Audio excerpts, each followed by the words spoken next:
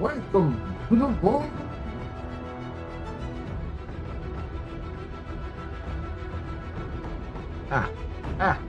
Come on. Thing. All right. Welcome to the Astropub, your space bar at the end of the universe. Sit back, relax, enjoy the show. We got a good one for you. How y'all doing? Welcome to the DefenseCon 2956. So yeah, this is not going to be a lore tour. This is just going to be, I'm going to go into the floor, do like a quick capsule to show off the floor, talk a little bit about the new ships and such. We will do an actual lore tour tomorrow. One more year before the Kraken. Yep.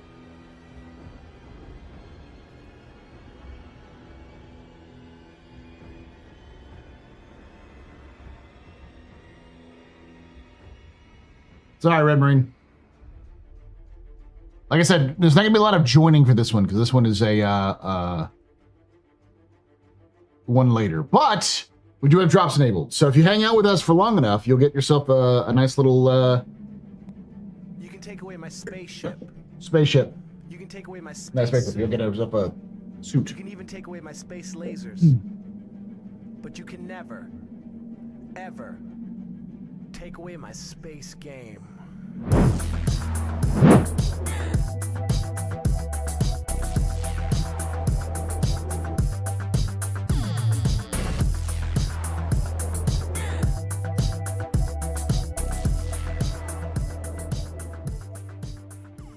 Ghost 1800 just resubscribed for 69 months. So far DefenseCon has been nice. Thank you for that 69 months there, Ghost. You're very important, Pupper. Very important, Mr. Vanny Pedestrian. You rock. Shots and cheers in chat. Y'all shots and cheers. Yes, it has been nice. Hang out with you long enough on YouTube. You have to be on Twitch. It's a Twitch drop. It's only there. It's enabled on Twitch right now. I do not make the rules. That is just how it is. We'll probably be doing damn near 4 hours anyways, so you'll get a lot of hours.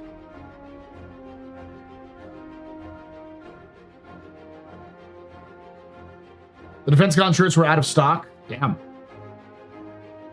People have been buying them shirts.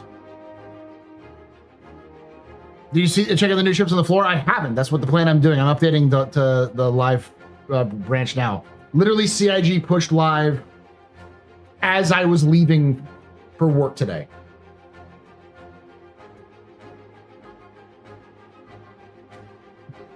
Gonna be out of town. Just know everyone while I can. You'll have time. We'll have time to do more stuff.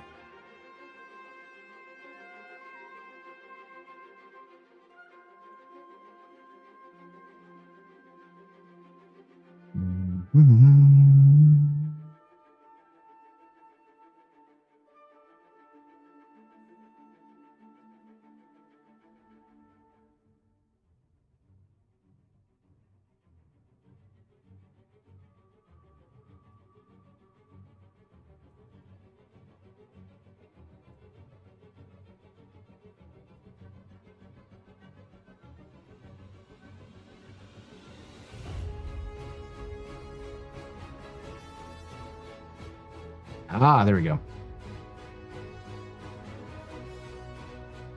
This patch cycle was the most interesting in a long time. Not sure what the hell happened. Bro, how the freak do you mean? did Drake get the TSG footage?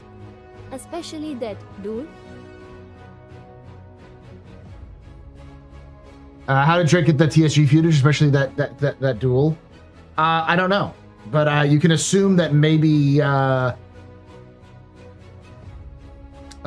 Drake that TSG footage itself was fake.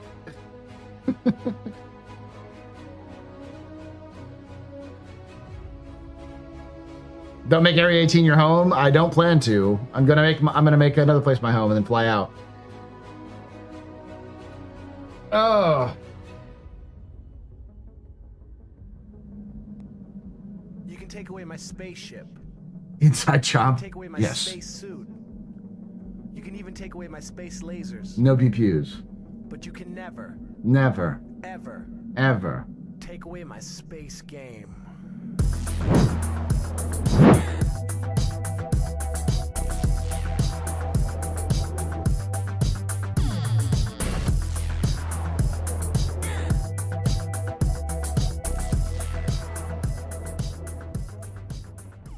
Jamie's 12 just resubscribed for 34 months. Thanks so much, James, for that 34 months of support. You're very important, Papa. Very impressive. Very pedestrian. This default is recognized. Inside job? No. Thank you so much for that. Y'all shots and cheers in chat. Y'all shots and cheers. Question: how do they get all those ships on the ground?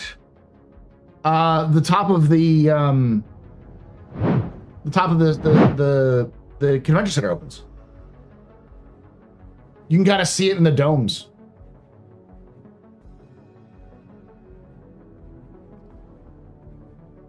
Hey, Daz. Hey, you're Lee.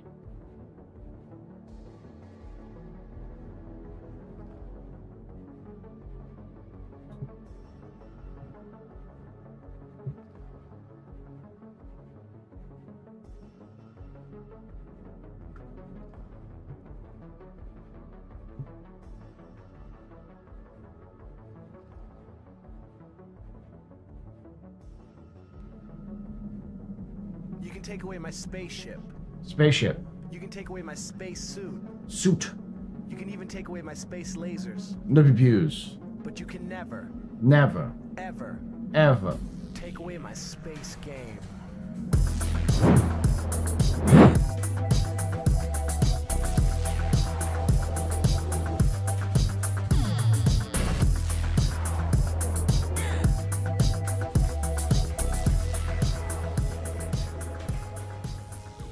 Yuri GH just resubscribed for Ow. 7 months. 4.8 let's go. Hope everything is going well for you. Yeah, it's going good. Thank you so much there. You're a very important part, very impressed, Mr. Very pedestrian. You rock. Shots and cheers in chat, y'all. Shots and cheers. It's been a bit since I've been around. You still collect Imperial Guard? You know it. Far more guard than I should. I got the latest, the latest, like, pack with the 2 infantry fighting vehicles and the transport, the half track. Turned those the squad that it came with into Cadian scouts. With a little kit bashing, the Cadian recon team. Then now I have another Rogel Dorn. I already have one. I was like, I don't really need another one, but 2 Rogel Dorns is fine.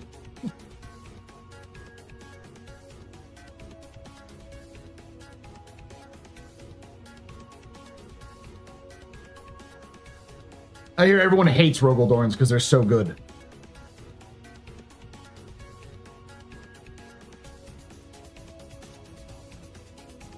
Question: do you see that the Ironclad Assault has a grid for 1456 SEU and the base for 2216 SEU? I didn't, but that is interesting to know.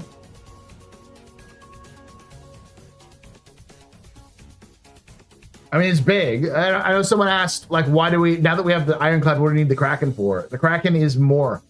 It is the Ironclad, but bigger. It has more space for ships to land in.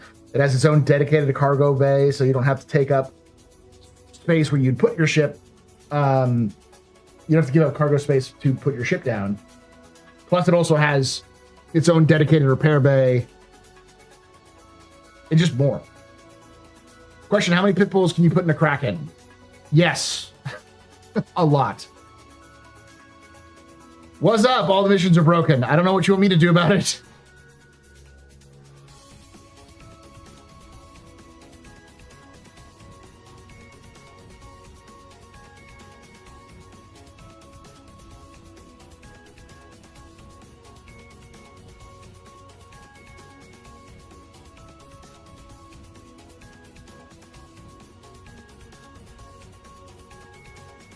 I ended up getting all the Cathay stuff for the old world.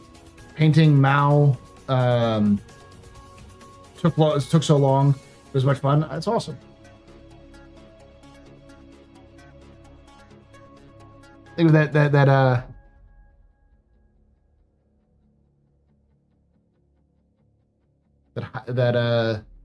which was that? The hype train. Level 2 hype train, baby. Welcome, Alex. I just wanted to vent. Not for lack of trying. 4.8 is trying to kill you. Of course it's going to try to kill you. I saw people being like, oh, it's actually not too bad right now. And I'm like, give it a minute. Give it a minute. It's going to fucking implode before the weekend. CIG might have a hot fix out by tomorrow, but we'll see.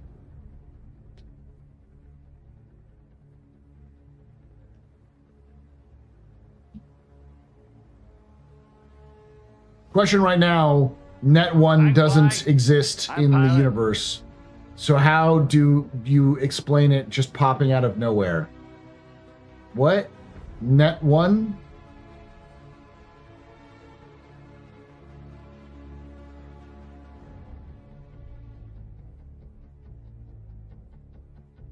Nope.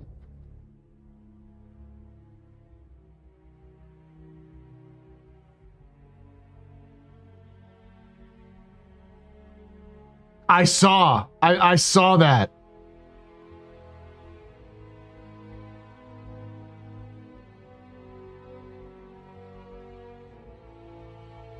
The Retaliator has 112 size 3 bombs. Oh, lordy.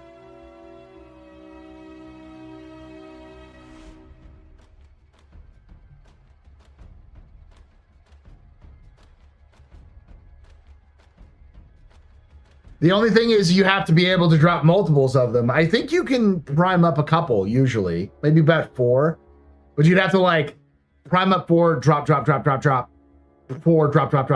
You have to like wait for it to come out. You'd have to be very slow in your methodical bombing of the place.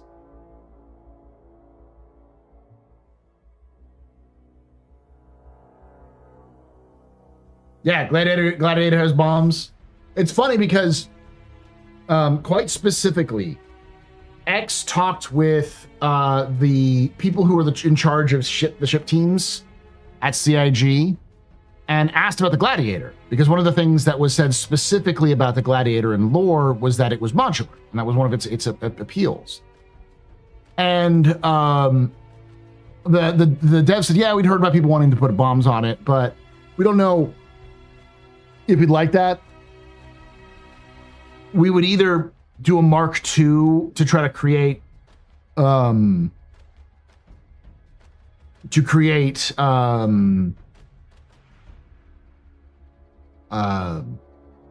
like modularity. This is not really set up to be modular, or we'd probably just do a variant. We're leaning towards variant. So if we do something, we'll do a variant of the Gladiator. And it's like, man, they just lied to X so much in the during that conversation.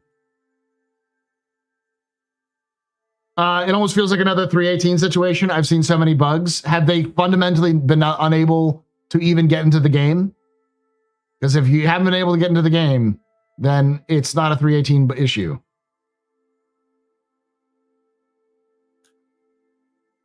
Real quick. Ooh, that's neat.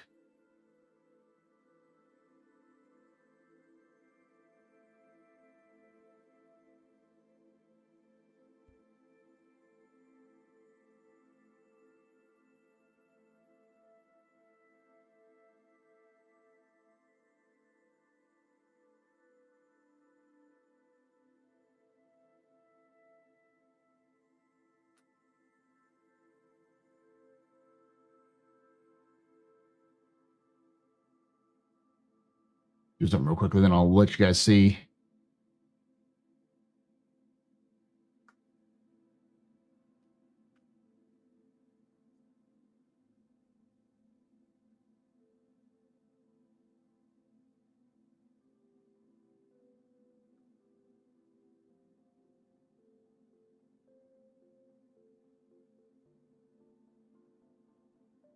And even 318 was by far not as buggy as, for example, 3.5 and early 3.8 patches. Yeah.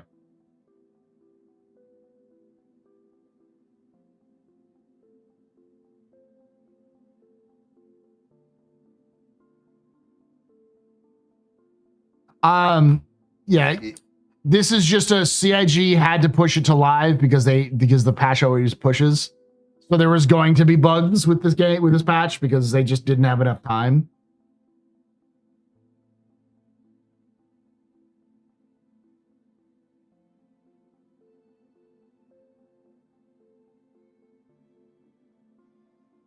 I'd say give it some time. This could be the worst patch CIG ever releases ever, but we don't know yet. It's still very early on in the cycle. Things can get worse. But it's more than likely it's early bugs, issues with like new ships and stuff like that, which has been a problem forever with CIG, especially since they decided to release ships sight unseen rather than letting players get access to them in PTU to test them out and like find the bugs.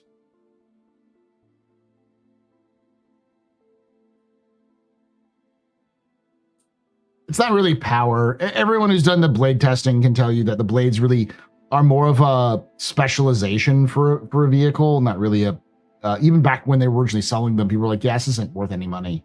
This is like a little bit faster or a little bit more efficient. All right.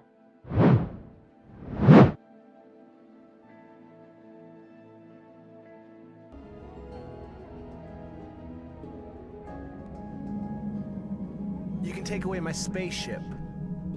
You can take away my space suit. You can even take away my space lasers. But you can never, ever take away my space game.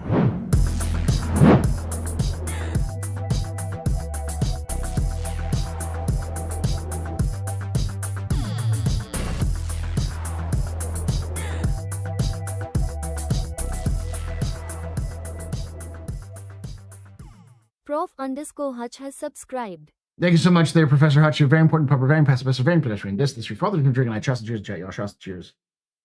Oh, I got a very fun thing.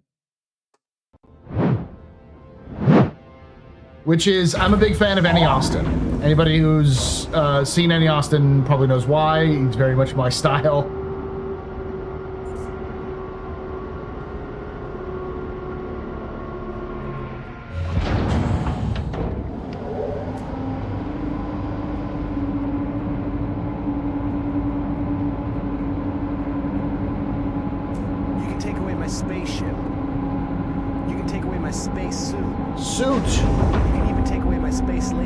No views. But you can never, ever take away my space game.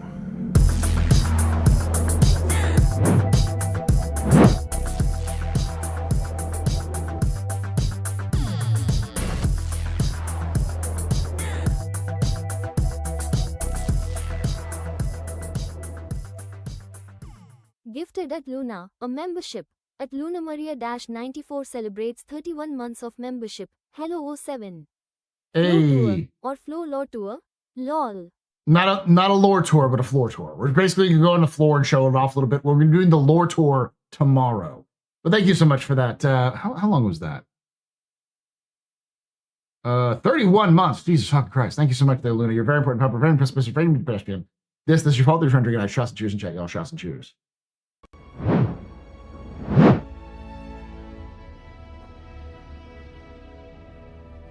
Gonna go into count trees on MicroTech? No. But so Annie Austin mentioned Star Citizen in a video. He actually didn't just mention it, he referenced it and used it in a video. And I was like, what? And he said that he's glad that he wasn't able to get it installed because Star Citizen is very much a game for him. It is his type of game. And I'm like, whoa, Austin, you gotta calm down. I can only get so erect. Come on. But he did a video, which is recently out. You should go watch it anyways, because Annie Austin's great. But he did a video on the clubs of video games. So like clubs in video games, like this is like basically a history of them, and some of the ones that he thought were the best representations of each era. And while Star Citizen wasn't a representation, wasn't one that he used for his representation. No, it was. It was one of the ones that he uses as representation. It was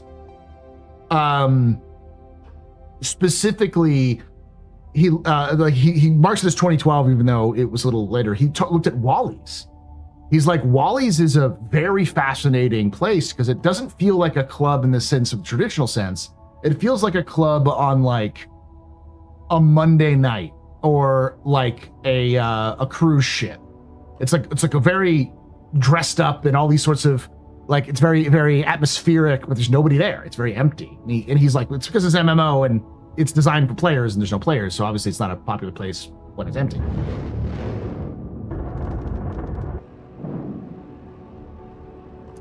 So it was pretty cool.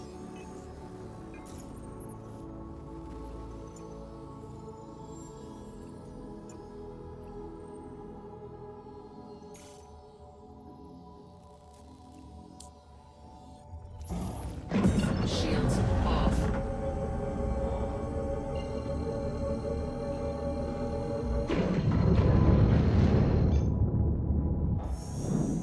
Quantum travel engaged. Question, what's wrong with our economy? Why does a hat cost 800 credits and the shirt cost over 1,000 and yet power plant is cheaper than both of them combined? I have no idea. Weird inflation. The answer I have that's a flippant answer is the hat and the t-shirt aren't made in Stanton. They're made elsewhere and shipped into Stanton. Whereas, like, your power plant is probably built in Stanton.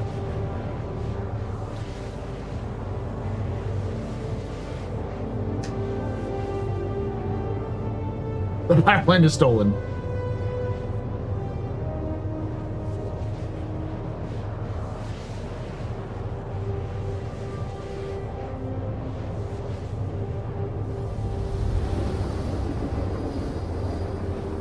You gotta remember that Star Citizen is not a situation like we have today. The current economy of our existence has benefited greatly from free navigation of the waters, of waters. Effectively, you know, cargo ships don't have to carry big fucking guns to stay safe these days. They can focus mostly on carrying tons of cargo and not have to worry about pirates attacking them or other people randomly knocking them over or going through certain waterways without getting fucking what are they fucking called? Getting ransomed, like forced to pay a ransom, which is one of the big reasons why the current situation in Iran is causing so much problems, because our society isn't built to handle something like this. And so it's causing everything to fucking explode in price. But it, you know, the Hormuz Strait isn't the only place that's like that. There are plenty of places. I can't remember the one. There's one in Indonesia that's pretty famous for it. Of course, you've got the Suez. You've got the mouth of the Mediterranean and the Atlantic. You've got the Panama Canal, and you've got the Capes. Like, all of these are important places. Each of those regions could lock them down tomorrow, and suddenly everything becomes more expensive. And that's what the age of mercantilism is all about. Dem biddies. UEE is not at war with a system that produces 60% of the versus quantanium. Yeah. But in the Star Citizen universe, the travel is not as safe. You cannot guarantee safe travel across the universe. Piracy is very common. So it's clearly not a safe place, especially in this region. So thus, anything that's imported is going to have a higher price because they have to pay higher insurance or pay for escorts and that kind of stuff. The Malaysian Strait, thank you. Sundra Strait. The Malacca Strait, yeah.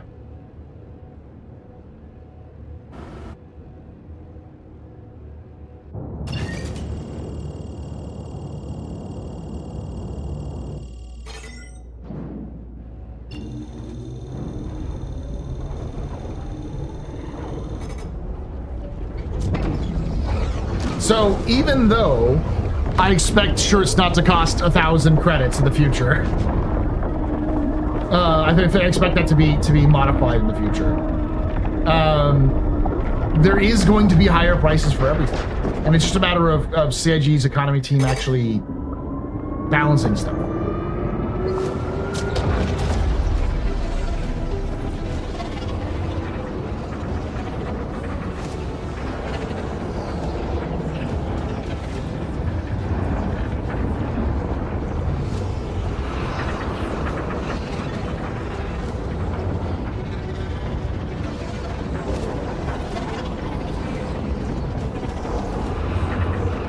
I have to go back to playing the game more frequently.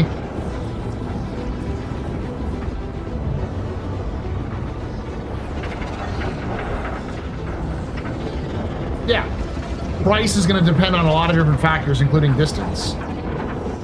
So I expect things to, in the final game at least with 1.0, like Terra is going to be the place where you get the most cheap things, but there'll be certain things that'll be super expensive in Terra that are cheaper in Stanton.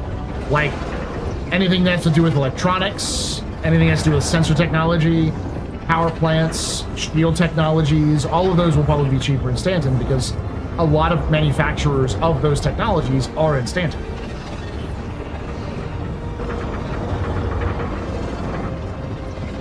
And even though some of those manufacturers aren't in Stanton, Stanton will be the stand-in for those places until those places come in.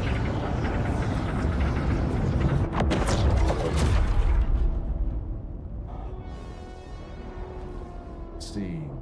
Oh no, another place is good.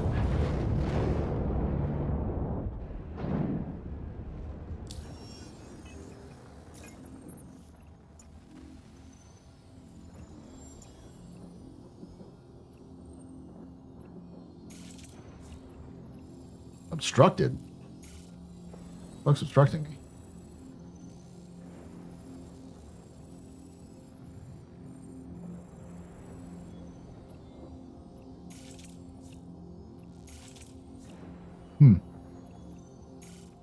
Let's go there then. Guess I have to go through Stanton?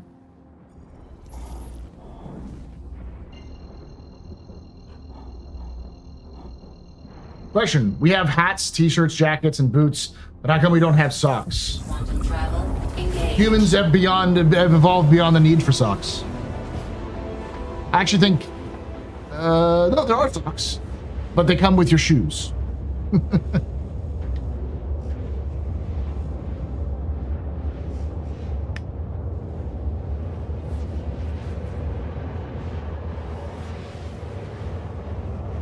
That's because you are eternally in your underwear.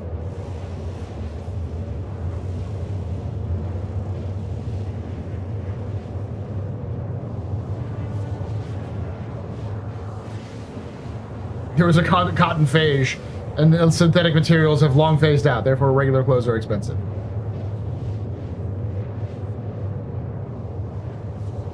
Oh my god, the MSR. Yes, I love the MSR.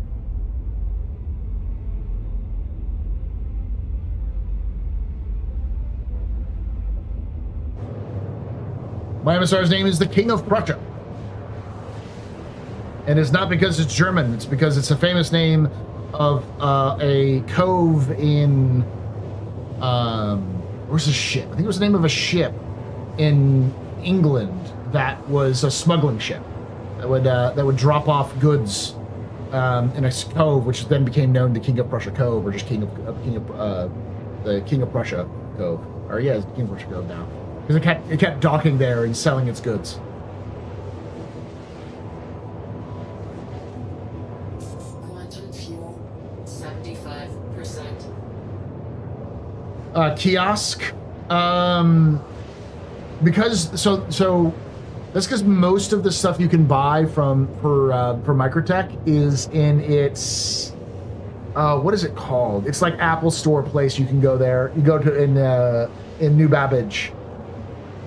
You actually can, like, stuff you can buy are like the bands for your casings for your mobiGlas and such.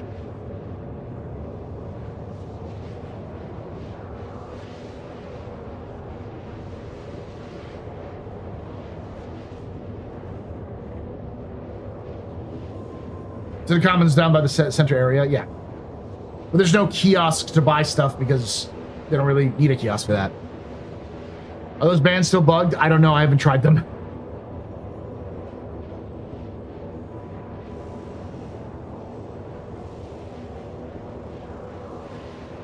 Boo, I is back. Long time. Asperub's the best. Used to love the lore. Used to or still do, just used to also follow it. We're still doing lore stuff. I have been behind on my latest lore stuff that I gotta get done. Hopefully I'll get it done this week. And then I'll do the next one next week. Still do, but I used to too, yeah.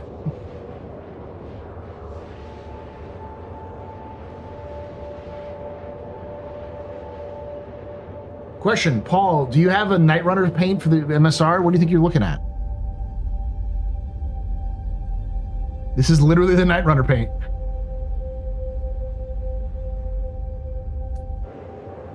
I have, I think, all of the skins for the Star Runner. Little Mitch reference, yeah. I forgot what that was from, but yeah.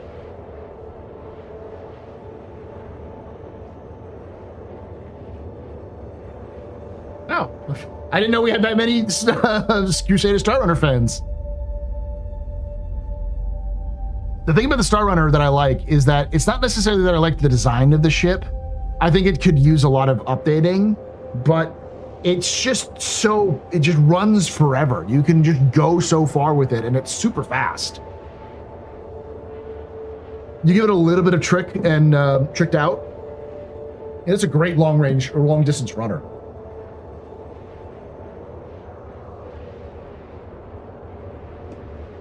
If I could get them bring one paint back for it, it would be that.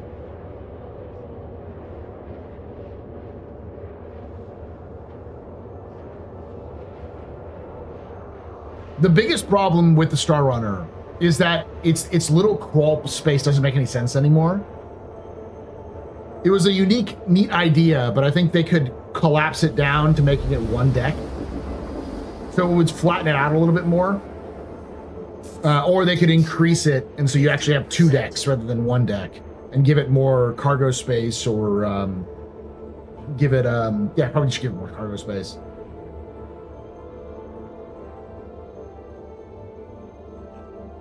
Does the MSR have as much lore as the Spirit? In fact, it does. The MSR's got an intense amount of lore. We don't know exactly who designed it. The Spirit has more lore in that sense, but we do know that it was tested in the Abel Baker Challenge. And the thing that makes the Abel Baker Challenge unique is that the Abel Baker Challenge changes every year. It's basically a death race. It's an endurance race. The race itself is designed to push ships to the limit, because Baker is a binary star system, and its planets are fucking insane. Like, one that literally sheds space icebergs. It's an ice planet that, like, I think either spins so fast or its gravity is so wonky that every so often, like, chunks of the planet will fly off into space. So if you're near the planet, it's just got these giant comet-like asteroids, which are Quantum travel engaged. like space icebergs. One is basically a battery acid planet where, like, if you fly into the atmosphere itself is so corrosive, it will eat through the highest grade spaceship material you can imagine. So your ship will literally start to melt in the atmosphere. And so the thing about the Abel Baker Challenge is that every year it changes. So every race is done differently. And it's technically an underground race, but it's sort of like a unique challenge race. And Crusader entered the MSR into it not once, but twice. It's the only ship to have ever survived 2 separate consecutive races and won them. It's really, you really don't win as much as you survive. Complete them. Yeah.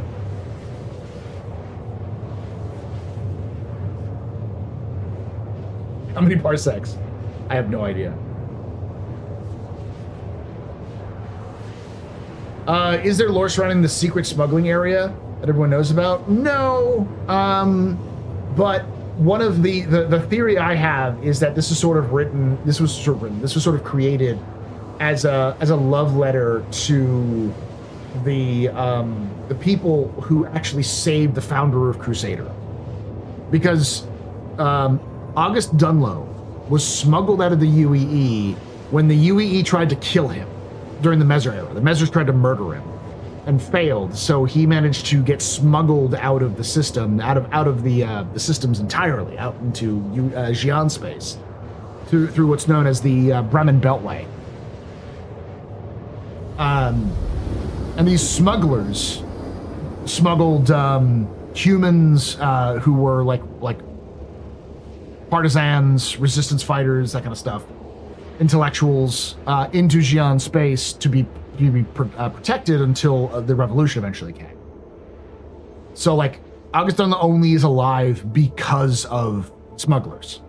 So I've always thought that the MSR was sort of created as a thank you to that crew, because recognizing that smugglers aren't just a bunch of thieves. Sometimes they serve practical purposes, and you need them. The UE military uses the Star Runners as blockade runners.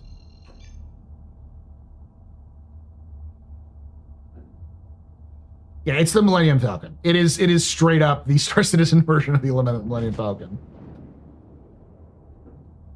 That's why it has the little stupid vents in it, because it's supposed to be like the Millennium Falcon.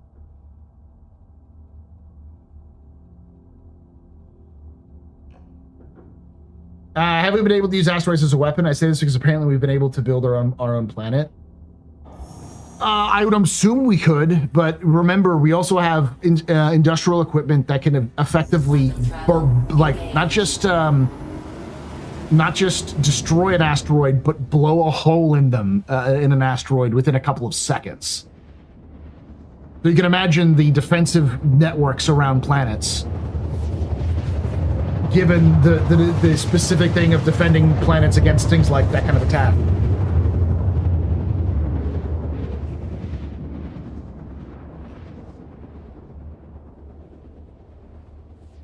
Question, is the Raylan still a blockade runner too? I think it is too, yes. Quantum travel complete. This is where the MSR experience look like the Alien Fighter of the Independence Day movie. Which one?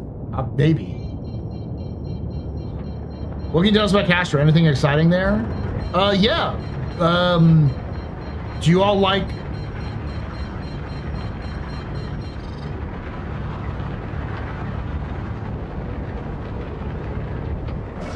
Shields on.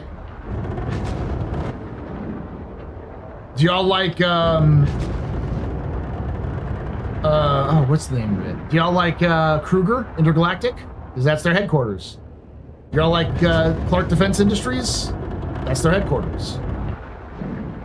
The cool thing about Castra is that it's actually sort of a living museum, because it's so old that some of the buildings in Sherman are the only surviving examples of architecture, of an architecture type that no longer exists.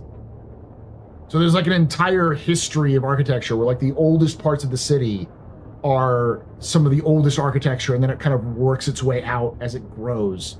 And each ring sort of has its own style. And these styles are unique to Castra because most of those places, most of those style has been destroyed, or very, you might see a building here or there on like Earth or Terra or something like that. But because Castra is super old, it's got some of those buildings, and because it was a military world, a lot of those buildings were protected because they had a practical purpose rather than just being for aesthetic purposes.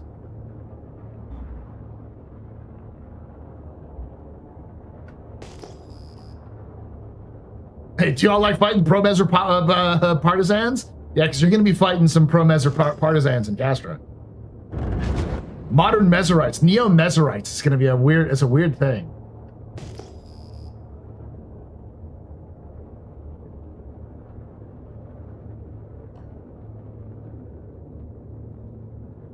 Can we fight on the side of the Meserites? No. This is CIG, no.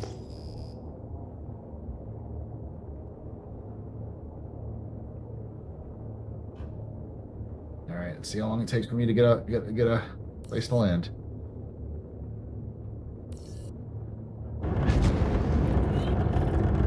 I'm only at place 2, it's not bad.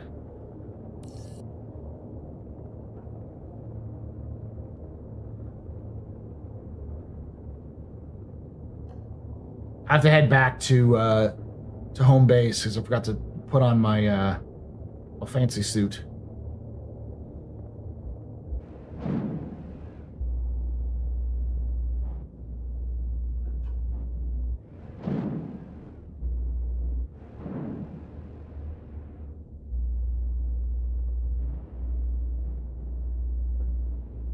Is there a connection to Zero Threads, and that's how they get so much military equipment? What are you talking about?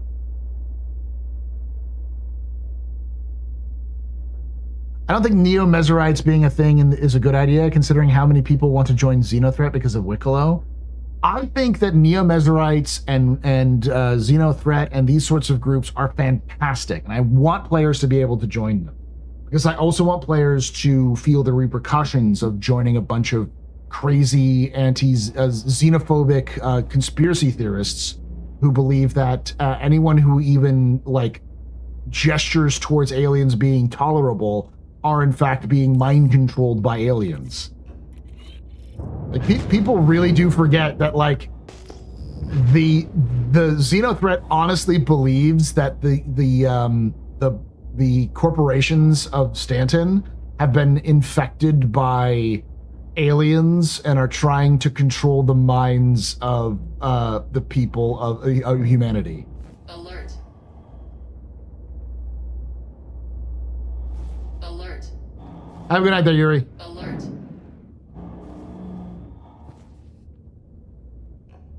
They are very Meserite. That's what Al and I tend to call them, as Neo-Meserites.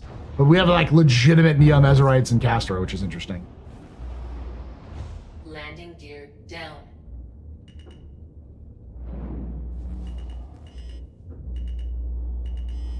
The thing is that those sorts of groups should exist.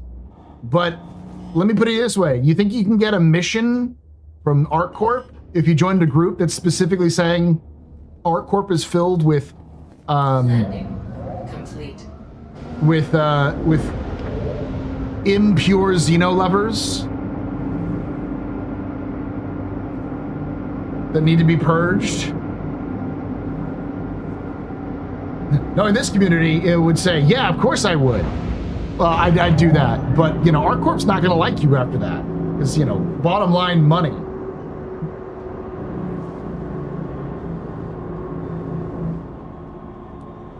Engines off. So yeah, absolutely players should be able to join these factions and then suffer the consequences of being pariahs to the rest of the game's groups. Because, you know, pirates also don't give a fuck about aliens and politics. And they find anybody who does give a shit about aliens and politics to be both cringe and a threat to their bottom line, because typically true believers or zealots are kind of fucking weird. And they tend to do shit that regular pirates don't like. And you'd also probably be backstabbed by them. Because historically these kind of groups have raucous amounts of infighting and will absolutely stab one another for the minimal amount of power they get. Because a lot of them are sad losers.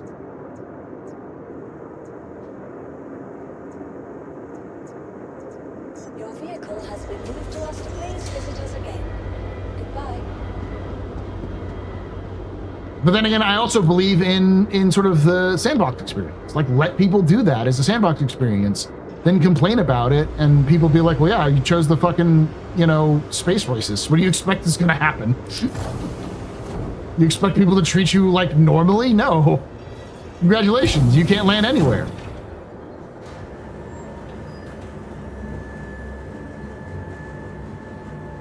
Wait, so XenoThreat are the future version of the tinfoil hat lizard people run the world people? Yes. 1,000%.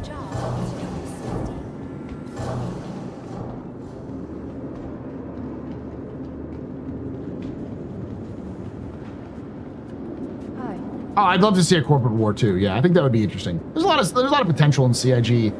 The problem is that I don't see CIG having the balls to actually like do the things that they could do, because they're like, I don't want to, you know, like they have all these potential things and they go with the safest possible fucking thing they could do. Part of it I'm a little bit like okay with. It's just like okay, I get it. You know, you're still building the game and you want to make sure you don't really have everything working, so you don't want to try to, you want to give people an experience without causing problems. Yeah.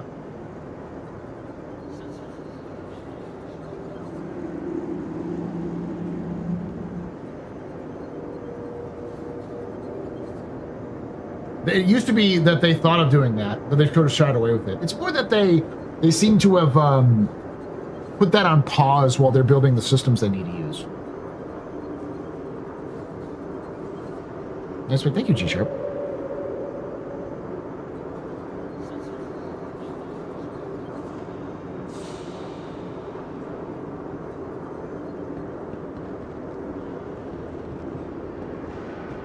But I'm also an idealist. I'm like, I think CIG will actually do faction warfare in Pyro and have players join one group or another and having to help them fight it out and have players be able to do different things. That is cool as fuck. Oh, it's an ASC jacket. Nice. Oh, I love that. I love that. Looking sick as fuck, my dude.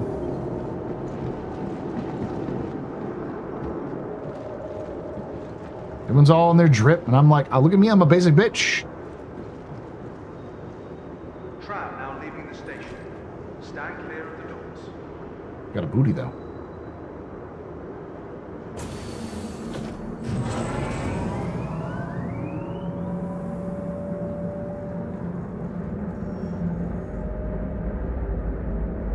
Service does not guarantee you citizenship. I mean, that like a lot of people are basic at the moment. It's pretty easy to be dripped out in this day and age because of how much shit CIG gives people. Like all of this is stuff you could purchase or was given for free.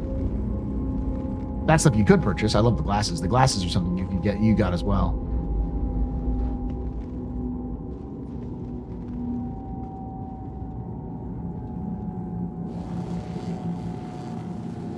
Well, no, actually, in the Star Citizen universe, service does not guarantee citizenship, but it is the easiest way to acquire citizenship.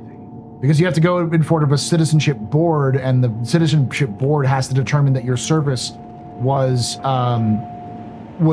beneficial enough to the Empire. It went above and beyond the Empire. I love it. I love it. All right, we can get some smolts here. Keep conversations and mobiglass reasonable. And share space with other travelers.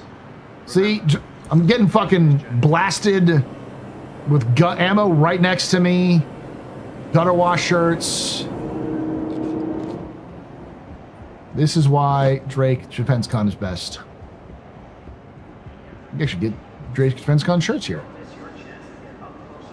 Look at that.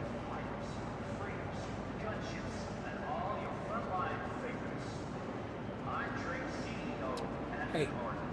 How do I get out?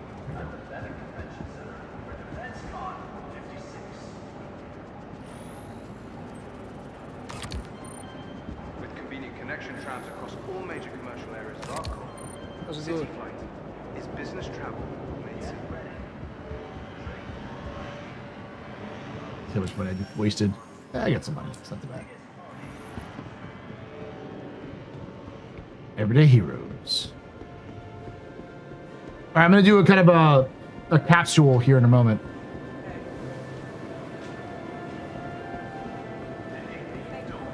Hey there. Hey. There's no pants, otherwise I'd go with not this. Those pants. Oh. Got Solid Outland, we got Tumbrel, we got Crusader, Drake, of course. Hey. Misk, DefenseCon, Origin.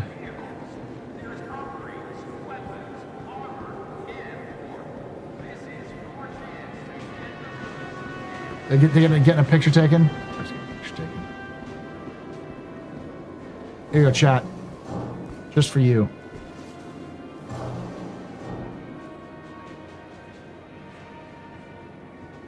You're not ready for this, chat.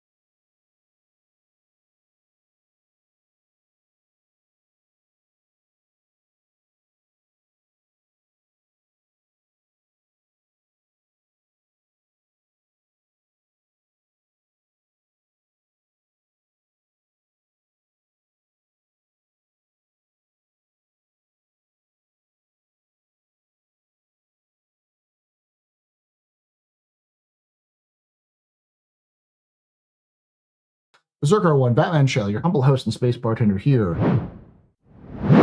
at the Astropub. Your space bar at the end of the universe. Sit back, relax, enjoy the show. We got a good one for you. Walking my way here.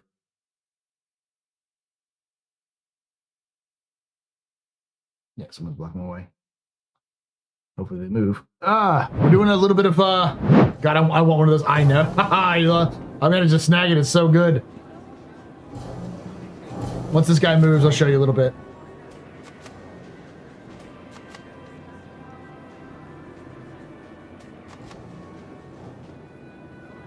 You want to debate me, bro? Debate me, bro. That's right. Walk the fuck away. So you know the truth. Hey.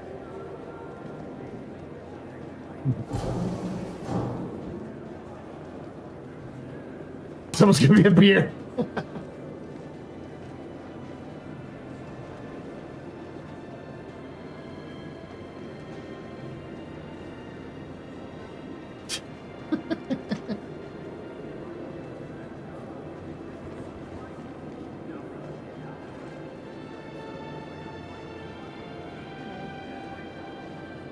You alright? How you doing, Loken?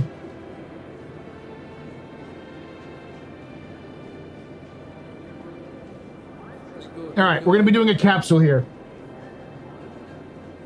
Hey. All right. 3, 2.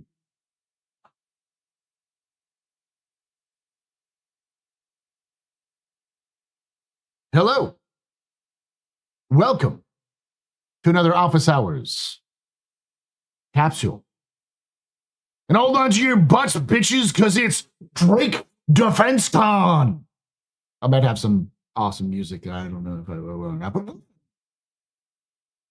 we're going to be looking down at the floor of Drake DefenseCon, looking at the new ships, showing you off some of the cool stuff. But before we get started, I'm going to show you a little bit of stuff you may not know about Drake DefenseCon. And I'm going to begin with this fantastic little thing that was added to Drake DefenseCon, which all of you need to see. It's one of my favorite editions.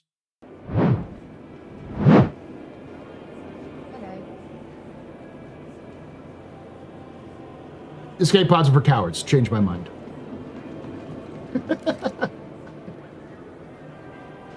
I love it. I love it. It's so very Drake. So with that being said, let's walk into the actual floor and say hello.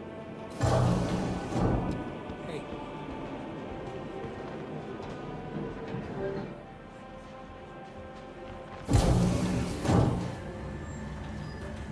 I don't know who these people are. They're just here. But yeah. Did I miss the M80 checkout? No, we're going to be doing that right now. Mark your calendars now.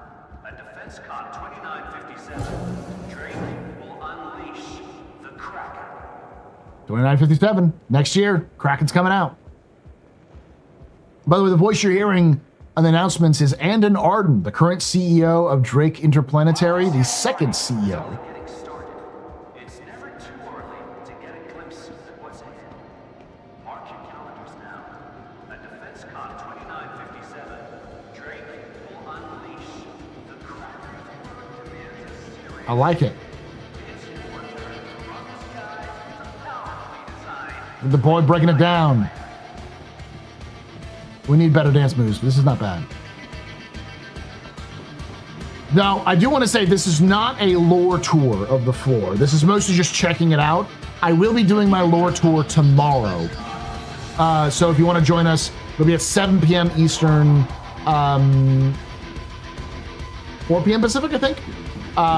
Twitch.tv/theastropub and youtube.com/theastrohistorian to do a little bit of these sort of background on the various ships and companies on the floor. Now, I'm probably just going to do Drake, and then we'll do every 2 days or so, we'll be doing another manufacturer, so you kind of have an idea of what's going on. So, these are some of the new, this is one of the new ships. This is the Pitbull. It is very tiny. Somebody earlier said that the, let me do this real quick, because the atmospheric People complain about it being too loud. All right. So this is about the same size as a Fury. Someone was saying, I said it was a Fury and it's a Pitbull. I was saying this is about the same size as a Fury, is what it is. I think it's a little bit longer than a Fury, but it is a definitely a snub ship without a quantum drive. So it's very cool. Lots of weapons. I already have one because I'm the Jake simp, but we got the mule, sad mule, dragonfly. We've got the clipper, and then of course the wonderful cutlass. Oh, cutlass steel even. Nice. I love the just the random flames coming out. The pyrotechnics are on point.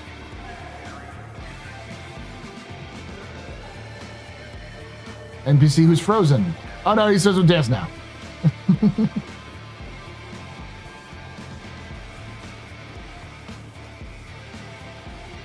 That's true. It has wings, which means it's gonna be a little bit more aerodynamic. I want to take a brief tour through this fantastic vehicle.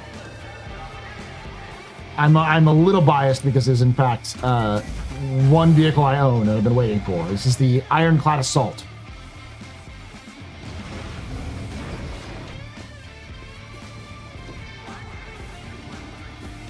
So I'm sure many of you have already been through these ships.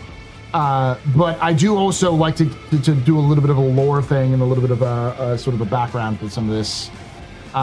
So the thing you have to understand about the Ironclad and the Ironclad Assault is that these vehicles fundamentally are designed with the new Drake aesthetic in mind.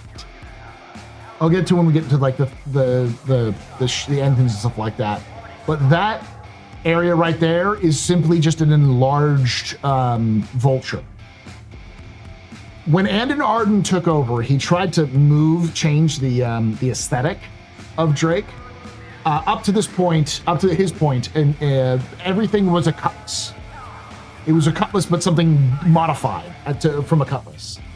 And after Andon Arden took over, it was everything is a vulture but modified, because he wanted to be more industrial, because he found that the cutlass was too aggressive. It had too much baggage with it.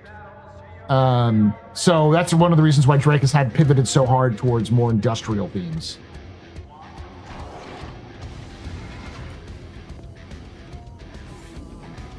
So these are drop seats here, 6, and I think there's more in the armory. There's another 3, 6, the armory, and I think we got more. Just a lot of seats. Plus the 2 turrets in the front, and there's 4 turrets in the front.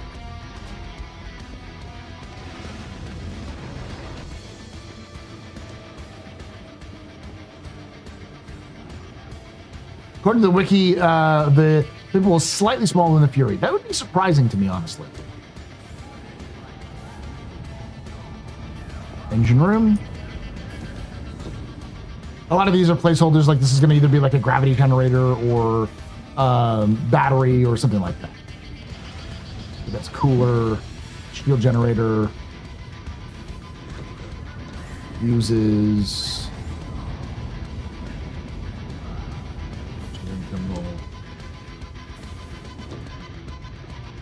More, is it fuses? That is.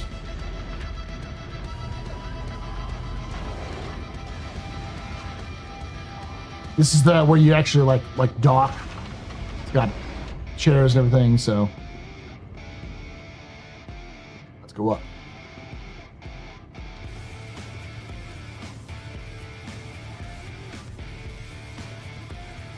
This is the operations center. Got the back here is the mess area, the recreation area. I think these are the beds, right? Ooh, individual cabins. That's swanky. Then operations itself. Now you cannot pilot the ship from here. But I do want to show you a little bit about what this looks like.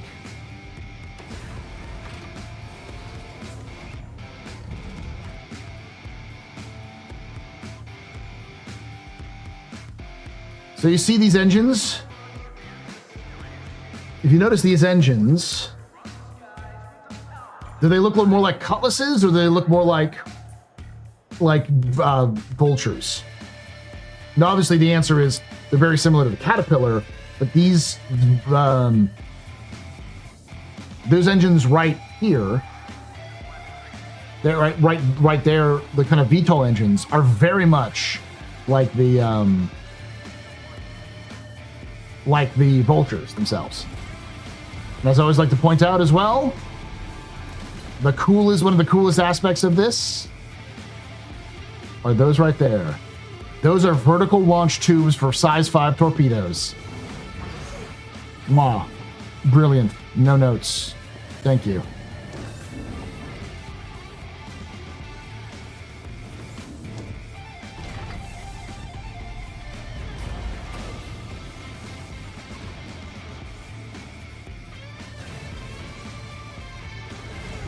Drake's man engines are always huge, but don't seem very good. They're cheap. That's why.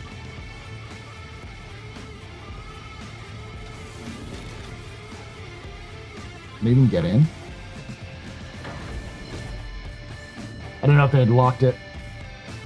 This is just a regular old command module. Obviously, they've updated it with a bunch of drop seats and stuff like that, but...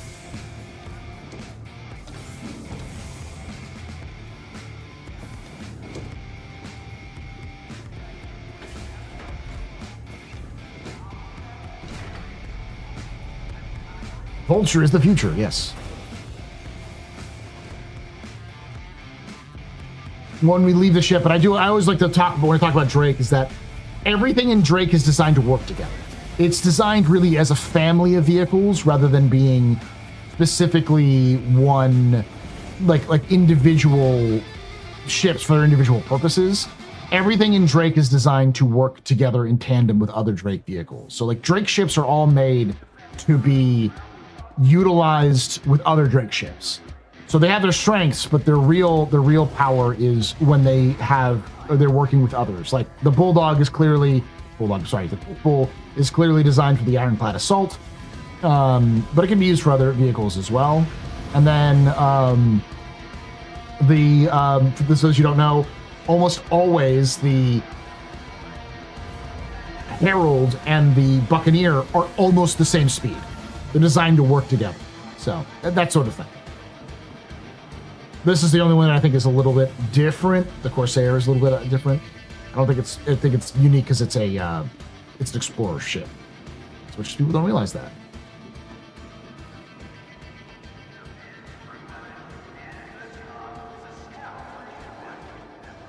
How do you want to be remembered?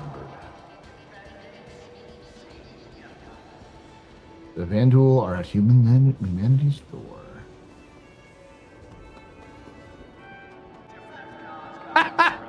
The classical music. The classical music. Oh, this is Origin, isn't it?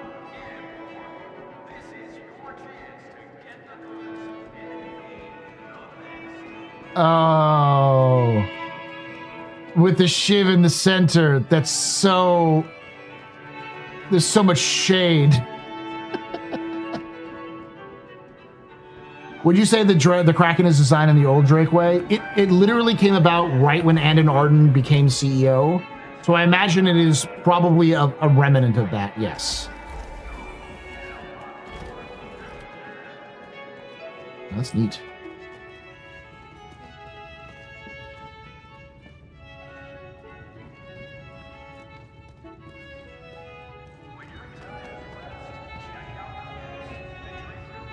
Hi.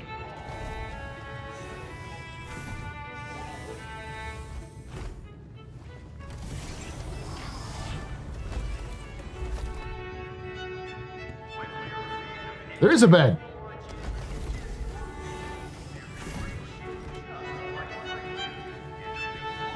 Hanging out, my legs outside.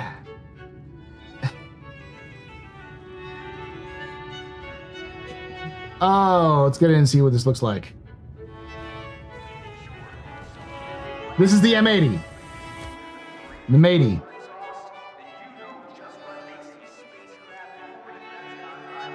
I believe it has 2 size 5s and 2 size 4s on it. It's pretty beefy. Pretty cool.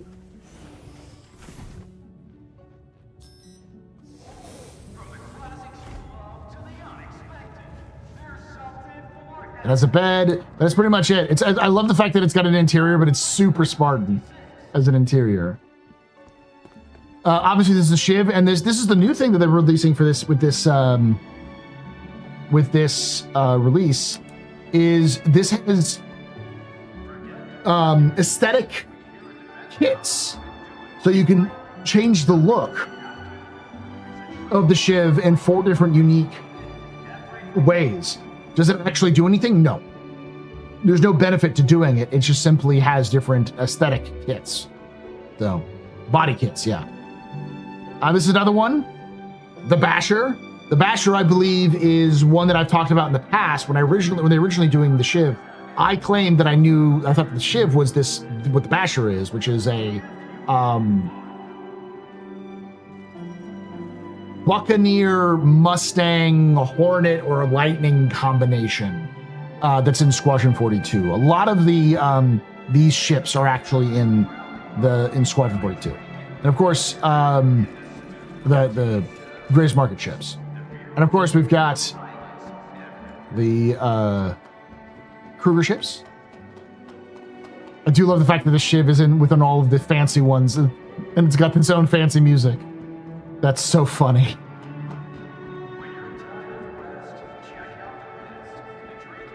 The Shiv sitting in the same hall as luxury-looking ships, plus the classical music. It's such a good shade. Where are we? We're good in the hall 2. All right.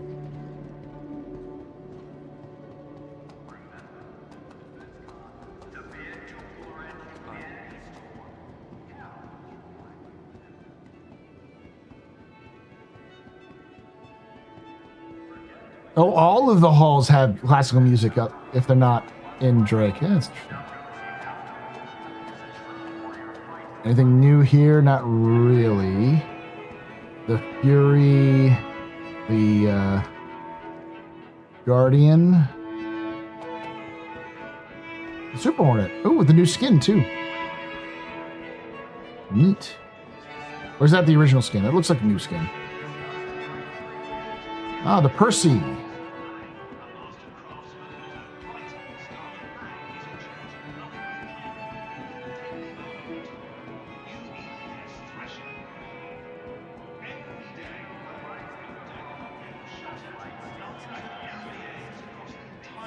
Meteor, and that looks like the F-8C.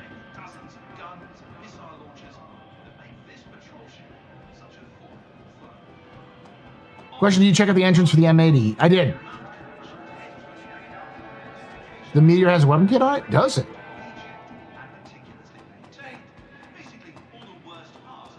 Is there a unique weapon kit for them? Oh, right, because they have bespoke weapons, don't they? Oh, yeah, that's neat. The size 4s are a little bit different. Right, that's a unique weapon kit as well. These are new weapon kits for the Meteor. There's bomb bays for the Gladiator and for the Retaliator, but there's no Gladiator here, so we'll have to go to the Retaliator. Lots of changes for this. We'll go over some of them when we we'll finish going through the floor, but I wanted to make sure we went through the floor, you kind of see the whole vision, and we'll talk a little bit about the differences.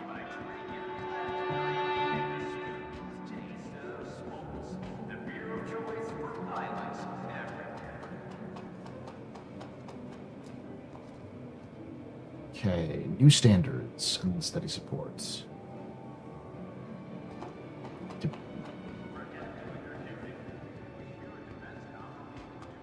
C'est du more.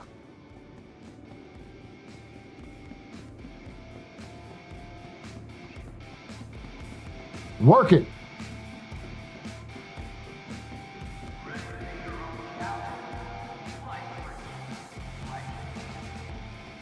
My frames are dying a little bit, but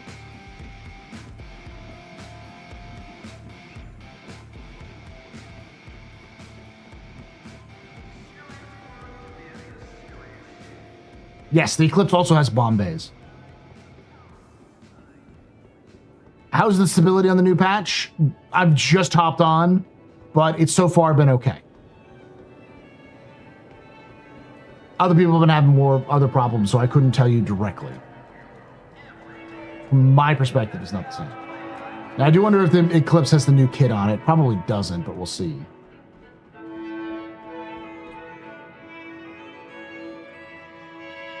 don't know if you can tell the difference.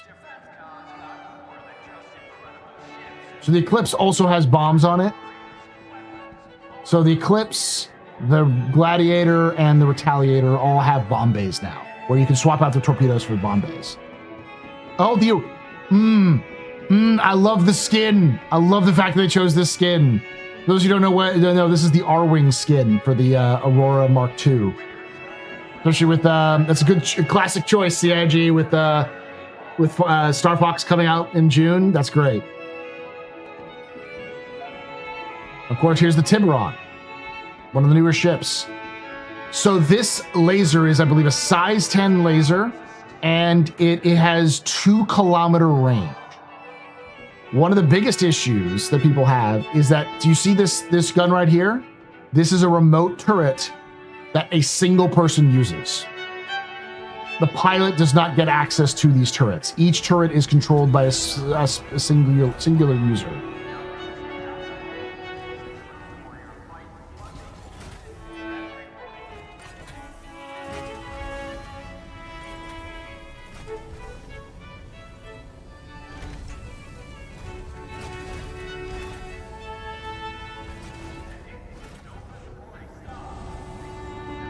So these are remote turrets, so when you access them, can you even get in them right now? Oh, you can.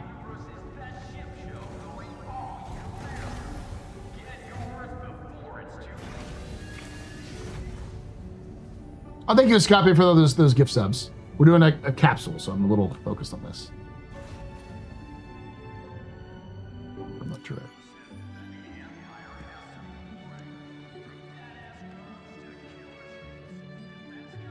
Die. No, can't shoot him. Well, yeah, so each of these turrets are one-man turrets. They're remote turrets, but they're manned.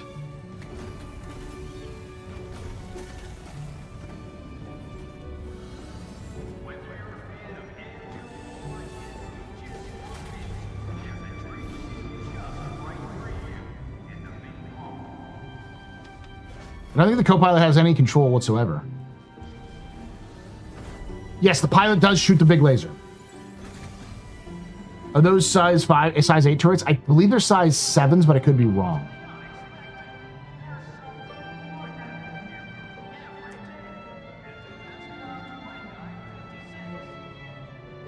I don't know if these buttons work. The weapon, shield, engineering, power. Size 7, okay. When you're inside the quest, check out the next, the Drake Interplanetary main hall.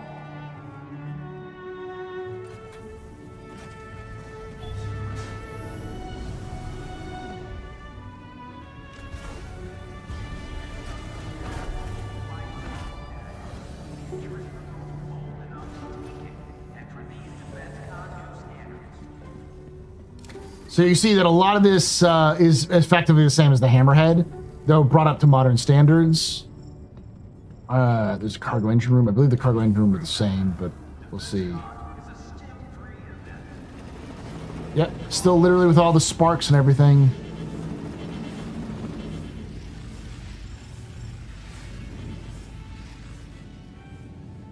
And there is still a turret in the back. This is a size 4 turret, I think. This typical, like, turret you would see on a Hammerhead. Let me see if I can't send you down, buddy.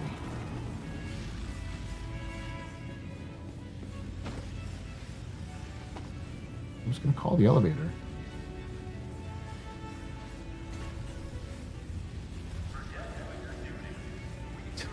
The elevator seems to be broken back here. That's Tiburon. It's a Hammerhead with some upgrades. If you're expecting something different, yeah.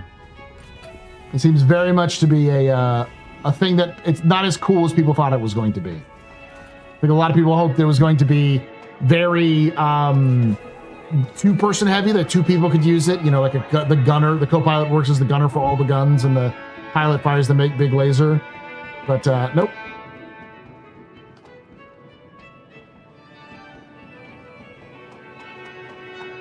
Hey, Paul, I know you're a big fan of the Gladiator. Have you checked out the website to add-ons? Yes, I have, Fishy. I, in fact, have one. We're going to talk about those here in a moment.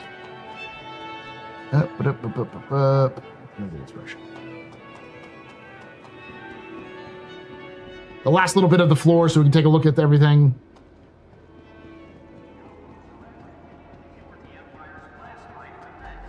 No, I was wrong in my last video. I said specifically that these ships would be available on day one. I believe in the last DefenseCon or last Invictus, they did that where you could buy all the new ships right away. You can't get all the new ships right away with the current thing, but you can access them. You can see them for all of them. So let's take a look at Steve. This is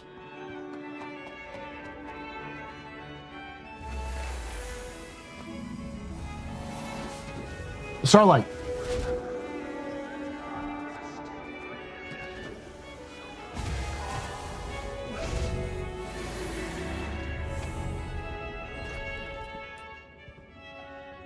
I think Duping is great. Somebody at the UEE approved giving Hammerhead pilots an Exodus laser. I feel like that's a mistake.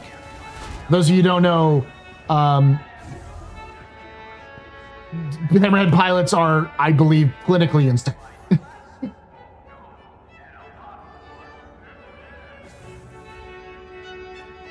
Here's the Starlight. Take a look at it. So it looks like it's got a big central refining area in the back. I don't think it has any refining capabilities. Another thing that says it has refining capabilities. But it does have a fuel deployment boom.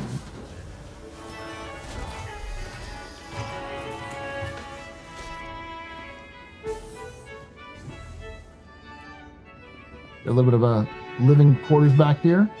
Shower. Bed. Open storage. Got some storage here. Engineering.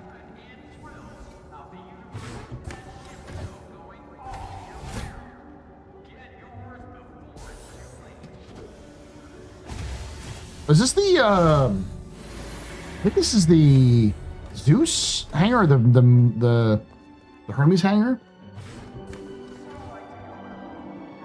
All right. I mean, that's pretty much what you see. I don't think you can purchase these on the floor, but you can rent a lot of them. Oh, you can purchase them. Cute. I didn't mean to do that.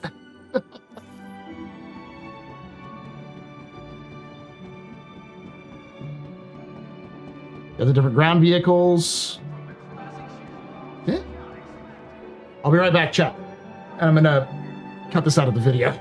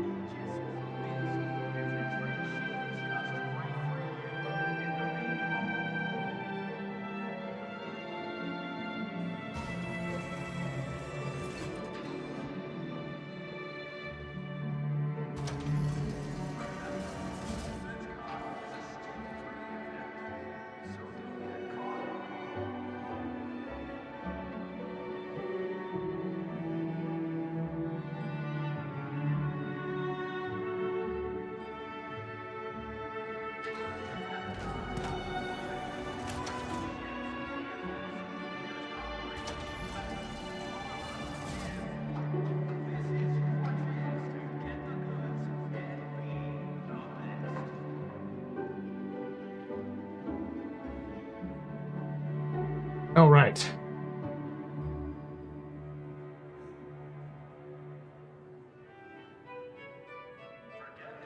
Apparently chat's telling me that there is a way you can get onto the roof. Apparently there's a way to get on the roof of Starlight, so I'm going to go try that right now.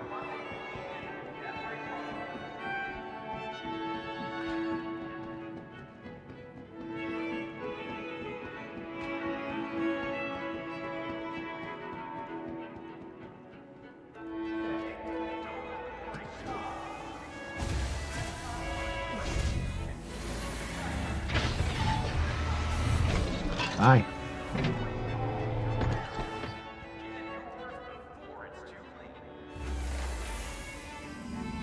I don't think there's a roof. Why did you lie to me, chat? There is no way to get to the roof.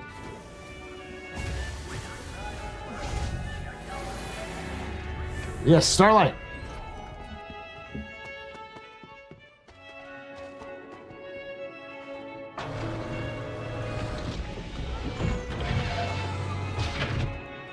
Let's see if there's a way to get on top of this rock, but I don't think so.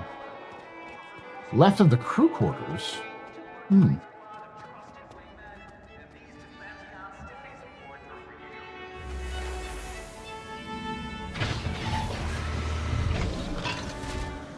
Oh, there is the... This is not an elevator. This is a bathroom. This is a suit locker.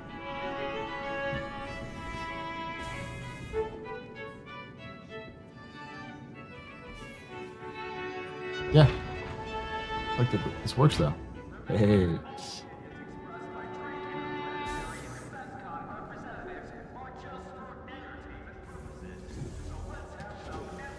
People just probably jumped up on top of it. I am. I'm just keep forgetting to talk to you there, Lokia. I will talk with you. We'll get back in touch with you.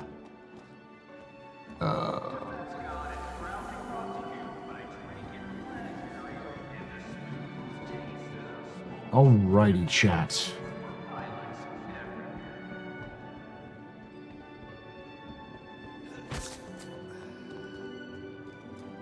Definitely gonna have to play some games tomorrow to get my money back up.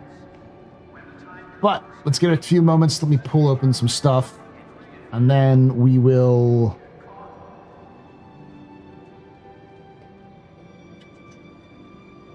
Citizen.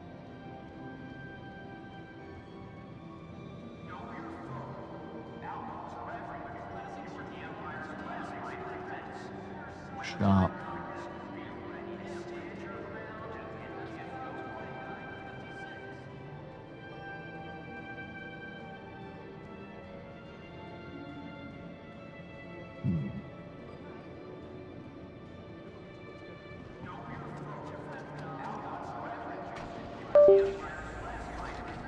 I like that it did that.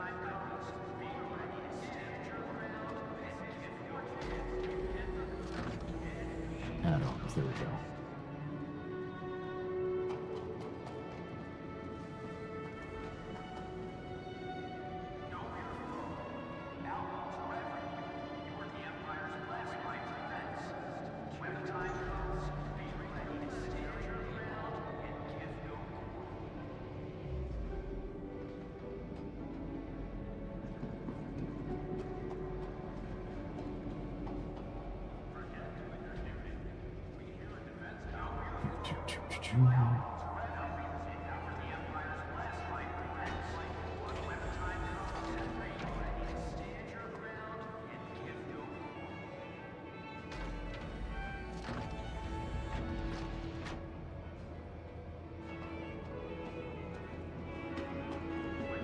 Pull up the images so we can see them.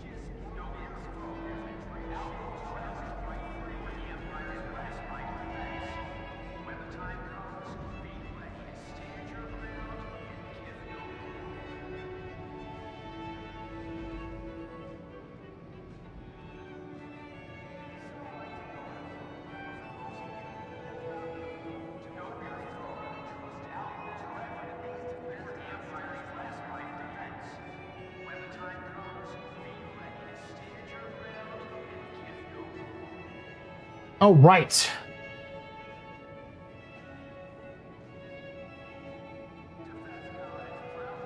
All right. So that's what we have on the floor.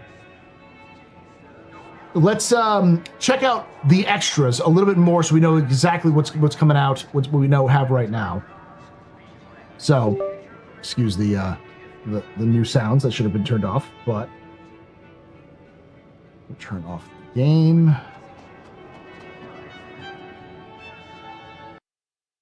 So here's what we have. The Eclipse has two versions. This is the version, the kind of exterior kit that has size 3 bombs. I don't know exactly how many size 3 bombs there are. It looks like a lot. It's like 9, 18 maybe size 3 bombs. Let's see what it says here specifically. Oh, 20 size 3 bombs. Whew. And then the size 5 bombs are 4 size 5 bombs for the other extras. Then this one. You're not ready for this, chat. You're not ready for this. This is 112, I want to say. My math is right. Probably mathing wrong. 112, I think, yeah. 112 bombs. 112 on the Retaliator, size 3s. Then we've got the size 5s. There's still a significant amount. It's still 16 size 5s. And then the Gladiator also gets the benefit. The Gladiator has size 3. I don't know. It doesn't say exactly how many are in the bomb rack, but I think if you look at it, it's probably 12 bombs, size 3 bombs, because it's only 2 size 5 bombs. So, yeah. The Gladiator, all of the bombers that we have, I'm trying to think if there's any other bombers. The Harbinger hasn't got it yet, but I wouldn't be surprised if the Harvey was next. Oh, I have to change the link, but yeah, we are having drops enabled. Watch live, twitch.tv/theastropub, youtube.com/theastropub live. If you watch us on Twitch, we can get the drops for the special suit. So bombs galore, baby. A lot of these are different prices. This is $20, $20. This is $20. It's $20 as well. $20. I think they're all $20. $30. The for some reason the Eclipse is $30. And then we've got the bare bones body kit for the ship. This is $12 because it's just cosmetic. But there are 3 different versions. There's the bare bones, there's the slasher, and then there's the lunatic. All of these just sort of give a different exterior to the ship as it is, which is pretty neat. I missed one more bay for Eclipse with the size 10. There's a size 10 Eclipse. Go back to that one. 3, 5. Oh, there is a size 10. Just a single size 10, a single Moab. Wow.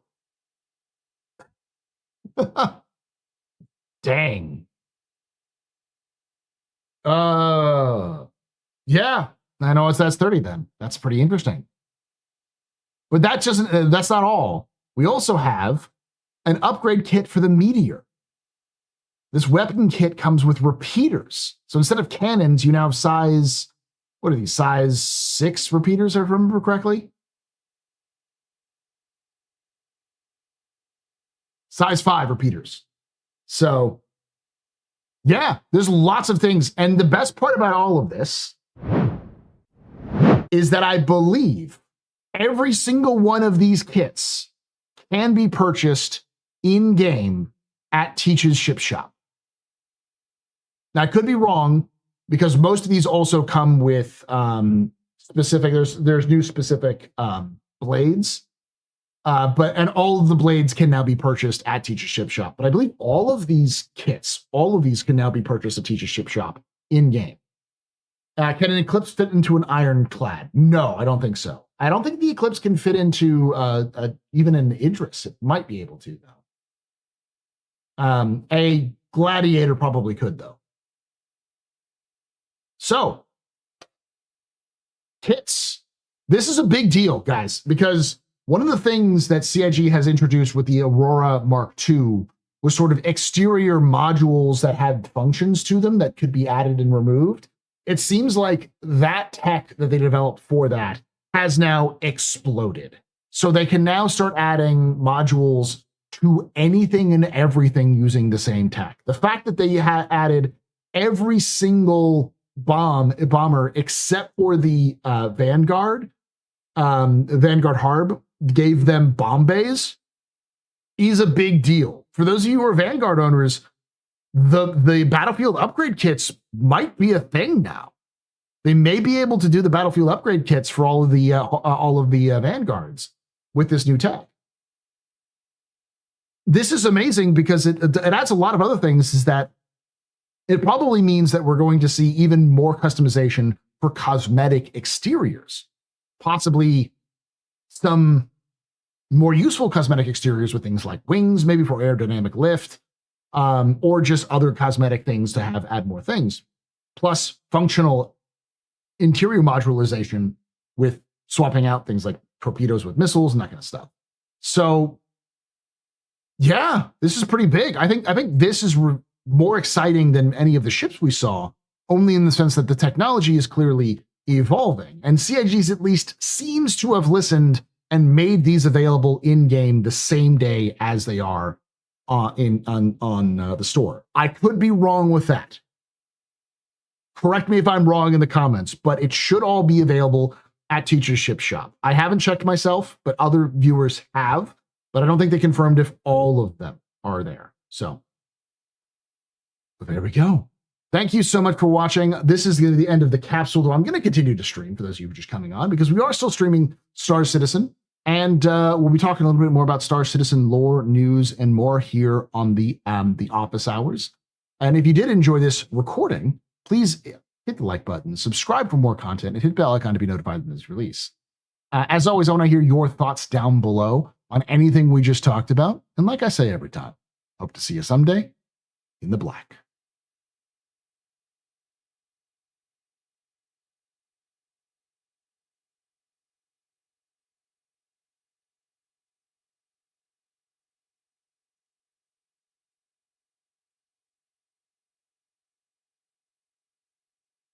Nope, they're all in game, different locations though. I think most of them are teaches.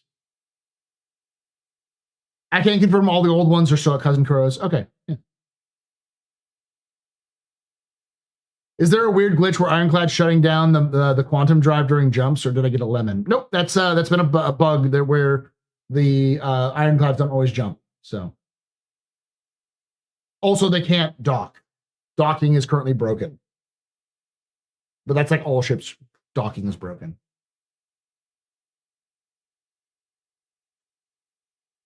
Just got your flight suit. Congratulations. We'll be going for a little bit longer, so you'll still have the chance to get that. No, I don't think they'll work like faux armor. They might, though. This system could also be a way of adding armor to the exterior of a ship, but I do think that it's mostly functionality and cosmetic at this point.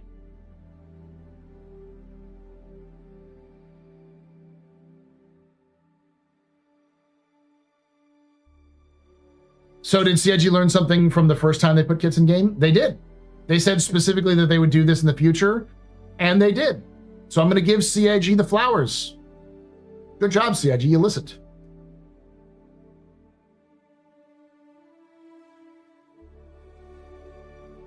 Yeah, they added beacons back, but it's only NPC refueling. Yeah.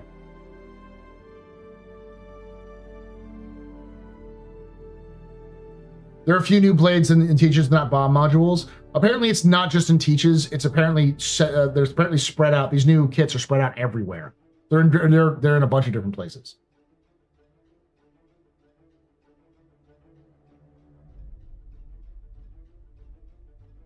Does watching your Twitch ads still count towards the 4-hour requirement? Yes, it does.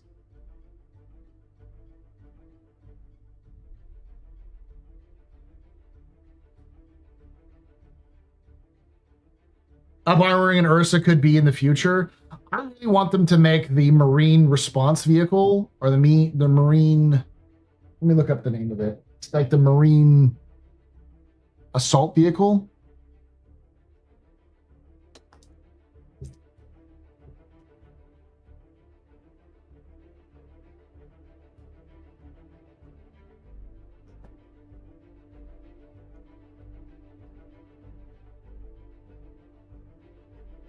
New Babbage have some of the bomb racks? Okay.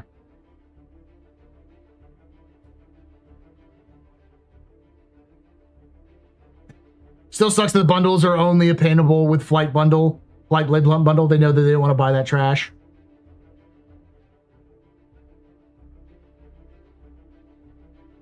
They still have the lore here.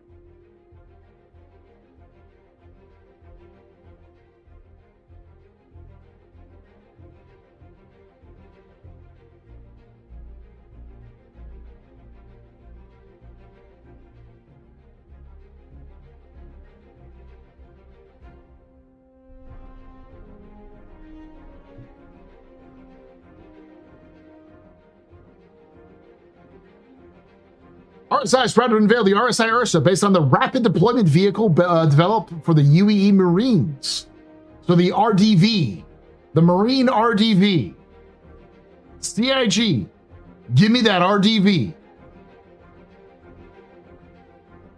My argument, my pitch to CIG for the RDV is an Ursa with a turret and a size 5 or size 6 bespoke gun on the top. So you have like an armored turret you can rotate around as a remote turret. And instead of it being all wheels, have it be a half track or fully tracked. So replace the wheels with tracks, give it a big old honking fuck you gun at the top. And because it's still got like the jump seats in the back. And up armored the shit out of it.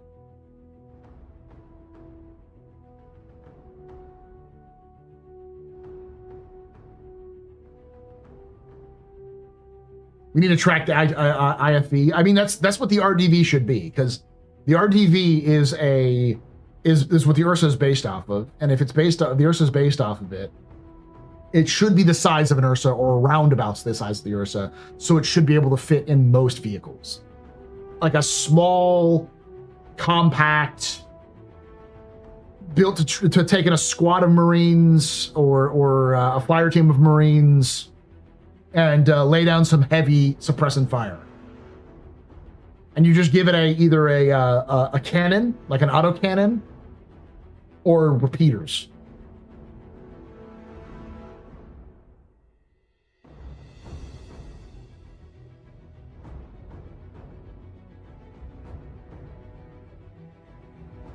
These are turret like the ones on the Humvees. No, you just do a remote turret.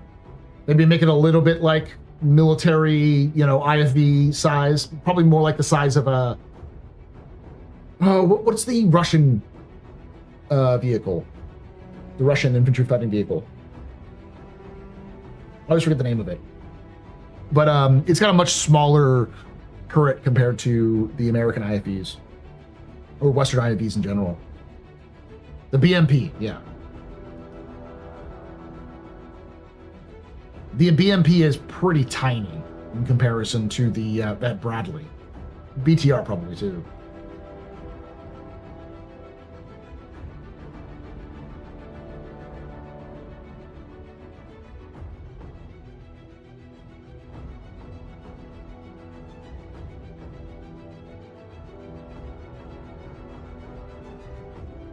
CV90s? I think I want a CV90, Paul. Look it up. I'm gonna go CV90. I'm not thinking of like actually like I'm talking about like the turret itself. Yeah, but it's a little too tall.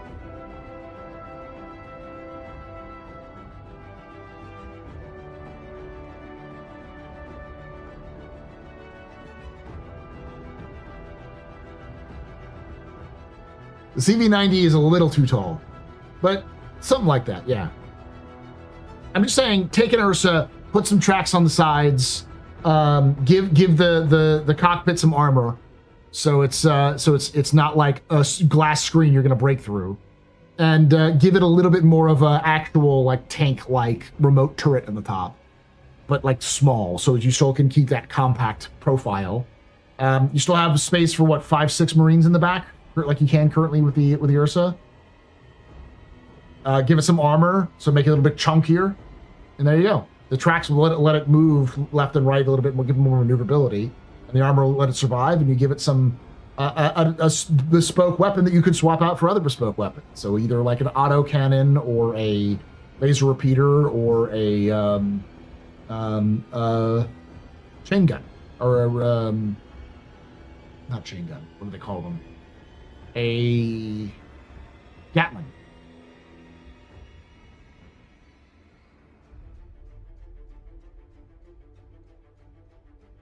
The BTR 90 is pretty nasty regardless. Okay.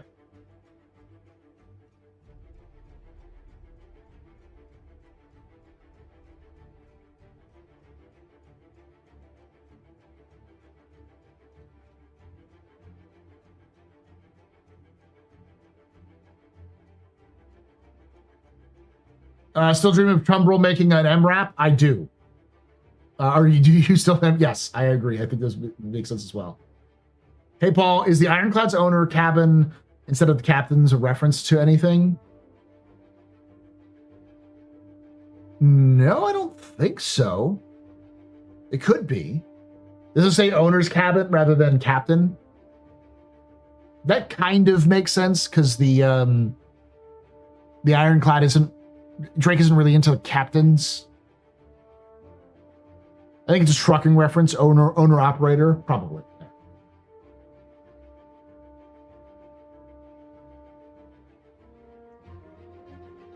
Where the hell is the store where there's all those bomb modules? All right, so let me show you something. Let me put the game here. Computer, so it doesn't fuck everything up.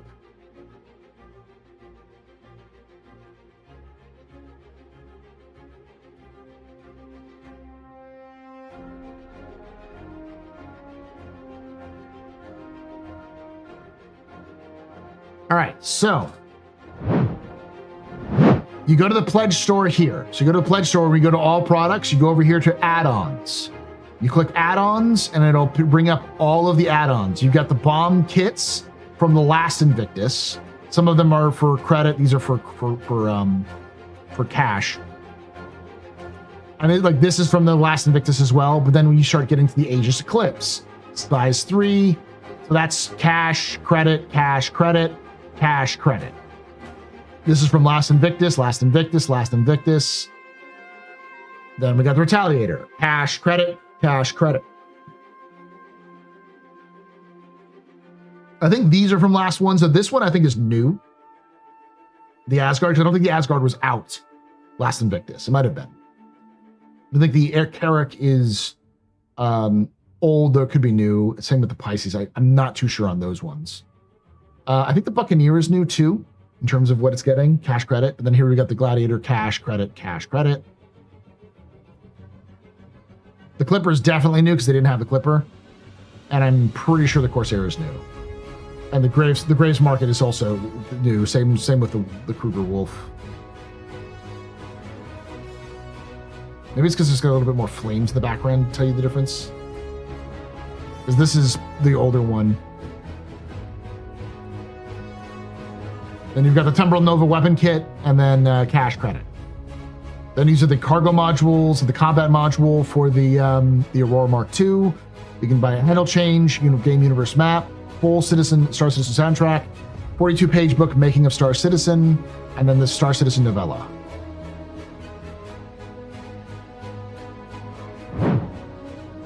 Pay to win? What do you mean pay to win, Theo? I'm happy to report my pledged 315p is in full service, making me making my starting money smuggling across systems. Nice there, nice. What does the novella tells? So the novella is novella is like a mini novel, but we don't know what the Star Citizen novella is going to be. It's probably going to be written by Dave Haddock, honestly. MPU flight blades are diabolical. I think they had that from the original, from last Invictus. With the blades. Have you tried the blades, Theo? Because they're old. They've been around since last Invictus. Well, a lot of people were upset with them. One of the biggest issues that people had with the blades wasn't that they were pay for. It was that you couldn't get them in game. all of the flight blades that you can see in the store are available in-game right now for in-game credit. So you can purchase them in-game and test them out yourself, or you can buy them with money. The only thing you get unique with these bundles is the ship skins. You can't get the ship skins in-game.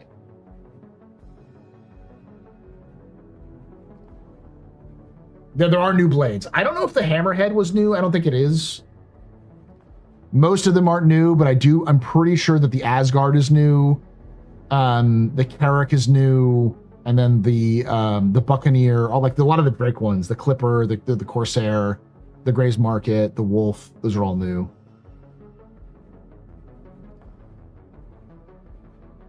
Been gone for a few years. So last year there was a big hullabaloo about them.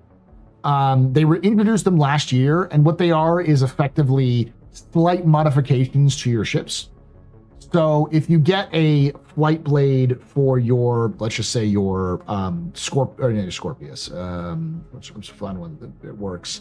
Yeah, for your Scorpius, you get two different. Yeah, you get two different blades. You get one that's called the PHB and one that's called the TSB. And I believe one increases acceleration and the other one increases maneuverability. So it will slightly tweak your ship into a play style that you like, but it will not break your ship into a style that you like. It's effectively a small aftermarket tuning kit to move your ship in one direction or another. And when CIG initially released them, it was only with these skins that people really wanted, and that the packs themselves were very they weren't very expensive, but the fact that the only way you could get access to these blades to even test them was to purchase them. And a lot of people got very mad, myself included, and said, CIG, this is insane. You are locking gameplay behind a paywall. And CIG said, all right, we fucked up. We agree. We're sorry. We'll make sure that all of this stuff is available in game day one, next time. So it took them a while. They dragged their ass to try to get the stuff in game, but eventually they did. And now all of the ones they release today are also available in game at the same time. So all the flight blades you can purchase in game, and all of the equipment you can purchase in game. The only thing you can't get in game are the skins.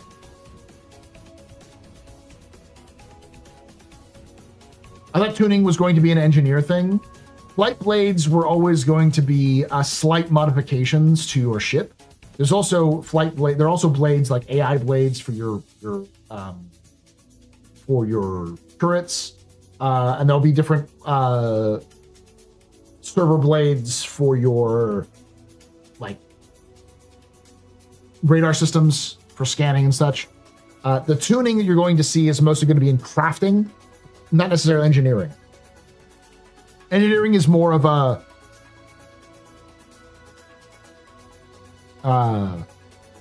prevention and salvage sort of thing. Where to get the skins? Why not in game? I don't know why CIG doesn't sell the skins in game. CIG seems to be moving towards wanting players to craft the skins rather than to have them be earnable. If you've been around, if you've been out for a while, Theo, they added crafting to the game last patch. So you now get these things called blueprints. And if you have access to these blueprints and you buy a fabricator, you can fabricate specific items. Right now, I think it's just FPS weapons and armor. And then I want to say with 4.8, I don't know if they delayed it. They were doing ship equipment like smaller, so like size 1 and size 2. Craft skins. Yeah, so skins are actually separate things you add on to your ship in like modifications. So they're effectively equipment, is the way the game treats them. So you'll be able to get blueprints and then create those skins yourself and then add them to your ships themselves. So you have to like unlock a blueprint from a mission or finding it. You can't find them in the wild yet, but they eventually want you to be able to like pick them up as loot, and then you can use them as a like a blueprint to craft an item. You can craft components now. Okay. Well, there's supposed to be like location blades for specific QP markers. Is that dead idea? I don't remember if that's the case or not.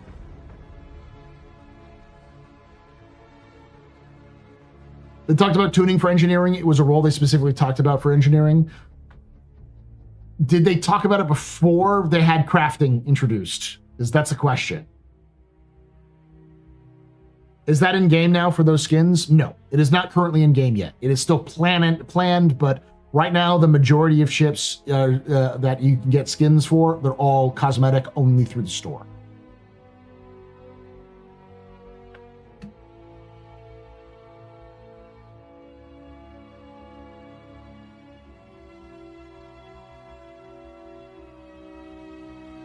And why not buy in store? As I don't pew pew missions, I can be be a Care Bear. A lot of those missions, we're talking about aren't just pew pew missions. I believe some of the missions you can get equipment for are just crafting missions or cargo missions or salvage or mining missions. You can get specific equipment.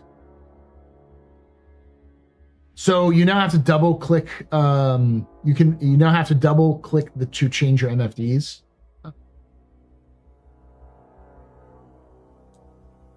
For blueprints, yeah. I just got some for box delivery missions, yeah.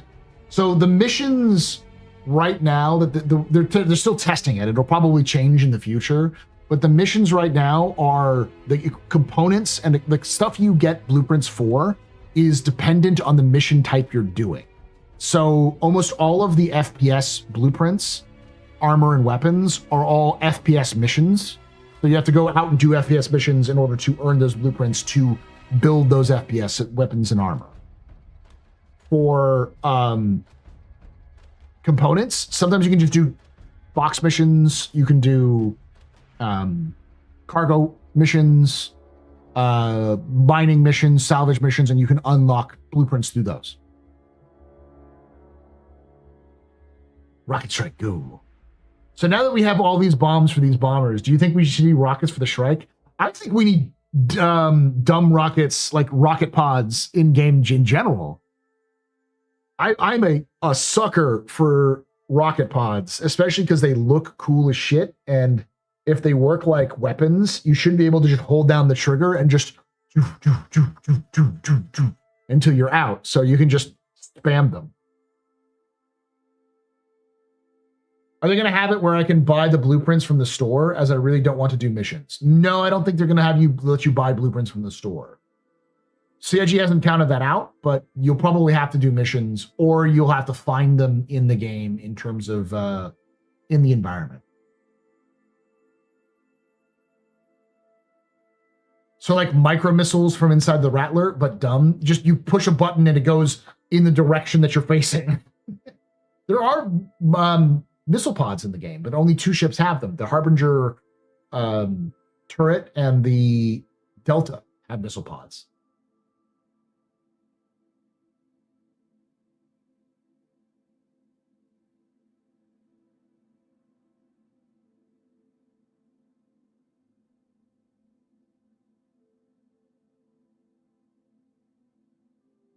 And they're the dumbest rockets of all time. I don't think you can hear them they just kind of go thump, thump, thump, and then like they hit.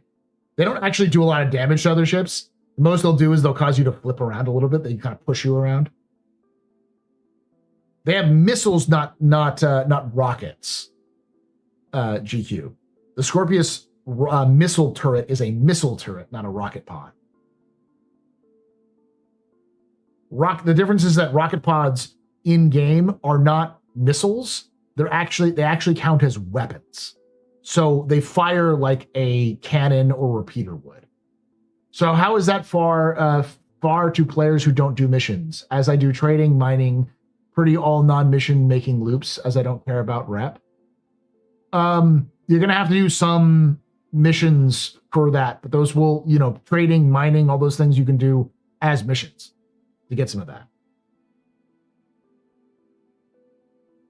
The reality is that CIG wants you to do those things because reputation is a currency. They want you to earn reputation with these groups in order to unlock blueprints, in order to be able to advance your crafting ability. On top of that, it's going to get even weirder because it's going to be very difficult to grind out these blueprints. CIG has not made this clear, but it's fairly clear to me that it is going to be damn near impossible for someone to unlock every single blueprint in the game. You would have to face grind the shit out of the game to get every single blueprint. How is it fair that an FPS player doesn't get RMC and materials from their missions? You choose the game loop and you get the reward from the loop. I think size 5s should be left to the tally, and the gladiator should go size 3. Eclipse has an interesting choice between size 3 and size 10. I think the gladiator size 5s aren't bad. I picked up the expansion for the size 5s because you can put size 3 on the wings. Size 3's on the wings. So you can you could put the size 3 because that's a lot of fucking bombs. That's like 8 at least bombs on the interior bay for the gladiator. Let me look it up again.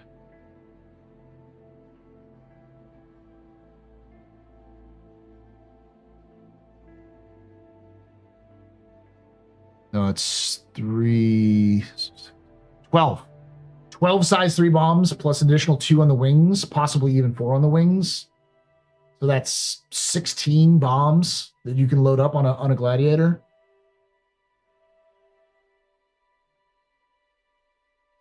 Can't get all the blueprints? Pokemon challenge accepted. I mean, someone will do it. Someone will do it. But the reality is that you also need all the materials for those blueprints. So unless you're a miner and actually go out and get those materials, and it won't just be mining, it'll also be things like hunting rare materials. Like, we don't have them yet, but there will be material things that require Copian horns or Yormandi tongues or eyes. Those are the eyes. Or I think it's tongues, or I think both, isn't it? Or oh yeah, Theo, if it's been a while, we have creature hunting in game now. The Valakar, the Yormandi, the Copian, the Marak. I know there's gonna be some material that's gonna require a stone bug. Rantadung.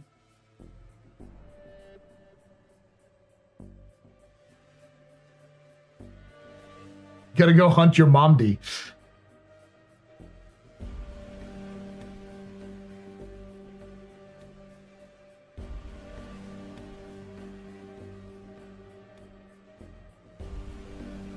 I think of getting the Retaliator and the size 3 bomb racks. Woo, A for science.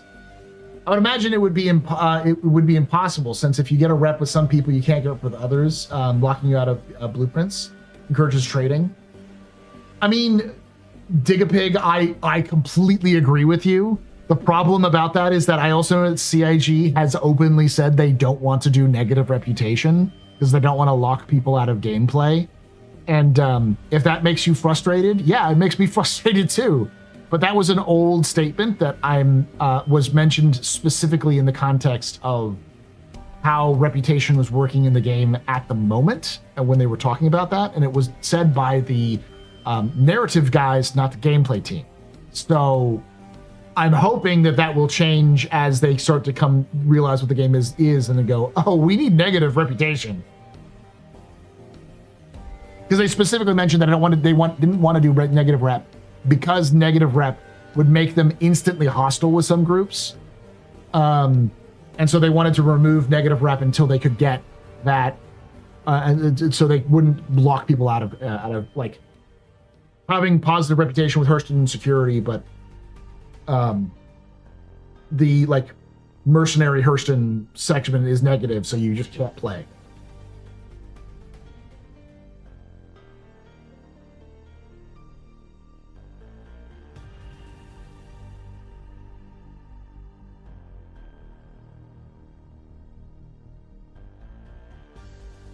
It would negatively affect long-term sales forecasts. I don't think CIG thinks about it in that sense. I do think that sales does factor into some of their decisions, but I don't think it's the driving, motivating factor. I think CIG is just afraid of people getting mad at them.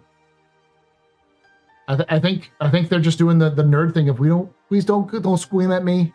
I'm just a small wheel developer. I want to do things. When the reality is what they should do is just make negative reputation be tiered. Instead of it being, you go one step in the negative, it's like, sorry, son, I'm going to have to put you down. Have it be like, you have higher, fees, lower pay for missions, longer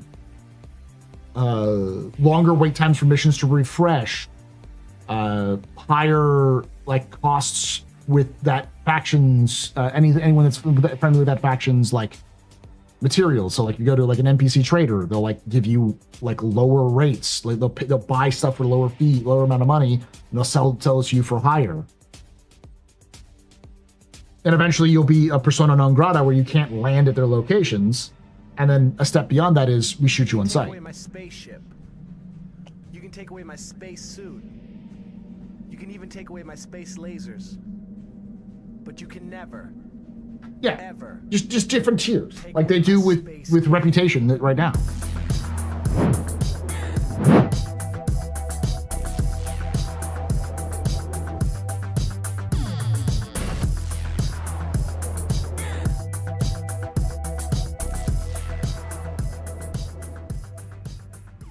Klepter_ just resubscribed for 35 months. What's the best 4.8 change in your opinion? Also, Woo 35. Yeah, you're there, Klepter. Your 35 months of support. You're very important. Papa, very impressive. Very pedestrian. This, your fault. You're trying to drink and I trust. Cheers, chat. Y'all trust. Cheers. I haven't put in a 4.8 to really know anything. I do like the general direction they're going with 4.8. Everything they're adding and changing seems good. I haven't seen the Shadow patch note, so I have to go watch 5 Stars video on that one. Though generally speaking, I like that it's an advancement of 4.7. Everything they did in 4.7 is simply more in 4.8. Another mission, this time a raid, more crafting materials, more missions, all that sort of thing.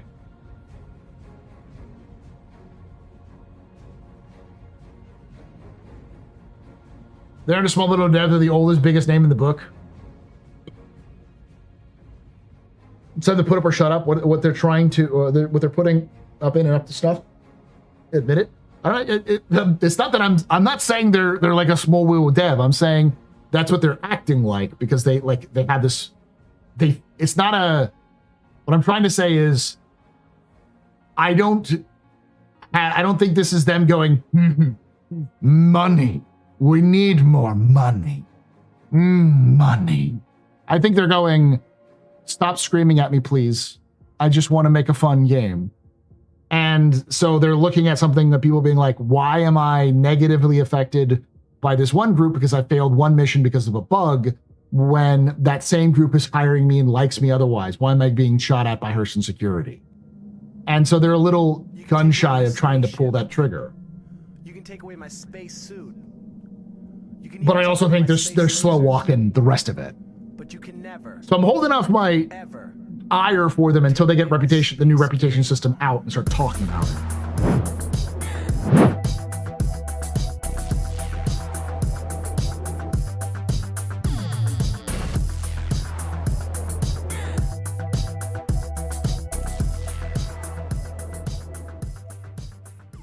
Wild_Lee_Coyote just resubscribed for 4 months. I hope they do reputation-based paints that would automatically let you land in places that are normally off limits. I like that too. It's very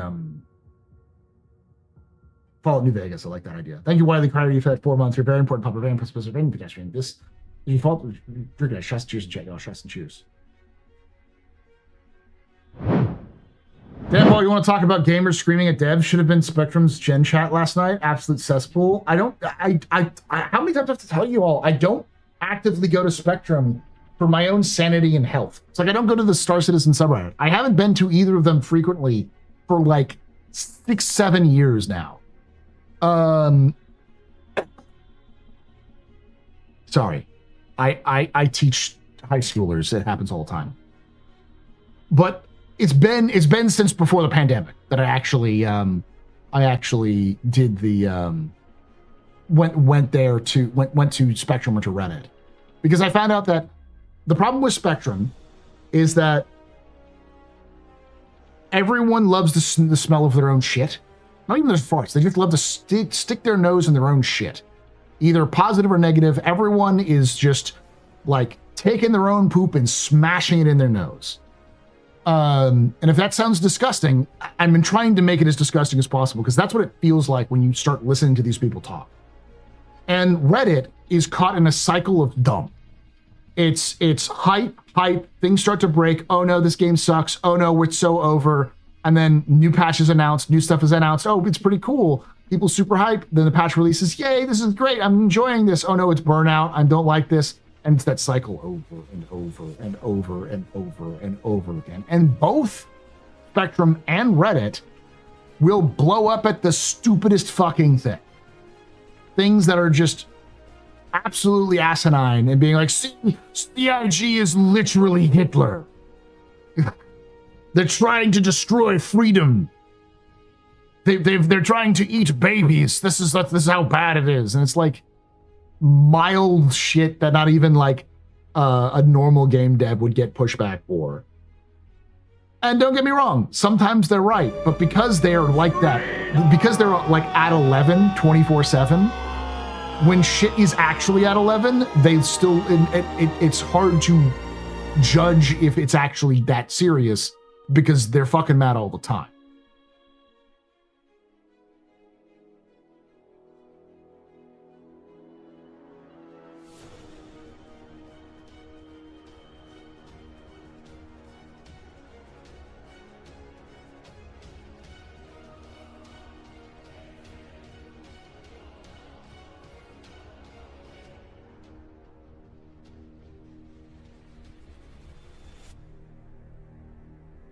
It's not just Spectrum that does that. It's Spectrum and Reddit. They love to make a mountain out of a molehill.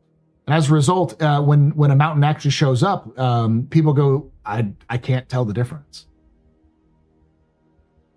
Like I said, I walked away for a few years. I've been here for since almost day one.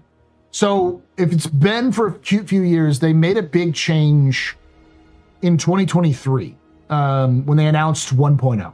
So 1.0 is going to be 5 systems. And it's going to be a very specific design for how the gameplay is going to work. And reputation is a big part of that design. Now, you can still fuck off and do your own sandbox thing if you want to, but generally speaking, you're going to have to interact with the reputation system in some way, or you're going to have to interact with other players to be able to trade with those people for specific things. Now, the idea behind the system is they're really going to build a player economy, and are building a player economy where they want players to be experts at a specific thing. That's why I said it's going to be virtually impossible to grind out every single blueprint in the game, because it's not just grind out those blueprints. You then also have to go through science and research and upgrade those blueprints from tier 1 to tier 2 to tier 3, and with ships all the way up to tier 5. So it's going to take time and effort to not just get the blueprints, but then to advance the blueprints to the highest possible settings. And I think it's with this patch, could have been with another patch. They've also started to add, or planning on adding, variation. So depending on what type of material you use for a blueprint, you'll have different outcomes, like faster firing rate or more defense or whatever.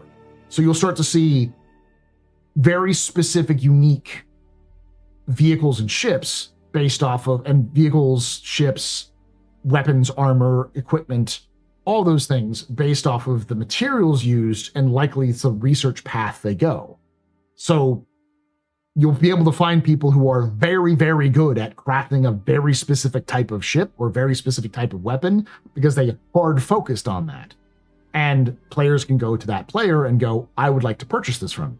But those players who are hard focusing on that will then also need to get those mats fed to them so they can continue to make and or research and grind their way to the top. So they're going to rely on other players to give them high quality mats, or to pay high quality mats for for them to use as a symbiotic relationship. So there's still that sort of thing.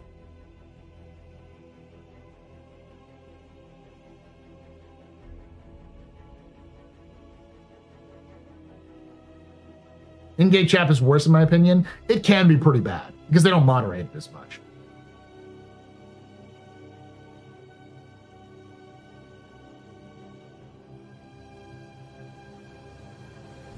And and when is player trading coming into the game? Like 6.7 or something. We don't know exactly when, but it's part of the new social tools, and they've started working on the new social tools, which will probably be in before the end of the year. Not anything groundbreaking. It's basically what we already have in game, but updated to the new specs, which will hopefully not be broken. But that's part of the whole deal. They haven't even finished making crafting yet. We've got more levels of crafting they haven't added yet. Things like making tractor beams and multi-tools and even like food and drinks. They don't have those crafting in there yet.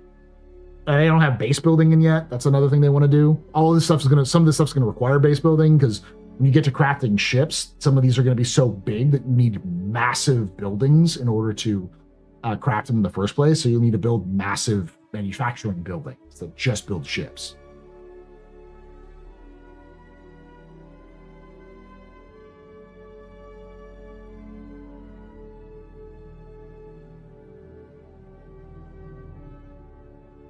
Man, it's sad that the Firebird got looked over as a bomber. It's not a bomber though. It's a missile boat. All of the bombers in game that CIG calls bombers are torpedo bombers. They just gave all the torpedo bombers actual bombs.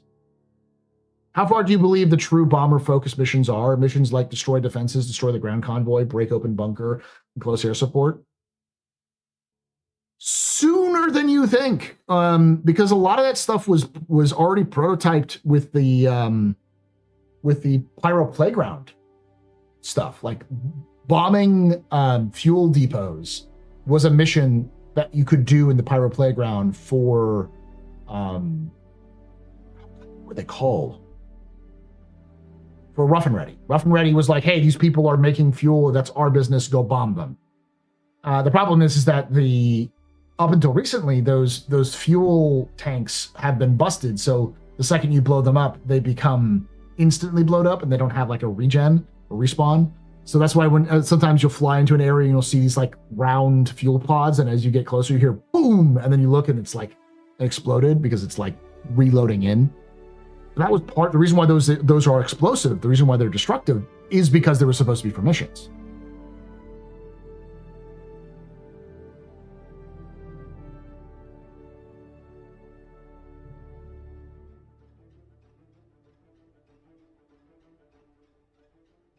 Reliant missile boat update when?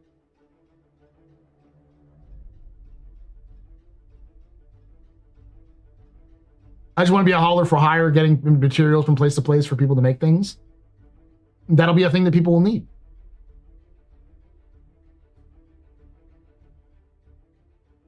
Let me put it to you this way. I run a very small org, 30 so people, active people, and about 5 to 6 of them are actively mining and trying to get material. And we can get some decent material with those 5 or 6 people, but it's really difficult for us to use that material, to get that material to fund the stuff we need for the equipment that we want to use with our group. So if we had the ability to buy mats on the open market, or to hire someone to give us mats, we would. Hey, Solo, how you doing? How's night all? We went to the floor. We talked about the new expansions, like the bomb bays for the Gladiator, Eclipse, and the Retaliator. What percentage of players are in org? Less than a third, I reckon. CIG needs to stop assuming that the average user has the same experience as a streamer. I don't think CIG has that indication. CIG has access to all of the numbers in terms of how much people play with each other and such. But CIG also wants players to play together more frequently. And that's why they're developing tools like LFGs, stuff like that. Well, I should know better. Set my spawn point at Area 18. Because even if I do, because of the event. But now my game just doesn't load the area, so no game for me. Yeah, that's why I didn't set my area. You can reset Primeval. You can do a character reset. It's under your account. Let's find it. If you go to your account dashboard, you go to, I think it's under settings, character repair. You hit request repair. It will basically reset your character. It won't reset everything. It'll just reset your character's like that initial like home area. You'll have to recreate your avatar. You'll send back your character set back to the home location. Inventories and items and currencies will persist.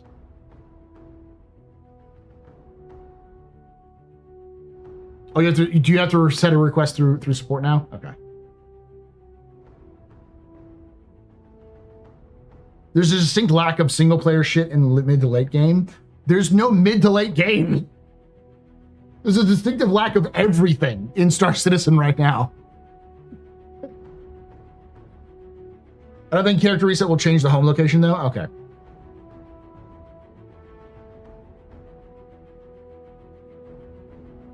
Social tools should have been done a long time ago. I agree.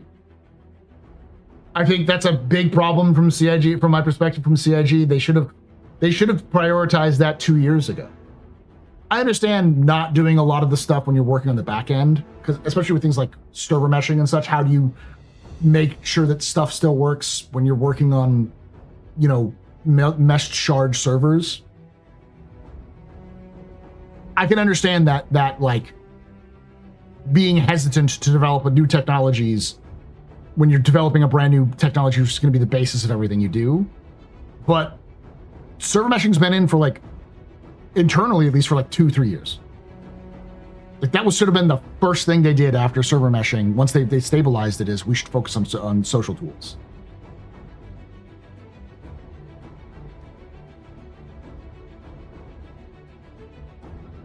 Distinctive lack of game, yeah.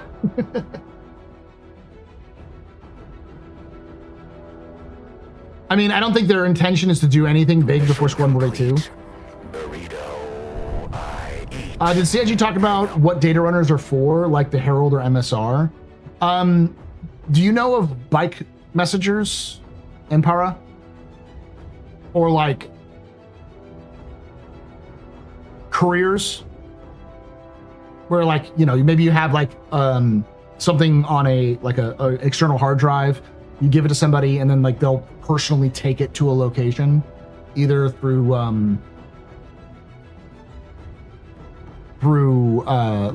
like on their person. You think of like that. We briefly met at Austin CitizenCon Direct. Fun to talk to you. Hope you see you at July's Bar Citizen. You'll see me on June's Bar Citizen for sure. Probably July as well.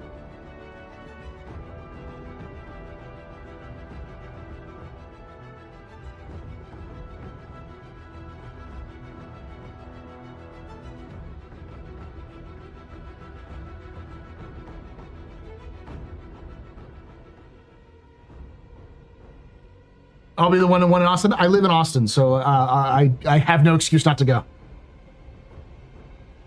Or a legal document like a notarized contract that needs to be original, not copied. Yeah.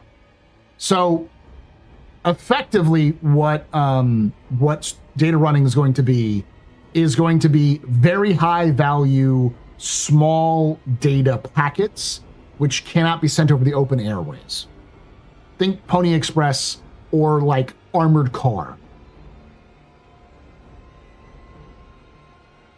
The thing I am confused of is if dynamic server meshing is completely different paradigm, like we went from regular to server meshing, do we have today? It's not. It's the same material. The thing that dynamic server meshing does is simply a background tool that either that sort of expands or contracts an area that a server controls. So this is going to sound really weird because it requires thinking. I think in spatial, but it's not really spatial because it's the game. The game is different. you can have one server. So you have 10 servers on a mesh. You could have one server that that controls Hurston, Bloom, Daymar, Microtech, and Monox. Oh, and Levski, right? Those are all from different systems and they're different places, but the servers can literally, one server can control all of those things. It's just tracking the data from those locations on that shard. Now, what happens if suddenly 5,000 people show up on Hurston? Well, obviously, Hurston needs to be its own server, so it can pass off the responsibilities of all of these other places that it's controlling to another server, which will pick that up, the responsibilities, and then focus on that area.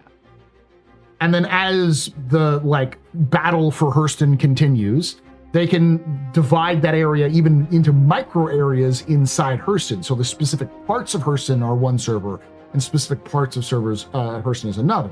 And thus one server becomes more servers are being focused on Hurston and less servers are being focused on the rest of the universe. Because if you're having 5,000 people, maybe let's just say the shard max is 10,000, it's half a fucking shard. You need most of the servers where everybody's living, where everyone's going. So server meshing is dynamic server meshing is just more of a, how do we balance out server to player ratio to continue to have good performance for the players themselves. Plus also the dynamic server meshing also works specifically for spinning up new servers for instanced servers. That sounds hard as fuck. It is not easy. That's the tricky part that CIG is going to have to do with is how do you develop a system that calculates these things and does the auto balancing. And that's why they're doing semi-dynamic meshing, SDM, where it's doing that right now, but it's like only specific areas will get bound by, instead of it being a very specific location, it's going to be like this, what is it called? Object container. So like Levski is an object container. The interior of Levski is an object container. The exterior is also a separate object container. So you could, in theory, have the interior and the exterior of Levski be on completely different servers.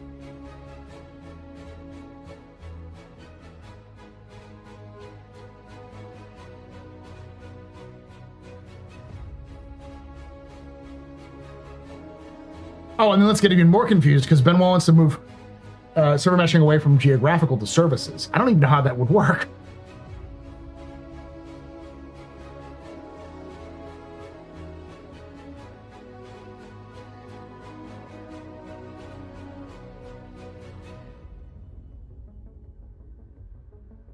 Saw that UEC is duping. Duping is apparently still going on. It's going strong in 4.8. Not going to buy UEC to test it, but it seems like players got punished and dupers got a payday. What are CIGs going to do about it? Nothing. I'm going to be very real with y'all because this is something everyone needs to come to grips with. CIG is going to wipe because they think they fixed a problem and they don't have that problem fixed. And then they're going to wipe again. And then the people are going to find other dupes around it. CIG is going to do this more and more, especially as they get closer to 1.0, because they don't have the option to kill duping or to wipe as frequently, or wiping at all with 4.0 or 4.0 with 1.0. So this is part of the process. CIG thought they had a handle on something. Apparently they didn't.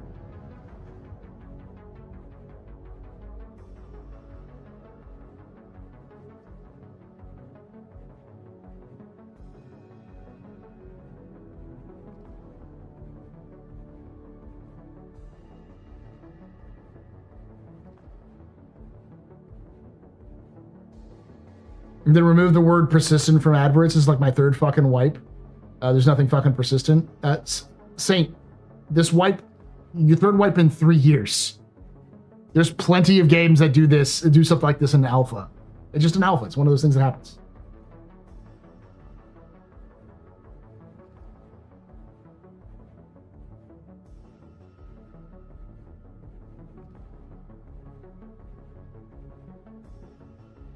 We used to have a wipe each major patch. Yeah, that was true. But that was a long time ago. The last wipe we had was 4.0, which was February of last year. And before that, it was like a year and a half to almost 2 years before 4.0 when they wiped.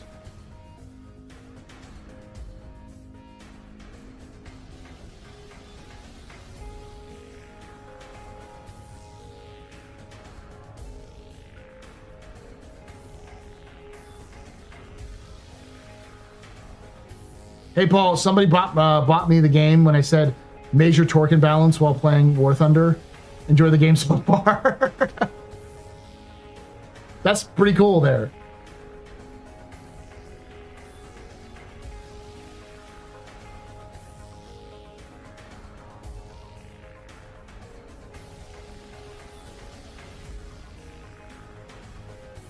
I didn't even see what Phoenix Blue said. Yep, it spent 10 years getting into alpha, and it may spend another 10 years in alpha. Yes. It will spend another 10 years in alpha and earn another $1 billion. Thoughts on the M80? I don't know. I haven't flown it, but because I don't think anyone's really flown it. But it looks nice. It feels nice. I think that it's, I don't know. It feels like a weird side grade from a Guardian.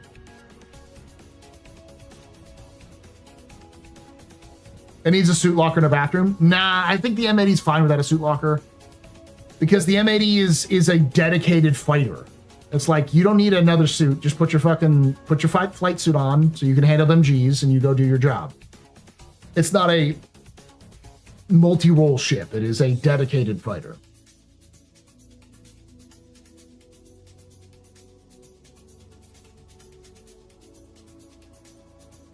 However, I just got an error 5007 in the launcher, verifying files now. I don't know what a 5007 is. That could be a easy anti-cheat one, but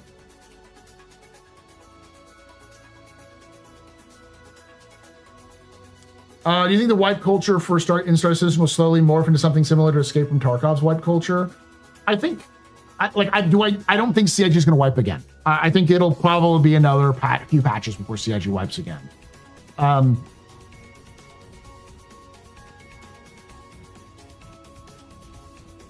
There is not going to, the point I was saying about wipes is that CIG will not fix problems every time.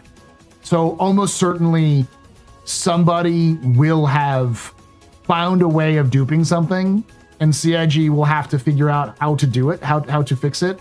And then once they've found the way of fixing it, they'll fix it, and then someone will find another way of duping something and finding loopholes. It's going to be a constant battle throughout most of alpha until CIG has a handle on those situations and those things. Part of that solution is also going to be bricking, what they're doing right now in terms of how they brick stuff. Also, stuff they've already started to add with UEC credit sinks, where you're having to spend money on specific things like insurance, healthcare, food and drink, docking fees, that sort of thing. Those sorts of little small purchases you have to make every play session to keep playing. Stuff that won't be so egregious that a new player will just basically go broke, but not so small that you don't have to pay attention to it, especially when the larger ships and such.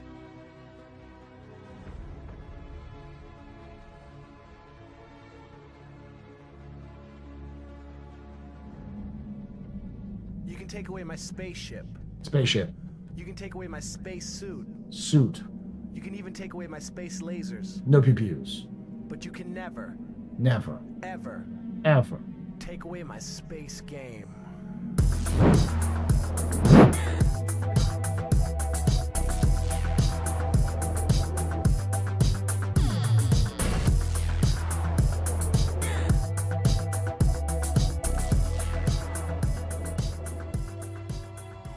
Ichiban Waka has subscribed. You should come back. Thank you so much for that Twitch Prime sub. You're very important, Papa. Very impressive. Very pedestrian. This your father. Trust and cheers, Jay. All shots and cheers. By the way, y'all, I know you're. Oh wow, 430. Fuck. Where the? Oh fuck. I just realized. Looked at the number. Like what the chat's going pretty fast.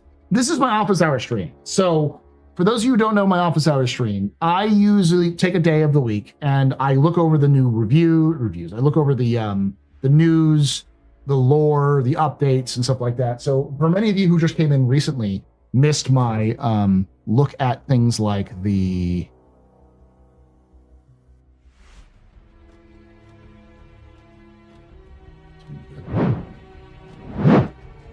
new weapon kits that were released. We went in game, we looked at the floor, we looked at the new ships, all the different the layouts and everything like that.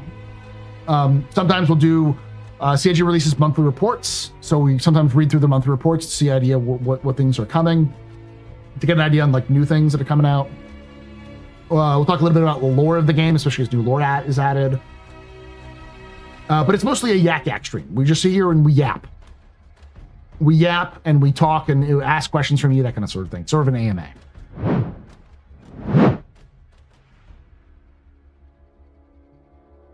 He lets us yell at him since CIG doesn't listen. Saint Daikun, tell me about your father. How was your relationship with your mother? What did you dream about? Should be paid therapist rate as money for this therapy.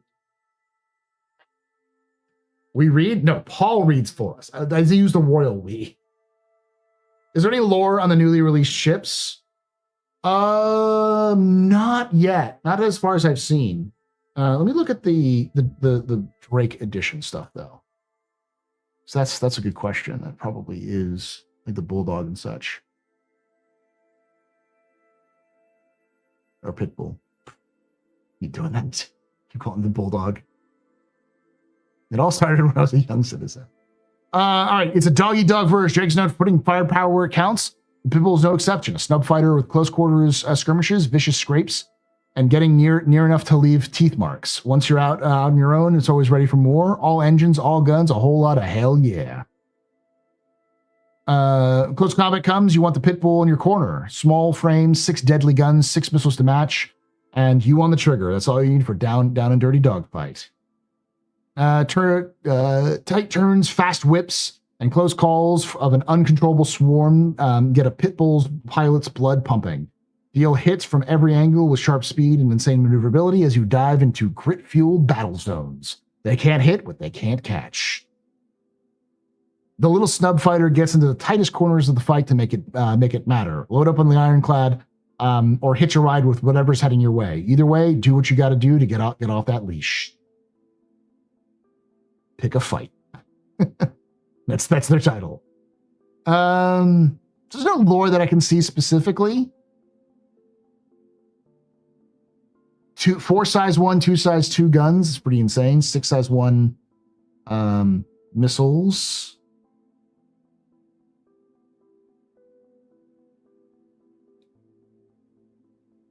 Now, I can tell you right away, the likelihood of this design is that it's almost certainly Drake's answer to the Fury.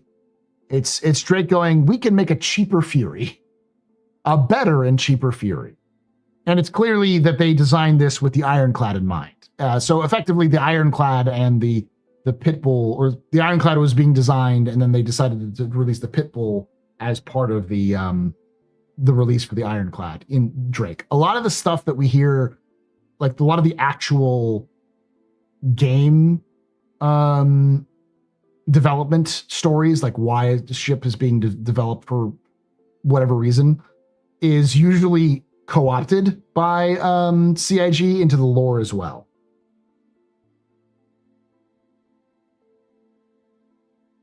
I dislike the Pitbull like I dislike Pitbull's IRL. A non-alien integrated tech, a cheaper Fury. I think the wings are also going to be interesting because it has slight aerodynamics to it. I think it'll be a very good aerodynamic fighter when they add more aerodynamics into the game. Someone asked what's the next what I think the next post 1.0 vehicle is. All right, I'm also gonna say another thing. This is gonna sound crazy, especially to people being like, it's gonna be an alpha for another forever. I do think that monetary pressures and pressures from inside CIG themselves, because people only get to add stuff to their CVs if they have a published game.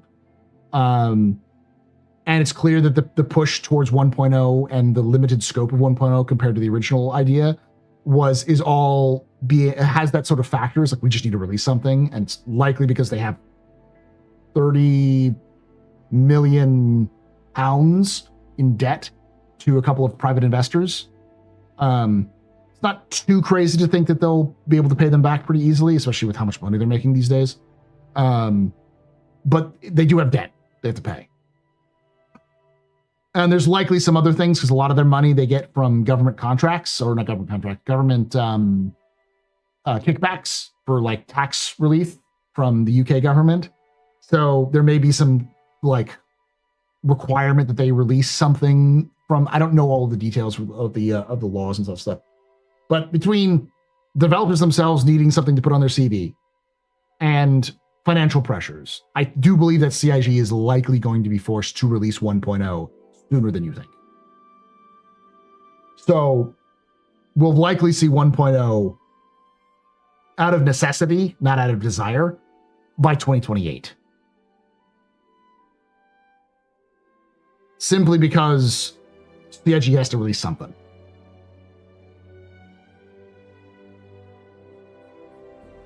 It's wild that they have debt.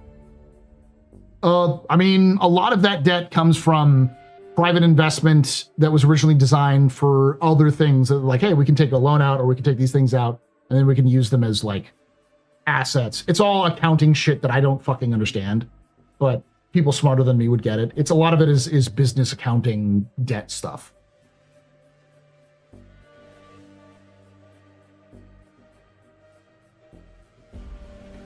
Now, I do think that what we see in 1.0 is going to be cut down.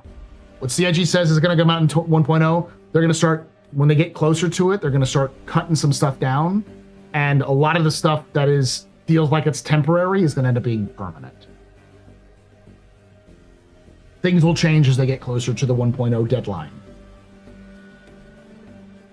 So whatever you dream of Star Citizen being at 1.0, take that dream, cut it in half. If that's still okay, then you're fine. If not, you may risk something that you may really like that just won't make it into the game in 1.0.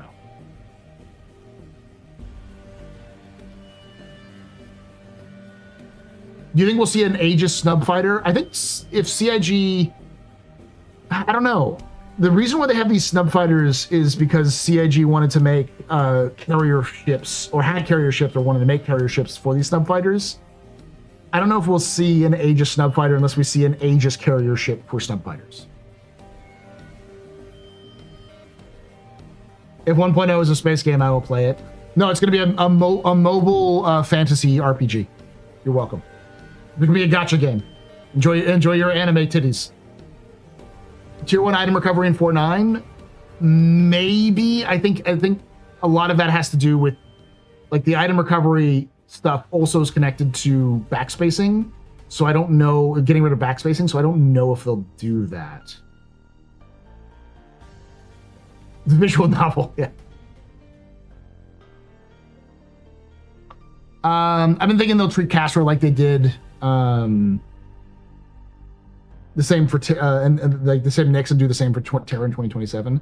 I still think they're going to release Castra by the end of the year. I think Chris will do and here's Castra like he did with Nyx. And I do think that the thing that's really holding back that technology, or the Castra right now, is Genesis and Stark Attack. Those are the two things, and you need both of those things for Nyx in the first place. So if CIG can get Nyx 1, Nyx 2, and Nyx 3 out before the end of the year, it'll be the question will be how fast can they move, and I think they can move pretty quickly from that. Because once they have the tech down, they can do more stuff. We just saw they finished off this tech, like modular tech, about 6 months ago to a year ago, whenever they did the Retaliator. It was like Last Invictus, I think. And then they release, out of the blue, they release the Aurora Mark II modules. And then suddenly 3 different bomb bays, new bespoke weapons groups. It's like cosmetic exterior stuff. It's like, the fuck did this come from? And it's clear they now have a handle on that tech. They know how it works. They have it in a sort of box that works with all the rest of their tools, so they can start adding that to whatever they want. So, and that's how Genesis is going to work. It's how everything in the game has worked, is that once they have those toolboxes, they can start doing a bunch of shit with it. The problem is they would build a toolbox, they do a bunch of shit, hit some limits and go, oh, we'll wait for this other tech to be finished before we can continue to do these toolboxes. And then those toolboxes would get old and nasty and gross, and they'd have to replace the whole tool again because the game evolved beyond that tool. Could that happen again? Yeah, it could definitely happen again. But I think CIG is, because of the current sort of lead of Star Citizen, they're pushing more for that, like, hey, we got to get that 1.0 done. That sort of 1.0 vision. They want to keep making money. That's not going to happen by rushing half-ass product. I want the dream game they sold to me. That'll take time. CIG doesn't have time. That's the problem. CIG doesn't have time, as much time to make everything they want. I think they got 2 to 5 years. But I do think we'll see 1.0 well before 2030. Is Terra going to be previewed soon? Probably not until next year. Terra's a lot more complicated. Castra is 2 planets. It's Sherman Cascom and Bullseye. Unless they want to change Bullseye to be something crazy, it's just an airless moon that they use for target practice. They'll probably have some research facilities on there, or some mining, that kind of thing. But maybe some outposts which are being used by secret Meserites, neo-Meserites. But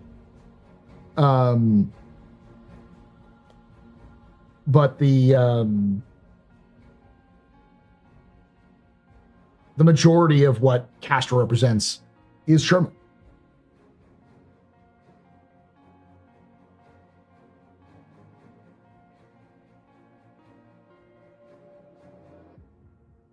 I believe 4.9 will have Siege of Orson instancing. Yes, I believe that's the case. But doesn't Squadron 42, if successful, buy them time for SC? It might. It might not. I don't know enough about the financial parts to really know what's going on. But I do think the CIG is really focusing on Squadron right now to make sure Squadron's good. What if Squadron 42 makes them boats and boats of money? They don't need that rush. Or am I huffing cope, Paul? You're not necessarily huffing copium, but I think people are grossly overestimating how long CIG is going to take, and also grossly underestimating the kind of pressures that are on CIG from a management on down situation. Because let me put it to you this way.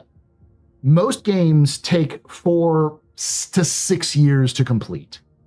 If you went to work at CIG in 2019, you are now at, 7 years working at CIG? And if you are a non-junior, if you're a senior dev, or if you've been at other game companies, you've now spent damn near a decade of your life working on one game that is still not released. You still cannot really put anything on your CV as a push game, because many game companies require a certain number of released games under your belt before they will even hire you. So there's going to be some pushback. There's going to be some morale in terms of like, I need to get this game out. And what happens if that one person who's been working there for 7 years goes, I've lost the magic. I can't come into work. I don't like this game anymore. Like I've fucking blown my own load on all of this. I need to get a new scenery. I need to leave. Now that person who's been working on your game for 7 years takes all that knowledge you had with them, and they're just gone. So you better hope they recorded everything really well, because you might have to hire a brand new person and start from square one all over it. That institutional knowledge they have is super valuable. So there's going to be some pressure into getting the game more completed because you don't want to lose those people because of a job opportunity or stress or life or family. And at the same time, you need to also get these people what they need, which is a published game, so that they can have that to their CV. So, not pushing for a release date earlier also might cause the game to take even longer because they have to hire new people, train them up, and get those sorts of things. It's a complicated process beyond just financials, but financials and morale are there. I figured I'd have a few drinks, work on my watch time for Tailwinds Presume. What a fitting stream. Hey, Space Casual, how you doing, bud? Welcome to the Astropub. Welcome to the Office Hours. And they already lost a bunch of people. Yeah, Pappy, Tony Z, John, guy who worked at Frankfurt, crazy hair. Love the dude. If Squadron 42 hits, it buys them time. If sales are slow, it may cause some serious issues with investor confidence. I think CIG more needs Squadron 42 to be good and then sell well over a long period of time than sell immediately.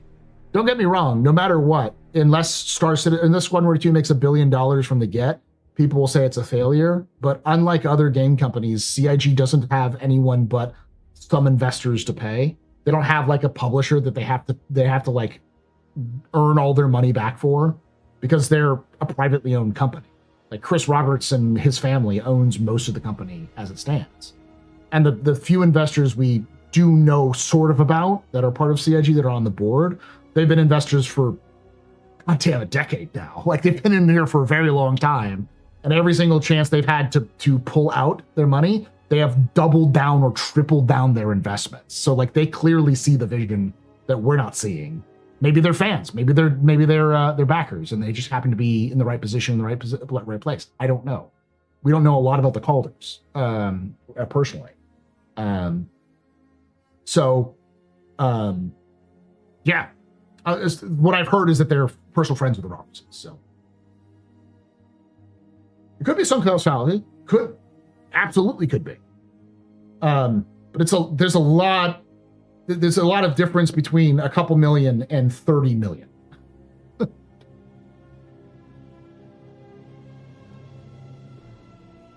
Yeah, they could be seeing this as a value of being like, we want to be part of this because eventually when CIG goes public, which they probably won't, they never will, but they could, Squadron could kick it off and be a huge hit, and now suddenly they're valued at fuck you amounts of money because of it.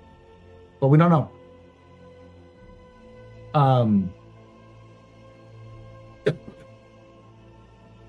All right, that was a lot of me because I remember the original question was like, what system are you going to see after 1.0? I think we see 1.0 in 2028 or a little bit later than that, like 2029. And I think the first system we see after 1.0 is Hadrian. The reason why is Hadrian is a fairly simple system to do. It's one gas giant and 2 ice giants. We don't know if it has moons. They probably will have some moons, but that means there's not any like major landing zone. The major landing zone is Keltu Reef, which is a sort of like a space station, kind of like Levski, but it's like you take a bunch of space stations and jerry-rig them together. Banu Flotilla style. And the reason why it's important is because not only is it fairly simple, but it's a Xi'an border system, so you can add more Xi'an stuff there. It's got a bunch of abandoned stations from when it was a Xi'an border system, which adds some more content you can do. And it has a jump point directly to Castra. So you can go from Hadrian to Castra. It also has a jump point from Hadrian to Terra. So you can completely bypass Nyx and Pyro by going, you can go from Stanton to Terra, from Terra to Hadrian, from Hadrian to Castra. So you've got this massive loop you can do around it. And that allows for a lot easier travel for your average player who doesn't have to risk themselves in Pyro or Nyx, which will be a little bit more wild.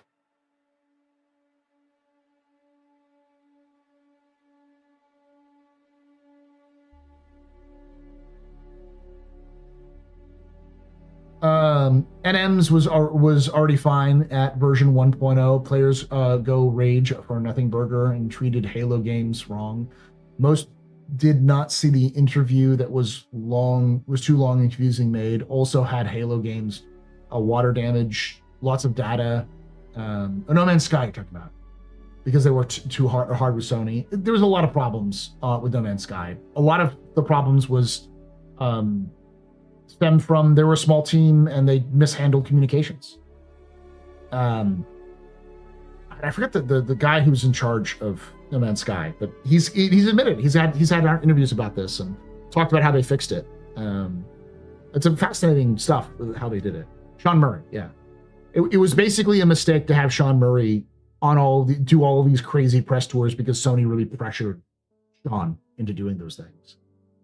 But apparently they made plenty of money, and then they used that money to really reinvest into the game, and that itself has caused the game to grow because now people are coming back.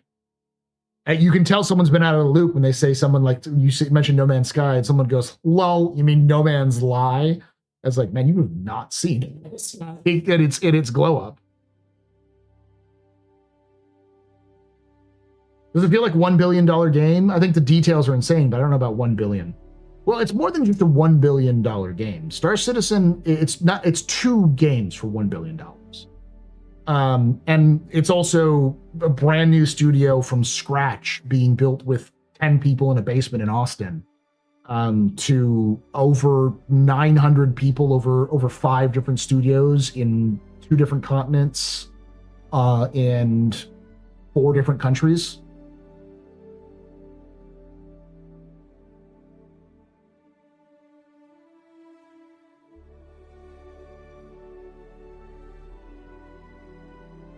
The guy who was in the interview, he said the answer was, question, is it MMO? And Sean said, kind of, but not how you're regularly thinking of. The gamer's rage won't go crazy. It's also $1 billion over 12 years. Yeah. Thank you, Chicago. The way I like to do this sort of content is, like, I'm going to be very, very honest with all of y'all about these sorts of things, is that I see CIG as a company. I have friends who work at CIG because many of them were community members who I got to know as community members, and then they went out to work for CIG. A lot of their upper management, not a lot of their upper management, but there's plenty of their upper management I know personally. Like, I know them by their first name. I don't get to talk with them a lot because they're usually very busy, and they usually aren't they're not sitting here being like, oh, here's all the secrets. Like, I'll ask them and they'll say, shut the fuck up. But like, I'm invested in the company in the sense that I want my friends to succeed. I want to see my friends do well. But I also am under no obligation. CIG at the end of the day is a company, and they'll do everything that companies do, even sometimes fucked up shit that companies do, because their job is to make money, to stay alive and make money. The difference is that CIG isn't a publicly traded company, so they don't have the same pressures that a Ubisoft or EA does, where they're like, line go up all the time. A lot of it is legitimately they're gamers and they want to make a good game. But then, I have the same thoughts. Like, do you even play your own fucking game? Do you understand what the game is going to be? Do you know your own fucking community? I mean, sometimes I feel like the answer is no. So I have a complicated relationship with CIG, and those of you who've been around here long enough will know that when CIG does stupid shit, I'll call them out on their stupid shit they've done. But I try not to jump to conclusions about their intentions because I feel like that's not helpful. Because at the end of the day, whether I think that it's a $1 billion game or not, they made $1 billion. They're gonna make $1 billion. It's over like 14 years, but still $1 billion. Obviously something is you're doing something right, because you don't stay alive as a company for 14 years and make $1 billion by accident. Especially one that is almost entirely crowdfunded.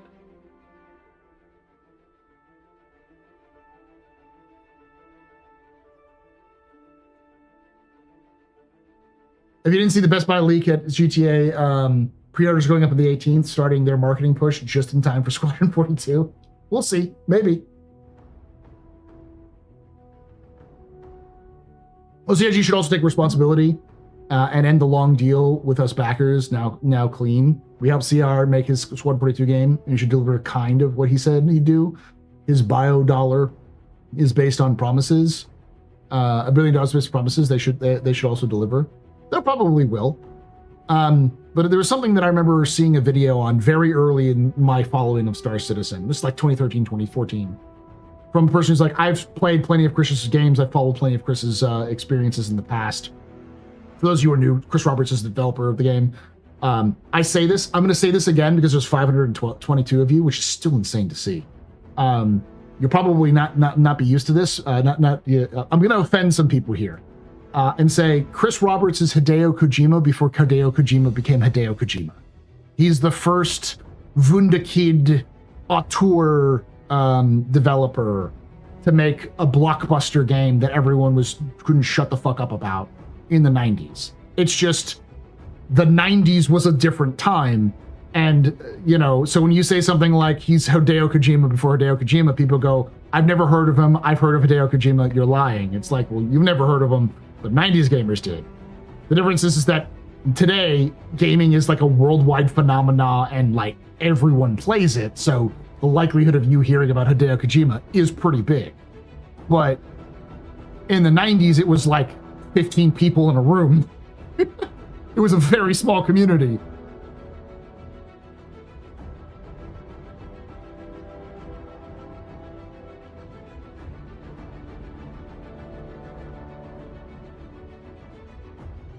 So a lot of the early success of Star Citizen came from Chris Roberts' name. But he also has a reputation, which is he loves to make big promises. He loves to talk big about what he wants to do. And then he takes for fucking ever to make anything.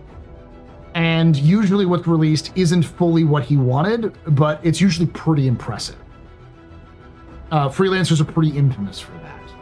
But I saw a video of somebody who'd followed Chris's development in the past. And what he said was, I don't think Chris Roberts will release 100 star systems to the scale and detail that he wants.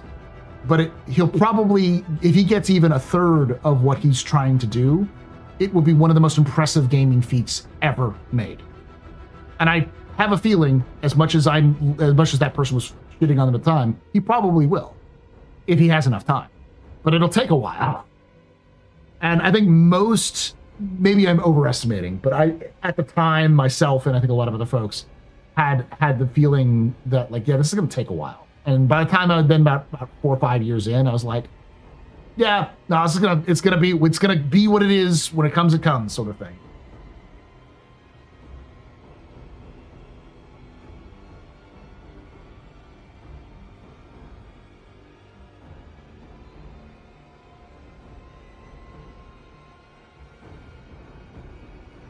Yeah, in the 90s, it was just some guys in a room. Now it's an entire planet.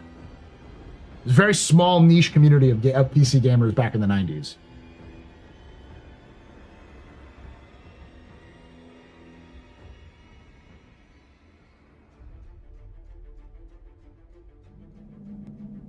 Hey, we'll do some more. I'm gonna get some water here, and we'll do. I don't know. You can take away my space suit.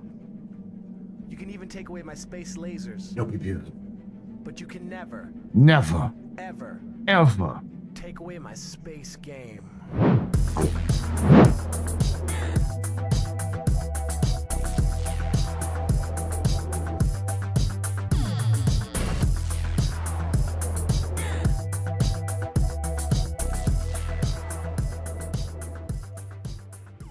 Womblissimo just resubscribed for 36 months. 07 all y'all. Thank you so much for that 36 months of support. The Womblissimo. You're very important, pupper, very impressive, very pedestrian. This is your fault. You're going to drink night. Shots and cheers and chat, y'all. Shots and cheers. All right, let me get some water real quick. I'll be right back. I got to turn all your fun buttons on. Prepare yourself, chat. The regulars know what to do. Just turn your volume down if you're listening to headphones.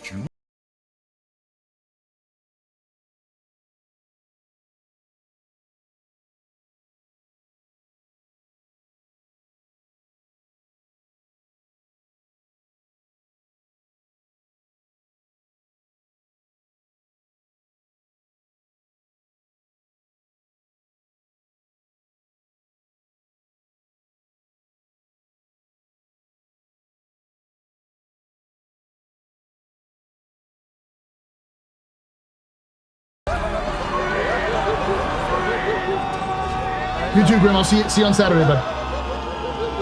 I'm just an old-fashioned cowboy. I'm just an old-fashioned cowboy. Everybody and his dog calls himself I'm taking the fun button away in 5, 4, 3, 2, 1.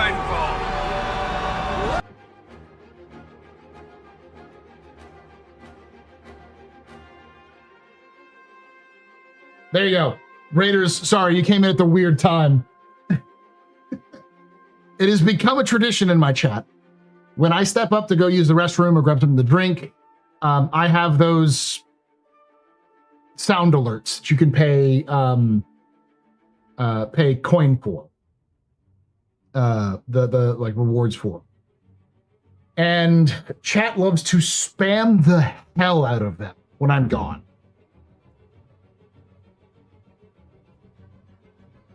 Room is canceling Saturday? I didn't see him reach out to me. Maybe he did and I didn't see it.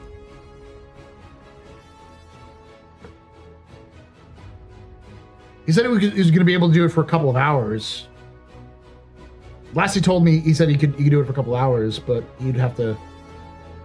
That would be it.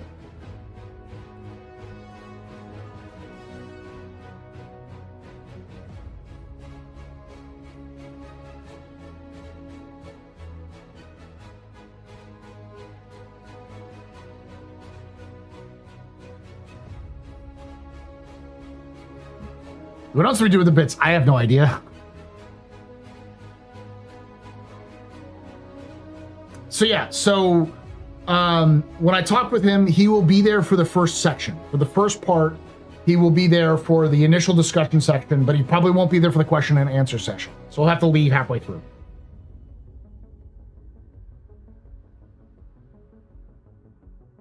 I'll wait for to hear from his voice himself, because he told me specifically that he would only have about 2 hours because he had to go to dinner from the time that I listened to him. And that time was a setup, was about 30 minutes before we actually get started. So I could give him like an hour.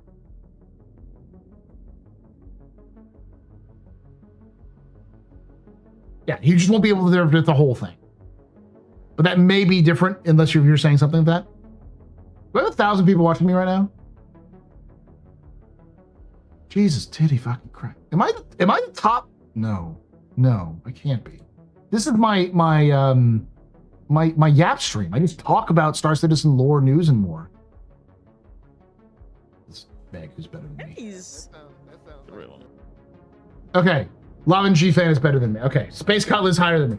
I feel better about that. I always feel bad when I'm doing this sort of thing. But basically, this is kind of an AMA stream. Feel free to ask any questions you want to talk about.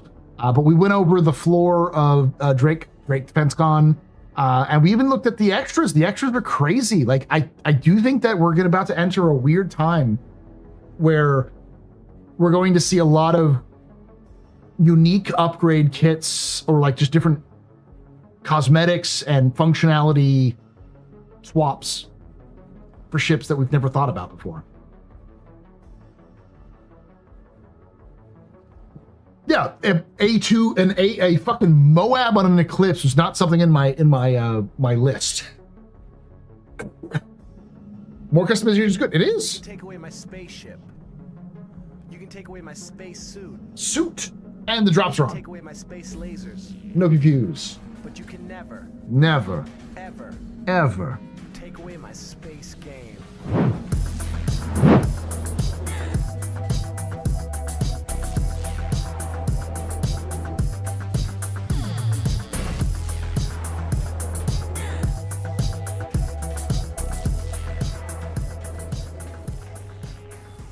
Cadron17 just resubscribed for 67 months. Thanks for that 67 months of support there, Cadron. You're very important, proper, very impressive, very pedestrian. This is your probably different drinking night. Shots and cheers in chat, y'all. Shots and cheers. Oh, we're getting a hype stream going on, huh? Wait for it. Wait for it.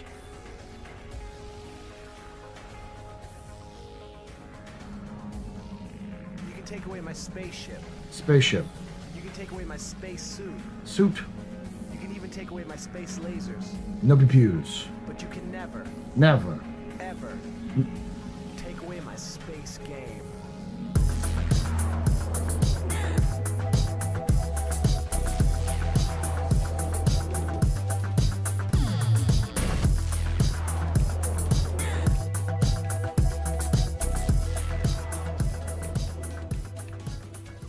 Madhata Mike 42 just resubscribed for 8 months. 4.8 let's go. DefenseCon is here. Thank you so much for that. That Twitch Prime sub for 8 months. You're very important, Papa. Very impressive. You're very pedestrian. This is your fault. We're drinking tonight. Shots and cheers and chat, y'all. Shots and cheers. People are asking where you can get this stuff. By the way, we're gonna probably get some more subs here in a moment. But this is absolutely insanity, chat.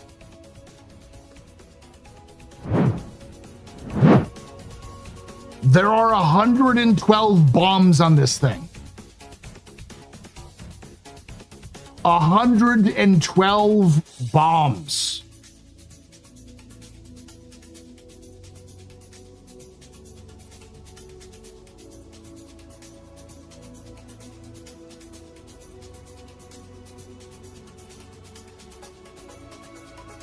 Probably 4 at a time, yeah. At this point, CIG is like, it's like, CIG, you need to start giving me more than 4 at a time to drop. I need to be able to queue up like 20.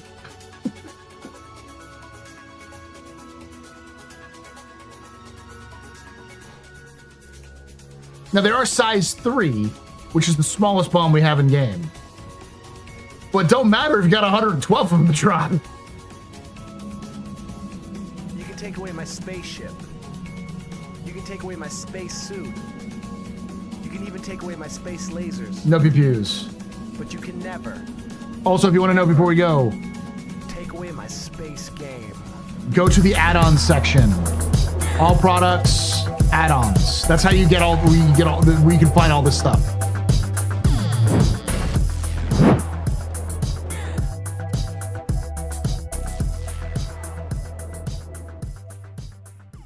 Brother underscore Raven just resubscribed for 6 months. I need more bombs, Sig.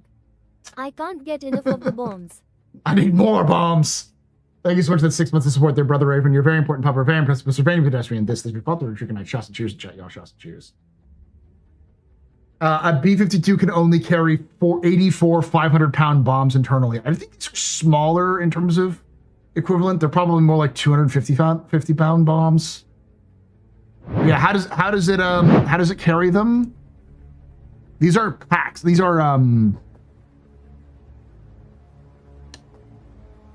internal bays. So the bays that usually have the torpedoes here and here, they're swapped out for these racks. And there are 2 racks, one that has 48 size 3s and one that has 64 size 3s.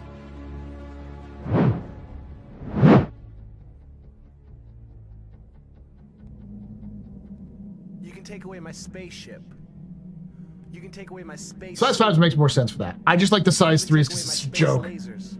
How many size 5s? But Hold you can on. never, Ever. take away my space game.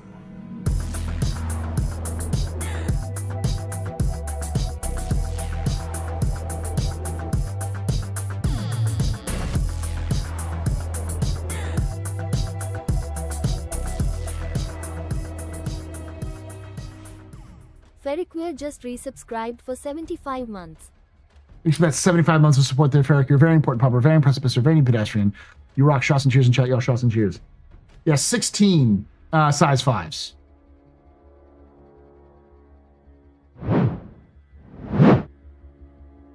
$60 size 5s.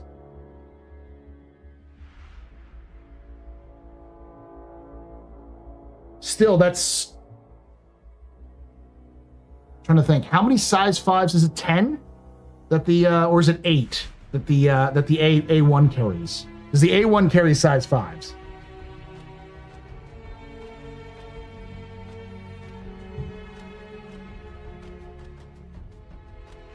$10.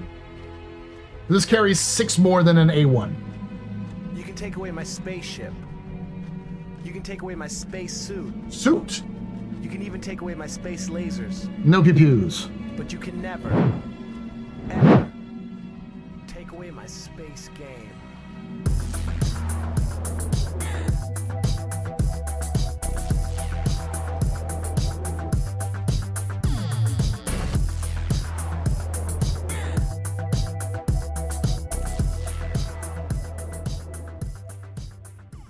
Cannabinoid has subscribed. Thank you so much for that Switch Prime sub there, Cannaboid G. You're very important, proper, very impressive, very new pedestrian. This your fault. You're trying to night. Shots and cheers and chat, y'all. Shots and cheers. Eclipse can carry one Moab, yeah.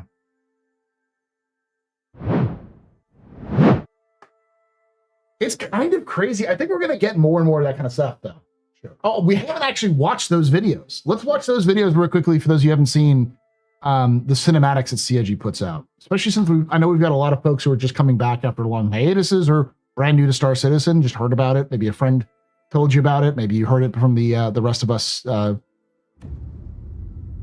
absolute cultists of a fan group. But no stealth for the Gladiator. You can get stealth. You just can't get it as stealthy as the Eclipse. This is 4.5 minutes of not quite cringy, but bordering on cringy combat for the tactical strike groups. So this is the 4.8 like trailer. Another day, another rescue. He better be worth it. This'll be easy. Tranquility is taking heavy fire. Repeat. Getting shallow On it. Light him up.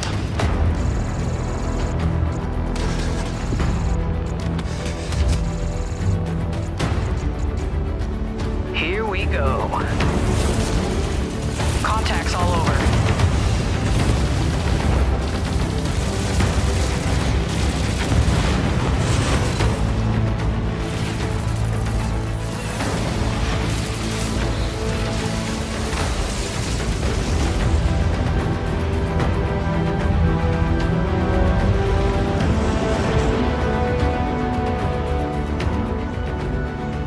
Nice work. That's the last. Heading into the sea. What the hell is that? Break, break.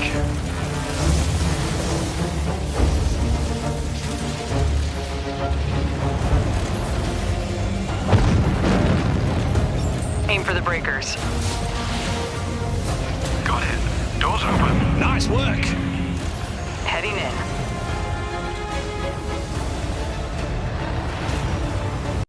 People are saying it's like those LARP trailers, except these are actual voice actors that are in the game. Like I recognize some of these voices from various NPCs and stuff in game. So like, yeah, which are probably just CIG staff, but yeah. Oh, not a lot of room in here.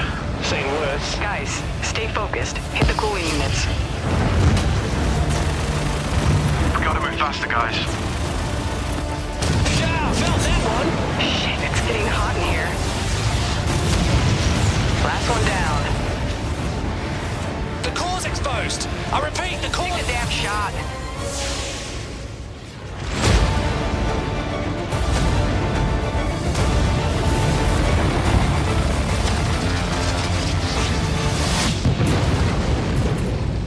Breach point set. Initiating release. Tranquility, targets away. Nice work, team. We are moving out. Guess he was working. Oh, God. Hex is down. I repeat. What the? Incoming, incoming. Are those blades? Manual fighters. Multiple contacts.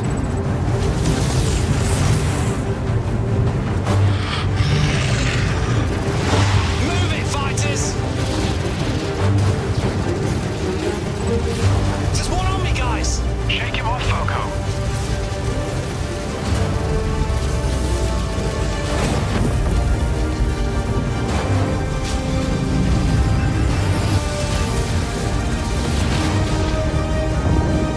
I'm taking fire. I'm in. Punching out. Someone call for some backup. Hell of a fight you've picked. Fight is inbound, Tranquility. Of course, the Drakes have Southern accents.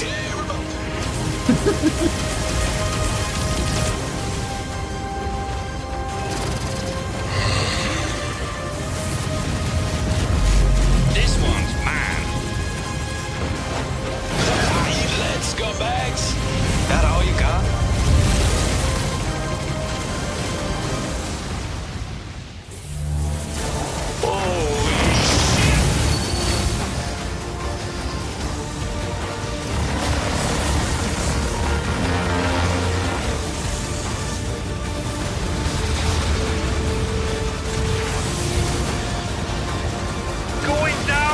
touch now!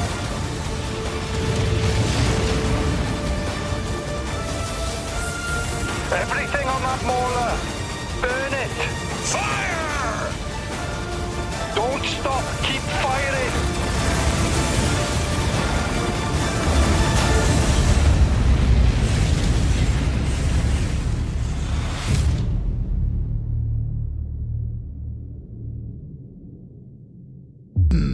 Them biddies. Sig basically admitting that the older ships suck ass and need the new ships to save them.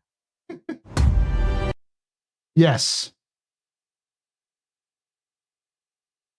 Oh. Ironclad getting one shot, yeah. My ears don't deceive me. That's a Swansea accent, to be specific. I don't know what that is.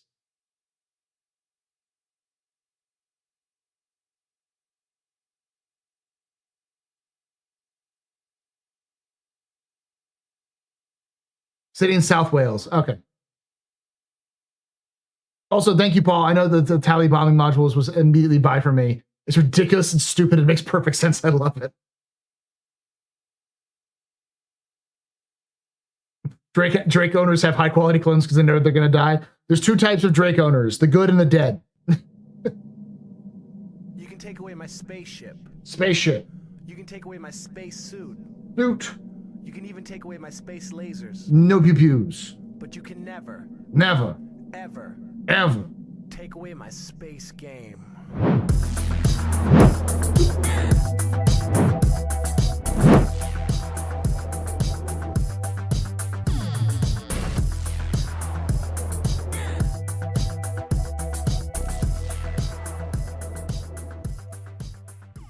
The first tasty just resubscribed for 57 months. Yaha.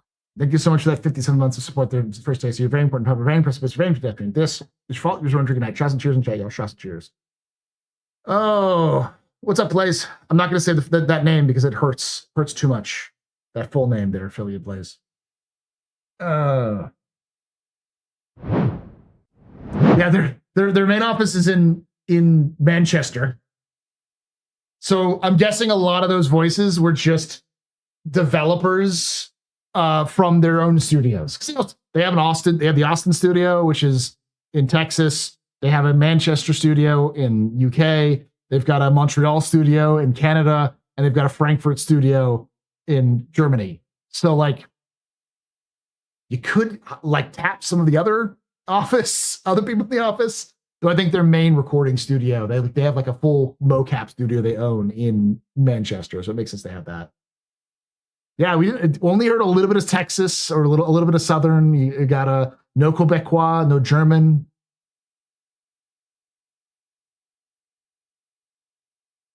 I'm a big fan of multiple accents. I'd also love to see CIG actually standardize regional accents. So like people with specific accents are coming from specific places. Like, for instance, generally speaking, we know Bremen, which is where Consolidated Outland is from, is probably more Texan because you have the love child of Elon Musk and oh God, what's his name? All right. I had his name at the top of my head, and then I just blew my brain. Matthew McConaughey, the love child of Elon Musk and Matthew McConaughey, who run Consolidated Outland. And I love how you say, all right, and you all know what I'm talking about. So clearly that's got to be like Southern-ish or Texas. We know that there are large portions of Terra, or at least some portions of Terra, which were settled by Ukrainians. We have Nova Kiev in there. We also have New Austin on Terra, which means more Texans, but Texas.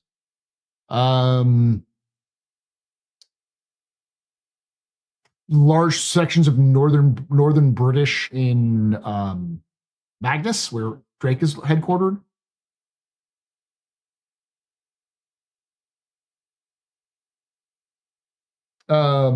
Does people have accents in Star Citizen universe? They do. But the thing is that it wouldn't resonate the same as today, because effectively some parts of the Star Citizen, like, to give you an example, there are 2 planets in the Centauri system which are completely polar opposites of each other, but they're both from the same system and have crossover. Take away my spaceship. Spaceship. You can take away my space suit. You can even take away my space lasers. No pews.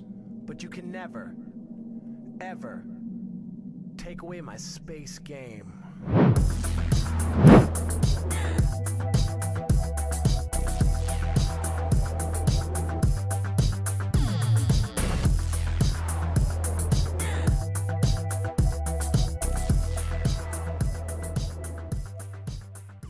Northern Trooper just resubscribed for 34 months. It's the Chad. It's the Chad. Thank you so much, Northern Trooper, for that 34 months of support. You're very important, but we're very impressed with very pedestrian. This is your fault. You're going to y'all shot some tears. Rumi asks, will you be able to get add-ons in game as well, like the flight blades or bomb racks? Yes, they're in the game right now. I've heard that all of them are in the game right now. So,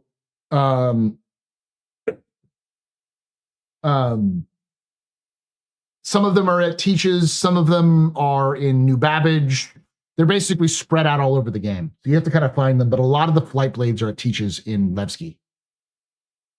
I haven't tried to see if they have any working contracts.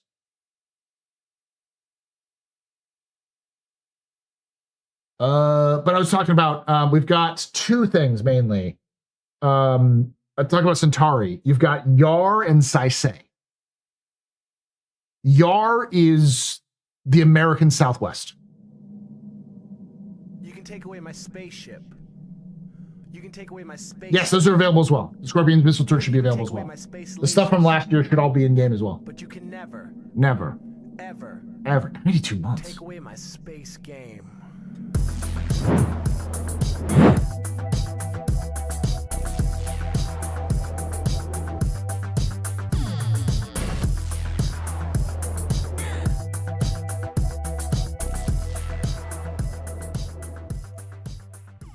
J_Kulwing just resubscribed for 92 months. Here to over 7 years in the pub and hope you're doing awesome.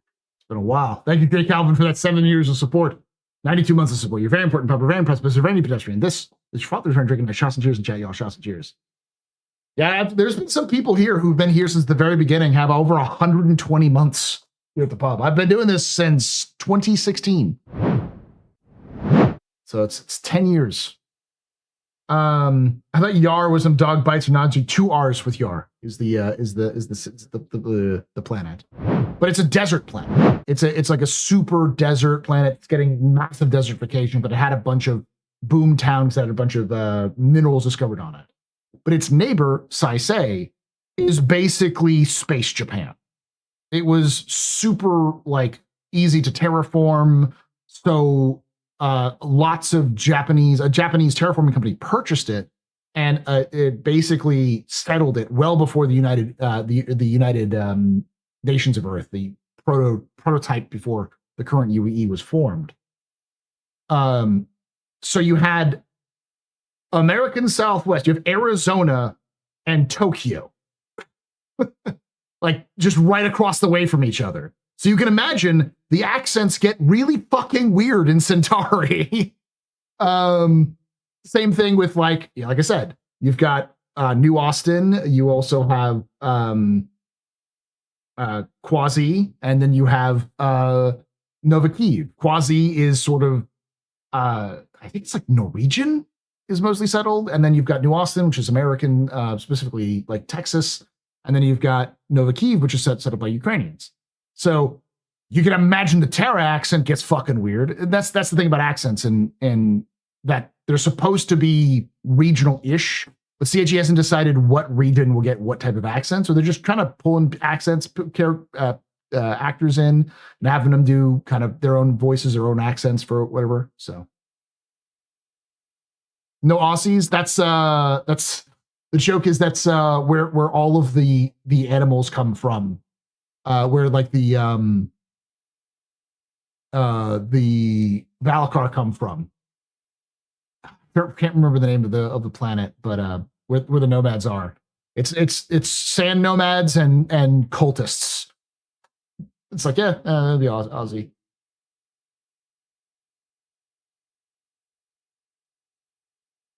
Lear 3, yeah, the Lear system.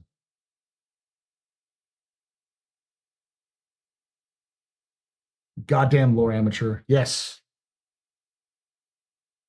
Because I forgot the planet that the giant worms used to come from.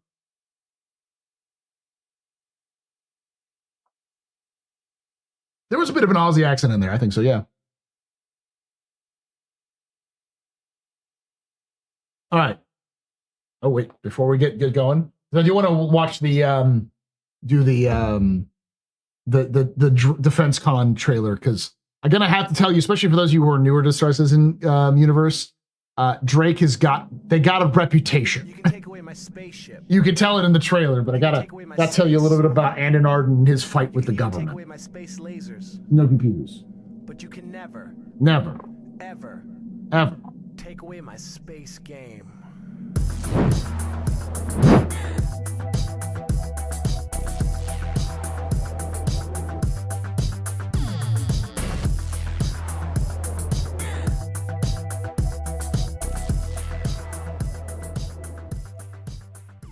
Shrineriner 1 has subscribed. Thank you so much, Shriner, for that Twitch Prime sub. You're very important, public, very impressive. If any pedestrian, this is your fault. You're drinking night. Shots and cheers to chat, y'all. Shots and cheers. To be fair, they should spice up mission transmissions for all mission givers and disable the face cams. Why do I even hear the enemy pilots? It sounds annoying and fake. Because it's a Chris Roberts special. All of the Wing Commander games and the Freelancer games all had you being able to see the pilots talking to you. It's sort of a throwback to 90s stuff. It's designed to sort of add some immersion where it's not fully immersion, but yeah, it's an interactive movie. Yeah, 90s sci-fi. Yeah.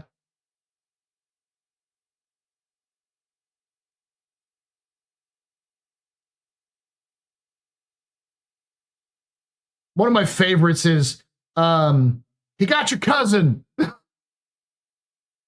They used to say that all the damn time, and now it's very rare, but it's still funny as fuck to hear.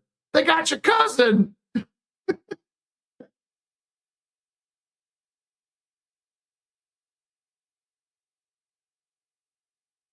To be fair, when an enemy's talking, he's usually trying to talk to his friends. It just sounds kind of weird to be like, why can I hear you? But yeah.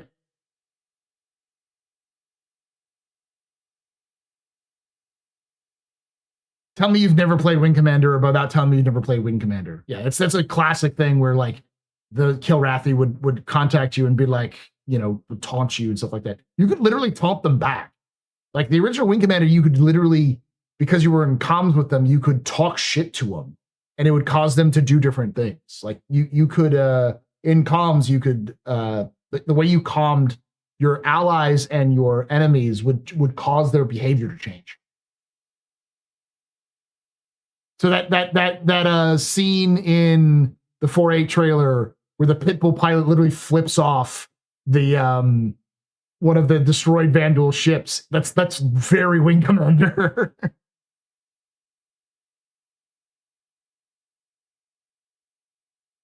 Right up with the 1990 original release, your MFD came up with an EGA 16-bit raster scan of a pilot cam. Yeah. Got to get your money's worth of paying all them voice actors. Well, a lot of them are just CIG employees, but yeah. Scorpion shirt is in. It's just been broken for the past year. You can't change the missiles on it and then rearm yourself. Oh, that sucks.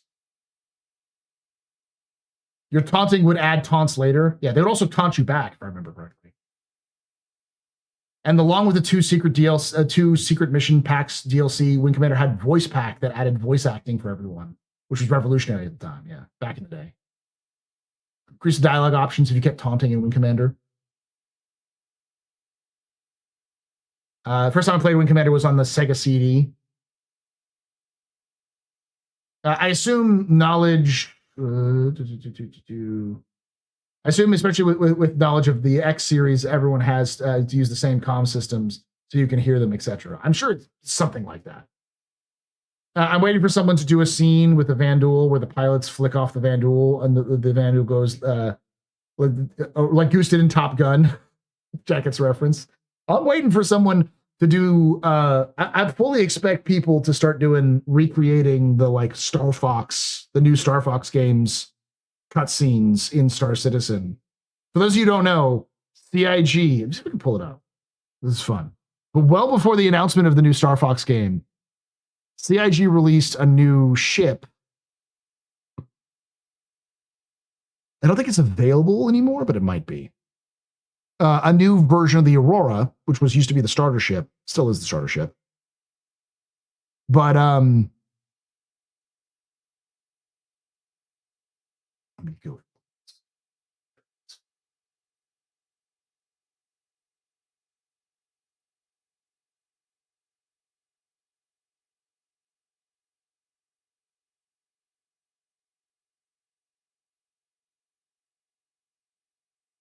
The Aurora Mark II, and the developers who made the Aurora Mark II said, "I'm a big fan of a certain space game that I can't talk about, but there was a great I made it, so we made a paint in homage to it, and it's clearly talking about the R-Wing, and so there's a paint, if I can find it, that is of the Aurora Mark II."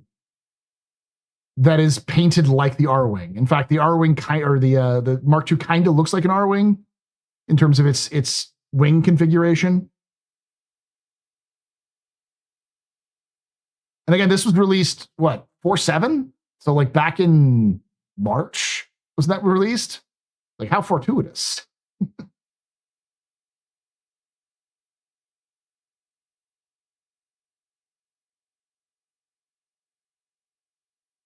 Aurora.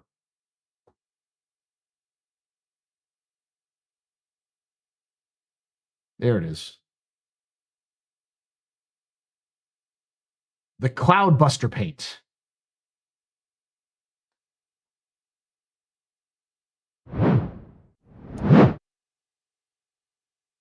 This is it. Those bottom wings swing out in the front, and those top wings swing up out to the side. It kind of looks like that.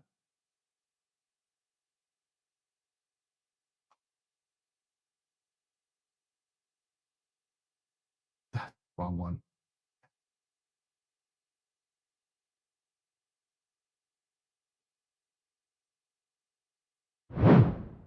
Do a barrel roll, yes. You saw Scooter's new commercial. We'll watch Scooter's new commercial real quick.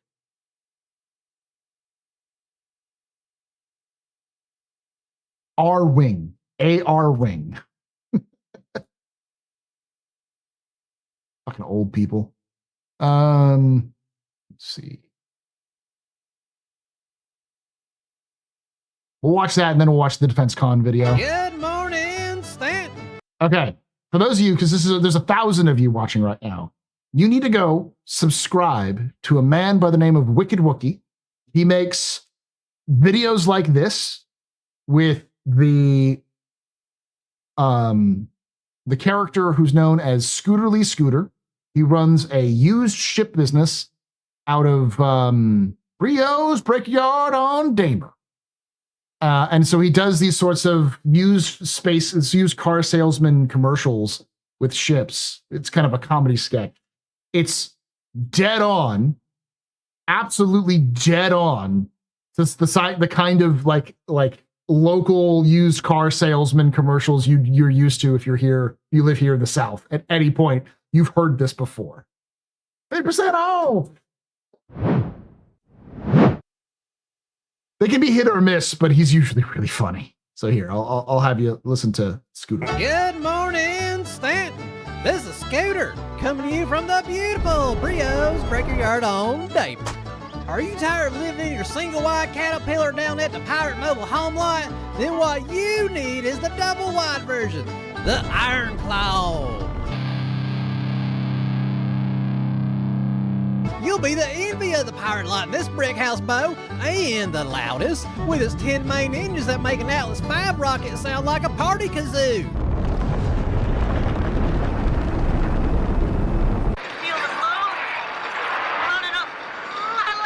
This old girl will hold over 2,000 SCU of cargo, so you can haul pretty much anything around from fighters to one full-size Meemaw. And to help get her butt out, it's not got 1 or 2 or 3, but 4 tractor beams. And to help keep your cargo secure, this old space rectangle has 1 man turret up top, 2 remote turrets for your work-at-home workers, and 1 man turret down there on the belly with dual-size 5s. And if that don't tickle your fancy, Bo, the vertical suppository launch tubes will. The Ironclad has all the amenities you expect from a transport ship, like an onboard moonshine still next to your boiler. Just don't get those mixed up. Hey, Billy, why does the water taste like your bathtub moonshine? It's got gun racks, a vehicle parking bay, more gun racks, Hellfire engines with a Kamehameha turbocharger, rotisserie gun racks, and a step stool so you can feel like a big old boy to see out that interior window. Storage pens that are totally not at all a legal loophole name so Drake can have an onboard prison cell. A large mess hall with crew quarters, but don't you worry none, no space is wasted with the Thumper Dumper 5000 all-in-one shower toilet combo, seats with a roll cage ripped off the Thunder Road roller coaster from the Six Flags over Damer, and a captain's quarters that never lets the captain get too big for their bridges, since they too have to use the all-in-one Thumper Dumper 5000 shower toilet combo. And in true Drake fashion, is the only ship in the verse that comes with a Surgeon General's warning. Not to mention the command module that comes with its own all-in-one Thumper Dumper 5000 all-in-one shower toilet combo, and baby Hellfire engines that can detach from the rest of the ship when your Meemaw fumigates it after she's had about 2 tons of double dogs. Scooter! Where y'all going? It ain't that bad. Meemaw! That steak will take the rust off a chrome bumper. And to sweeten the pot, mostly because the base model smells like a sun-baked Valcar, today we'll throw in the bigger, badder brother to the Ironclad, the Battle Barge.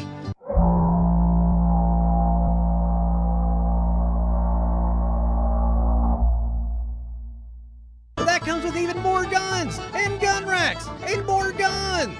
Not to mention a flat-top grill ripped out of Waffle House. All right, y'all come on down and y'all tell Scooter sent you. Y'all have a good evening. Woo! He lives on a desert moon, sails 20 ships by mid-afternoon, feeds the Meemaw with a front-end loader, and spends his mornings trying to get Billy sober. If you need a ship, he's a real straight shooter, and they call him Scooter Lee Scooter.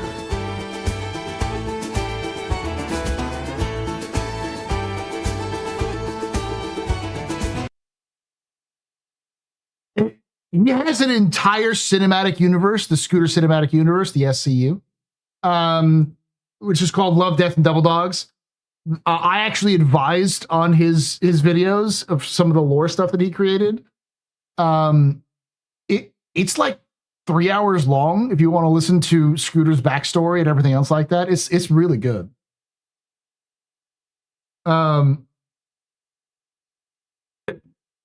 So yeah, and Wookiee does other things like that. He actually does do full ship reviews and stuff.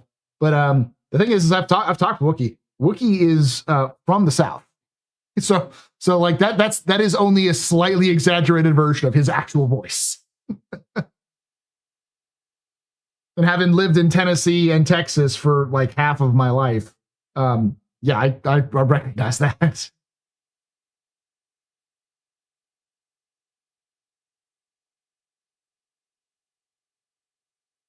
So yeah, go watch it if you haven't checked that out before. All right. So before we get to the Drake, I gotta explain to you something.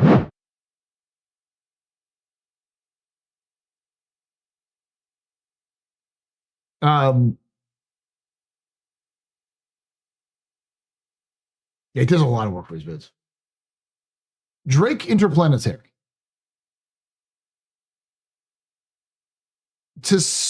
I cannot overestimate or overstate the fact that Drake does not like the government. And I think you heard me say dislikes the government. No, I think the better way of saying it is hates the government. Drake has multiple times attempted to brand specific events that they've sponsored as something to the equivalent of overthrow the government or fuck the UEE in some way, shape, or form. They do not like the government. And Andon Arden, the current CEO of Drake and Lore, especially does not like the government. So with that in mind, this is the DefenseCon trailer.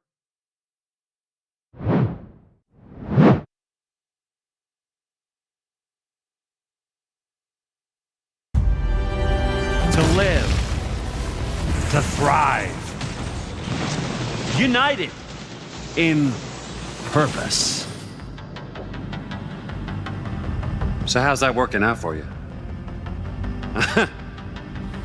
Thought so. Don't you just love it when your united governing body retreats back to Saul, leaving the good, hard-working folks out here to hold the line?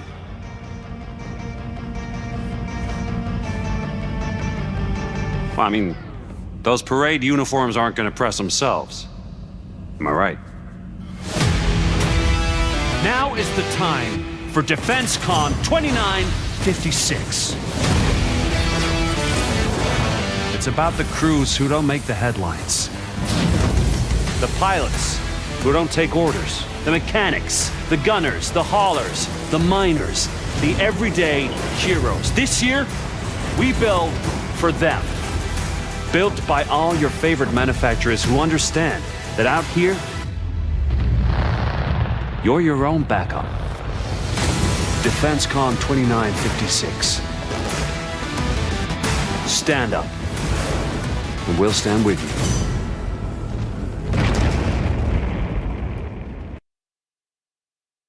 But with only 5-star systems instead of the thousands they have in their game for all that content. We went from having over 100-star systems to thousands of planets to just 5 systems with around 25 planets with a few moons with every other with this crafting system. It's basically going to be another EVE Online. I think the one thing you got to understand, Theo, is that originally the 100-star systems was going to be 100 systems with very few landable planets.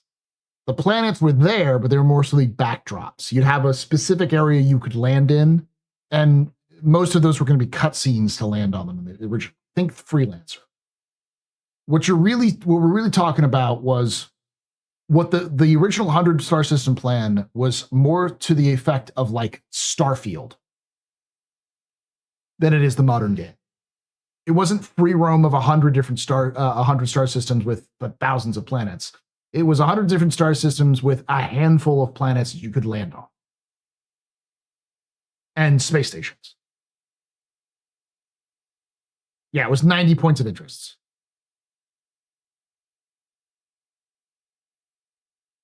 Yeah, Freelancer, Wing Commander, Privateer. Yeah. 100 different systems, but not thousands of planets. Thousands of planets that were like JPEGs in the sky.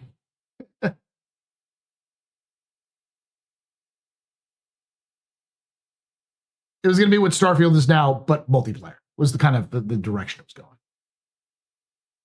Now, will CIG eventually get to 100 planets, 100 systems? Controversial opinion, I guess, but yeah, I think they will. It depends on how their systems are built, but I don't think it's an impossible idea for them to get 100 systems. I just don't think it's going to take. I just think it's going to take. It's going to take a while, but it's not going to take as long as people think. The real key is how quickly can CIG stabilize their tools and don't take the thing they love to they'd love to just bite into it. They love to like cheat and be like, no, a little bit of here, a little over here. They love to like expand. They need to finish their fucking cake and then release the goddamn cake and then stick with the cake and not be like, but there's a cookie over here. Well, we add the cookie to the cake. Well, we take some ice cream and put it on the cake. And then take that cake and turn it into this giant fucking mess that they can never finish. They need to have their cake and finish their fucking cake. And that's the question, is how disciplined can they be with that fucking cake?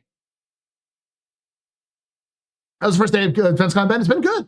Been good. I think there are some problems with 4.8. There are missions aren't working for everybody. Some people have been able to find it. Some people aren't, but that's sort of a back-end issue. There's been some crashes here and there, but don't set your spawn point to Area 18. For the love of God, don't do that. It's apparently breaking people's games, but yeah. So what's the point of the Stokard star map with all the lore that's pretty much never going to happen now?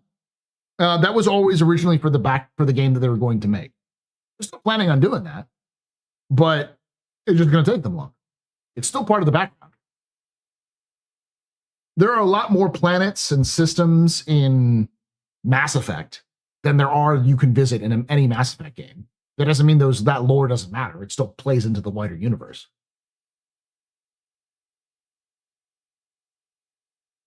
Only 96 to go at the end of this year, right, Paul? Fill my Castra cup. Well, also, it's important to remember that a lot of the, at least I would say a third of the systems that were listed on the map, on the original star map, are either Vanduul systems, Banu systems, or Xi'an systems. There's only something like 60 human systems. And while that sounds like a lot, some of those systems are like null. Or not null, Min. Min is a gas giant with some moons. And then there's, what is it called? Tamsa. Tamsa is a great system, but it's a black hole with a gas giant and some moons. And that's it. So there are some systems which are effectively just a handful of planets which are sparsely populated, and that's it. You can even take away my space lasers. But you can never, ever take away my space. Yeah, there's Ellis, which is like 12 planets of them terraformed.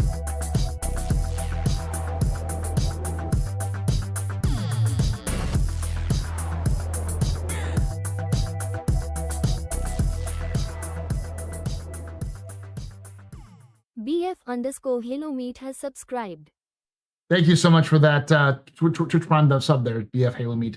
Very important, but we're very impressed with this. Very pedestrian. There's a fault return drinking a chest. Cheers, Jelly. I'll trust cheers. I was freezing in the Percy torrent because the captain turned off the life support to free the guns, was crawling up. Literally said, if I don't need it to shoot, I don't want it.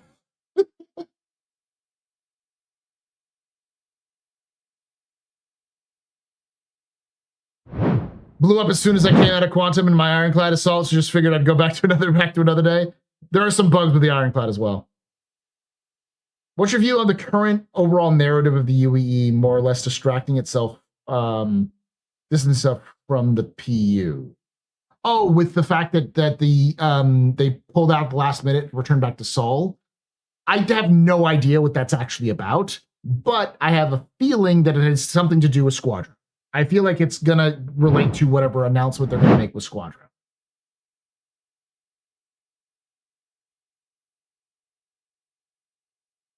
I don't know what the actual narrative is, but I don't think it's we have to pull all our defenses back to Sol. It was more of a there's something big going on in Sol, so they're going to Sol to celebrate it. Like Invictus is now at Sol. They pulled it away from Stand and moved to Sol. So there's some announcement they're going to make or something like that. I have a feeling it's going to be civil war between Terra and Earth. I mean, there's going to be a civil war between Terra and Earth.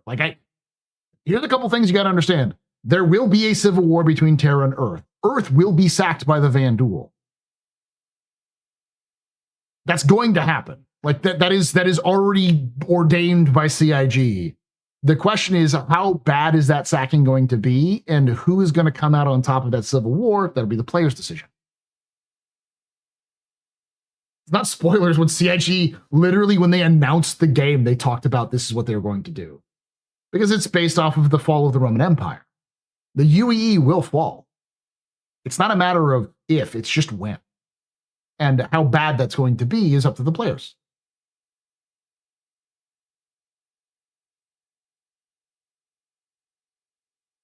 You fixed the launcher error? Fuck yeah. I honestly think they did just to save money and time. No need to do all the Fleet Week stuff. Then they ham-fisted into the story. The meta reason why they did it was because CIG wanted to do DefenseCon. Because last year they couldn't do DefenseCon, and everyone was like, but DefenseCon's cool, and CIG likes DefenseCon. So this year they were like, fuck it, let's just do DefenseCon. And so they did DefenseCon. And you know what? It's fucking cool. I fucking love DefenseCon. I want DefenseCon to be this every year. I want Invictus to come back, but I want Invictus to be in a separate location and DefenseCon to remain based and awesome.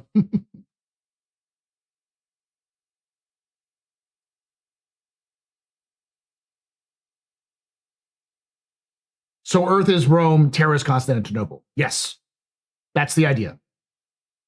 Sol is Rome, Terra is Constantinople. Yeah, but you're a Drake fanboy. Yeah, but like DefenseCon is such a unique event. Like there's nothing like DefenseCon. Invictus and IAE are practically interchangeable with each other.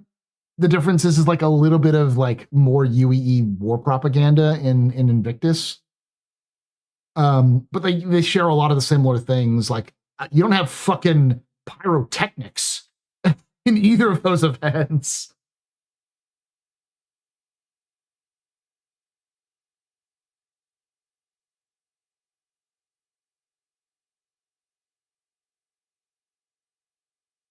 Yes, I am an unapologetic Drake fanboy.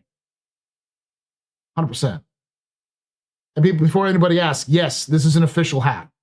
This is an official Star Citizen Drake hat. They sold it at a 2023 CitizenCon. I don't think they have them anymore. Yeah.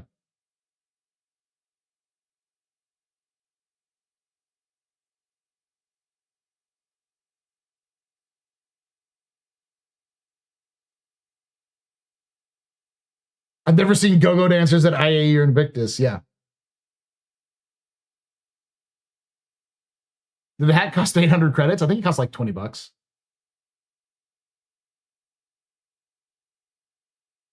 Seriously, what's up with the total lack of merch from CIG?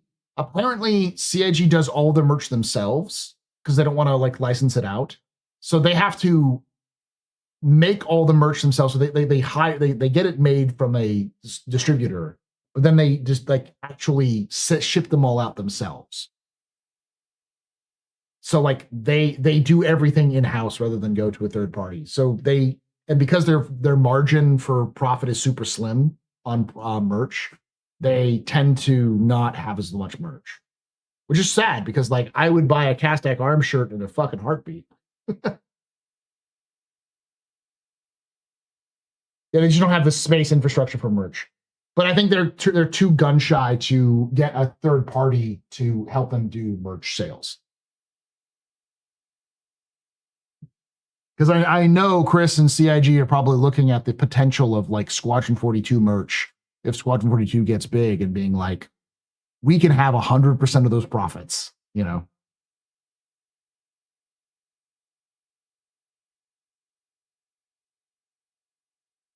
What about my Endeavor with all 5 subsystems? I've been sitting on that package for 10 years now. The Endeavor is not going to be released until after 1.0. CIG has not said that it's going to be the last, but it'll say that they've said that they cannot start working on the Endeavor until they have basically everything in the game done, all of the systems in the game done, because it is sort of the ultimate all systems game ship. I think the battle cruiser will probably come out before the Endeavor.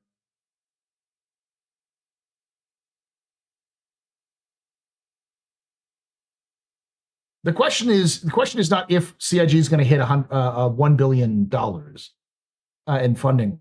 The question is more, when will they hit 1 billion? I'm still skeptical that they'll hit 1 billion by the end of this month because it will require an insane amount of money. I mean, they'd have to make $31 million in a month. And to give you context, that would match or exceed the amount of money that they raised last November, and that was the biggest month they've ever had in funding. It was last November.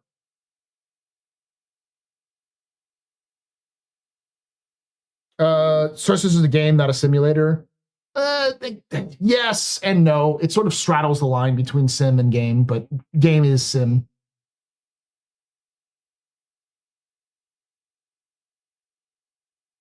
They're going to finish Squadron 42 with that money. It's important to remember that it's not like CIG is sitting on a war chest of $1 billion. They've spent most of that money. It's just they've raised $1 billion over the course of 13 years. And to most companies their size, that's a joke. They have 900 employees and 4 different studios. $1 billion is a drop in the bucket for companies that size.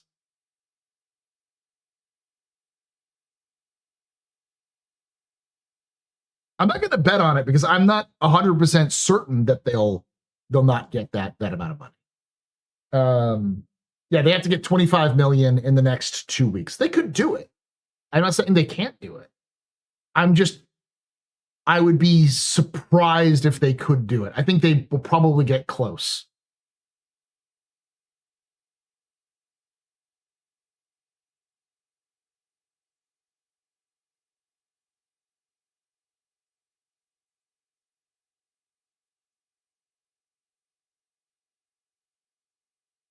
We'll see The Expanse first, yes. GTA 6 has, I think it's like $2 billion that they've spent.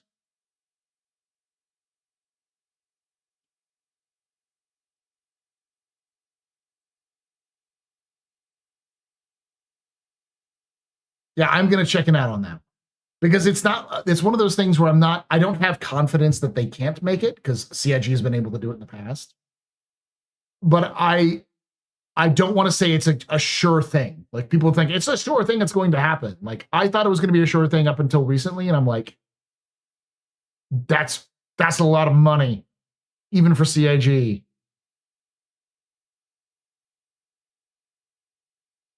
From leaked finance reports, GTA 6 has spent $3 to $8 billion thus far, and that's before they even do marketing, which is going to cost them at least $1 billion to do marketing. Not to mention that they still haven't done the PC version of the game, which is going to cost them even more money. I don't think it'll cost them $1 billion, but it'll still cost them like 100 million, if not more. It's impressive to almost have 1 billion without a single game released. It is, yeah. It's not a crazy, like it's not crazy that people are going, this is insane for what CIG has done. But it's also important to remember that CIG is making 2 games at the same time. They're making Squadron 42, which still should release this year, and Star Citizen. So even if you split it down the way 50-50, it's still a lot of money. Sorry, will they really put $1 billion into advertising? Rockstar? Hell yeah, they will. Rockstar does not. So typically speaking, you want to put like a significant amount of your budget into advertising when it comes to video games. With most products, you put in there. This is old information from well back in my day, but like 20 to 50% of your budget should just be on advertising when you're making something. Have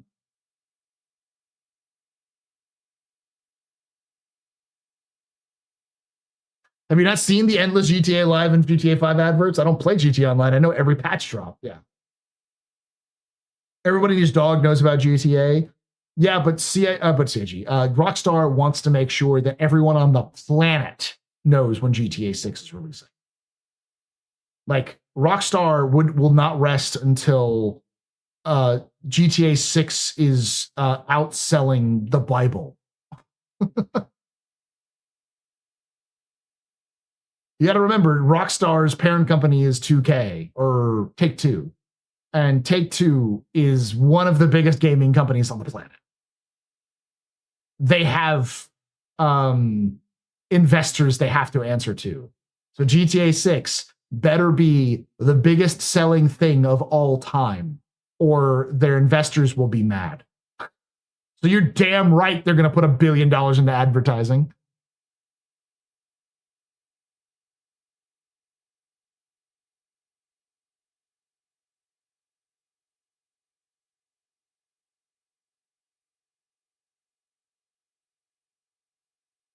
Theo, stop being over exaggerated. It's not even been 14 years yet. I get you're upset, Theo, but come on, man. By the way, I'm talking about GTA, guys. I'm not talking about Star Citizen. I don't think Star Citizen is spending $1 billion on advertising. I'd be surprised if CIG spends 30 mil on advertising. They probably spend almost nothing on advertising.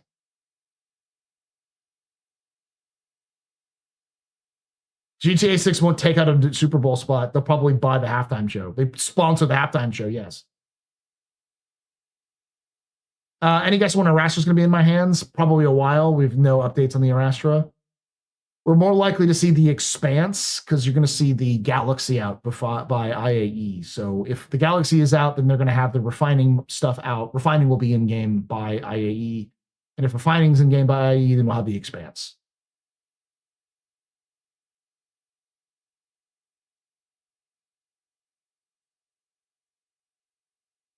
The Bible's only on track to sell 20 million copies this year, so Rockstar could beat that. So like 1 more year, 1 to 2. It really depends on because the other thing that wouldn't be surprised if the Arastra gets a little bit of an update to get surface mining. The same thing that the Forge and the Pioneer get, but that's going to require, I think, the Genesis Planet Tech that they're working on right now has that. It's one of the reasons why the Forge and the Pioneer have kind of been paused is because they need Genesis and Starchitect to make those both meaningful.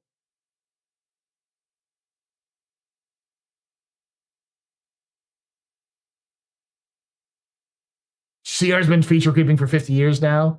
Okay, 40. Yeah, he's been around for a while.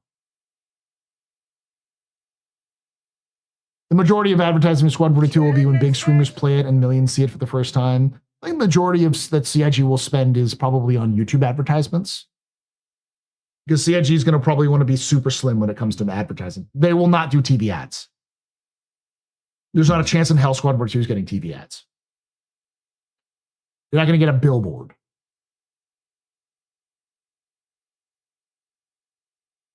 I'd love for them to actually like give it for free or pay influencers to play the game. I don't know if they will. I don't think CIG has the like coordination to do so or the connections to do so. And the problem, mainline, you're doing best.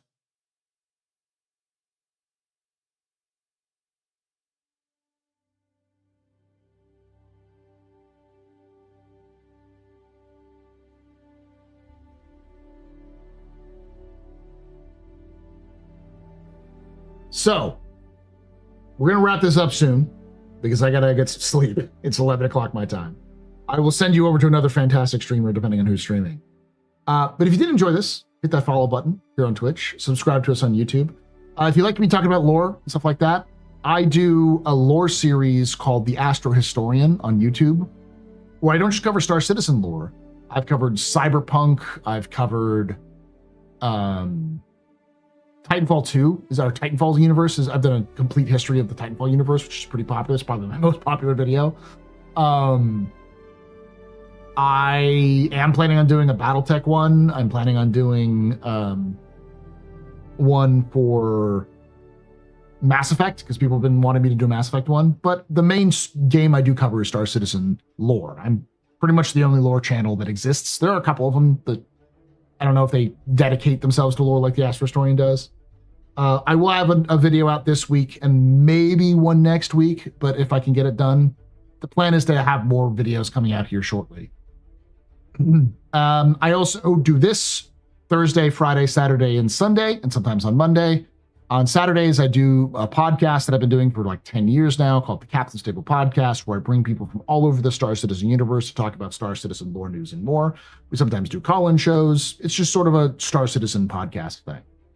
Tomorrow I'll be doing my lore tour on the Astro Historian, where I will go onto the floor and we'll talk about the history of Drake Interplanetary and the ships on the floor and a little bit of the background of all those ships. And I'll probably be playing with Loken Plays, another content creator who rated me earlier. Me and him play on Fridays. We play not just Star Citizen, we'll play co-op games together. We play games like Dark Tide, Space Marine 2, Helldivers, other co-op games like the Hangout, that kind of stuff.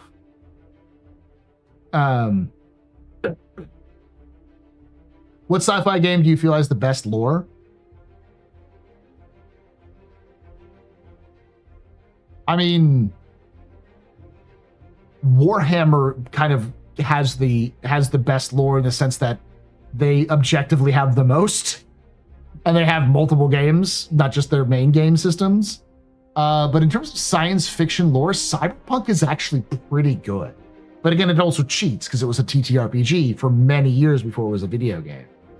If we're talking about just straight up from scratch video game lore, I think it's tie between a Halo and Mass Effect. Both of them have really good lore and in-depth lore. I love games, smaller games like Titanfall. I love games like the X series and Elite. But those games lore just isn't quite as in depth. They have plenty of like background, but not a lot of characters, not a lot of stories. But dude, I love Marathon. I'm an old school Marathon player. Durandal and all, baby. Like, but born on boards, Frog Blast Event Core, all that cool shit. But I'd have to play. I have Marathon, the new game. I have to go through it a little bit more. Yeah,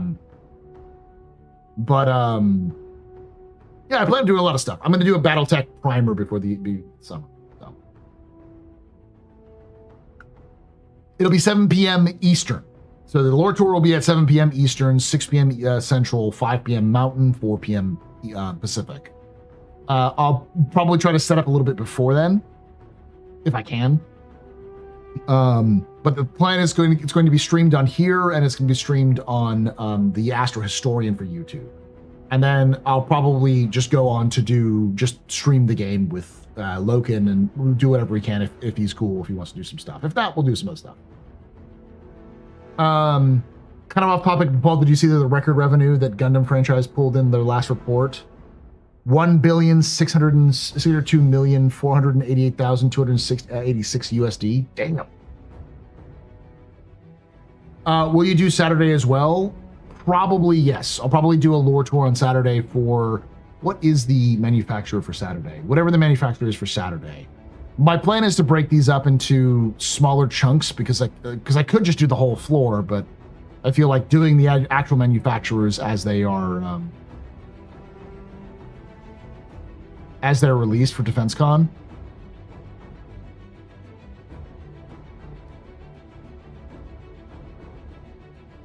So Origin, Robert Space Industries, and Kruger. Yeah, I'll probably do that on Saturday.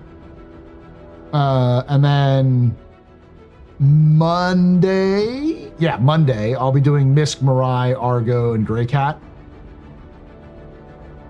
God, I probably won't do one for Aegis because I want to do a complete history of Drake or Aegis. Love you, Star Citizen History Wits. Can you do a new video on the tensions between the humans and Wundur? I could probably do a more comprehensive one. I've done one already, but yeah, I could do one. Hey, I was watching Space Tomato and my power went out. My drops got stuck at 38%. How is the sitch with Drake Interplanetary? What's this? How's the sitch? What do you mean? How's the sitch? Annan Arden doesn't like the UEE government.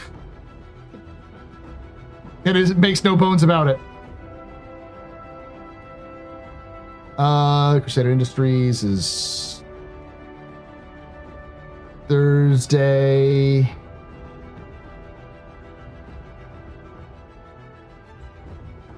No, Friday and Saturday. Then Anvil is Sunday and Monday, with the big finish being Tuesday and Wednesday.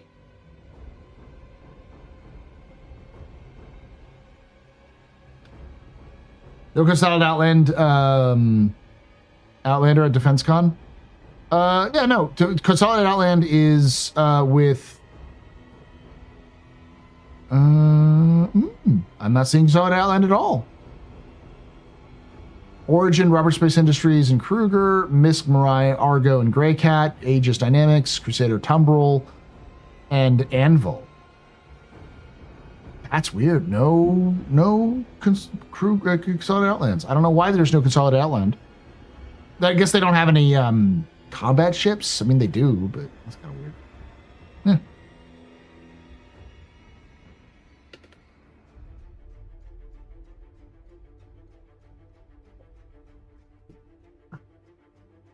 Notable exception from the everyday here's things, yeah.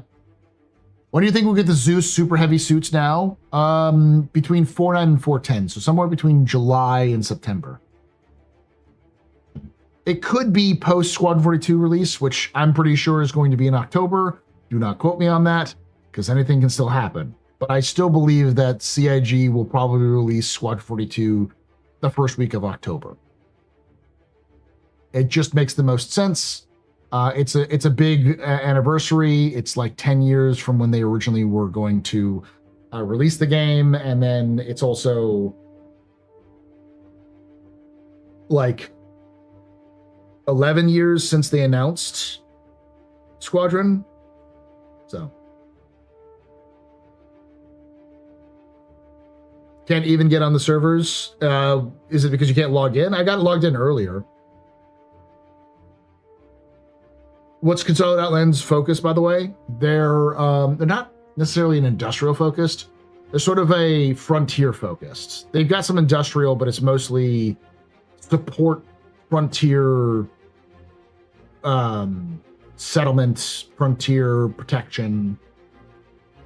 Sort of like a Drake, but instead of it being super rugged and individualistic and easy to repair, it's more about protecting and managing the frontier.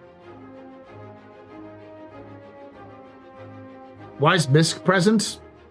I don't know, because Drake likes to dunk on them.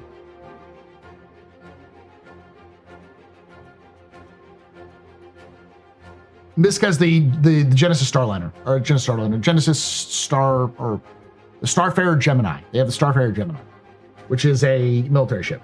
Plus they have the Miss, and then they've got technically the TAC, so, and Furies, yeah.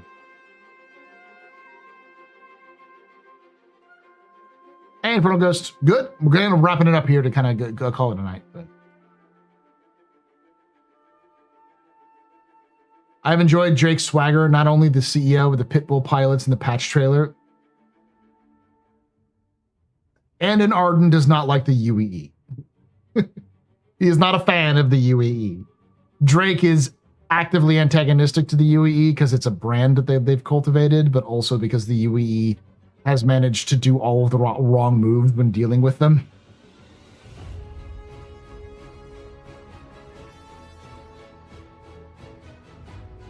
Was the Invictus happening on Sol excuse to focus on Drake ships, or do they switch every year?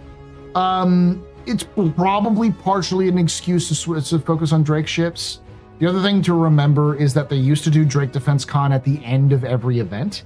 So or the end of every Invictus. So Invictus would happen, and then they would have a separate event called Drake DefenseCon that would be the last part of Invictus. So you'd have a regular Invictus, and then the last manufacturer was Drake, but it was their own individual separate event. And they'd been doing that since the beginning of Invictus. But then last year was the first year they didn't have Drake DefenseCon because they were a little bit too busy doing other things. They couldn't get a Drake DefenseCon, but they promised that they were going to bring it back this year. So my guess was that they kind of right now can only swing one event. And so they decided to bring back Drake DefenseCon as a treat to the fans because people wanted Drake DefenseCon. But also, yeah, because the Ironclad is a big deal. And but the thing to remember is that we're going to have the same thing next year where the Kraken is coming out at DefenseCon next year. So, well, there's that question, are we going to have Invictus and DefenseCon? I don't know.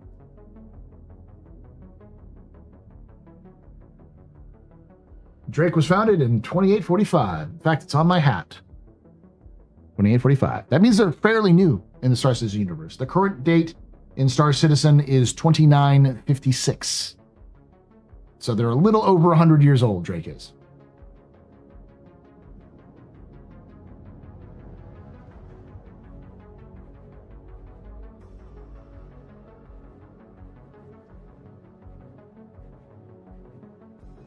Now, the founder of the company was Jan Dredge. And she was, I'm not going to go into too much detail because I'm going to talk about it tomorrow, but she was the project lead for the AS-1 Cutlass. So a small team, her and a small team created a prototype vehicle for the UEE for what was called the Volksfighter contest, which is the idea that UEE would start to outfit certain frontier squadrons with very cheap, very repairable, easy to manage fighters. And so Jan Dredge and her team created the Cutlass, it was called the AS-1 Cutlass, as a prototype for that contest, but they weren't chosen for the to win. And so instead they took the idea and they said, well, it's still a really good idea. Let's see if we can sell it. So they founded a company calling Drake Interplanetary and sold it specifically to sell the Cutlass, and did fantastic in the selling of the Cutlass.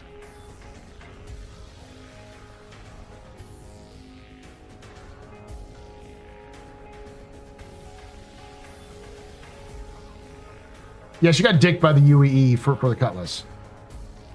But to give you context, I think Jan Dredge is still alive. So she founded the company in 2845. She can't have been in later than her 20s. It has been well over 100 years. She's close to 150. If that sounds crazy, but people do live longer in the Star Citizen universe. So they can live into their 150, 160, but they usually don't push beyond that. What did win the Volksfighter contest? The Aegis Wildcat. The Aegis Wildcat won the Volksfighter contest. What is the Aegis Wildcat? We've got no fucking idea. What we do know is that the original name of the Gladius was called the Wildcat. And so maybe it was a Wildcat version, or a version of the Gladius, but we don't know. There's a couple of Aegis ships which are lore-based ships which we never have seen, which would be fantastic to see in game. One's the Wildcat, the other one is called the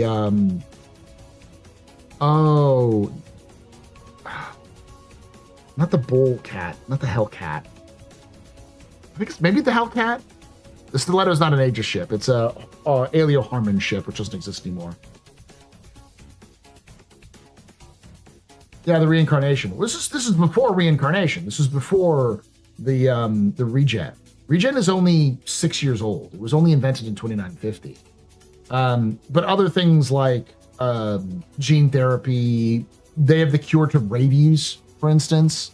They have the cure to many types of cancers, if they can catch them right. There's lots of different things you can do to keep people alive. Cancer is not completely defeated, but it's like people get cancer and then die of it because they don't get it screened. But if you catch it, you can get it cured. I need to get into more Star Citizen lore. This is all new to me. I have an entire channel called The Astro Historian. I have a long-running series that's called The Complete History to Star Citizen Lore. It only has 5 episodes so far, but it covers from the very beginning of Star Citizen's lore all the way up to the beginning of the First Varan War, which is about 500 years ago in Star Citizen's lore. I got a long way to go with that one, but that's a good chronological story. The Retribution is sort of a everyman project, not just Aegis, but yeah.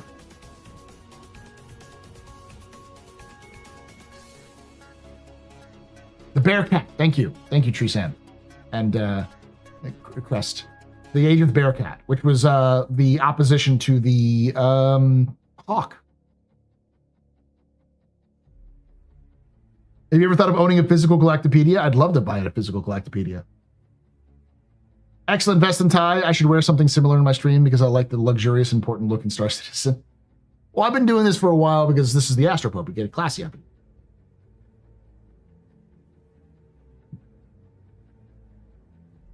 The sad part about it's YouTube. YouTube is where you'd find the Astro Historian.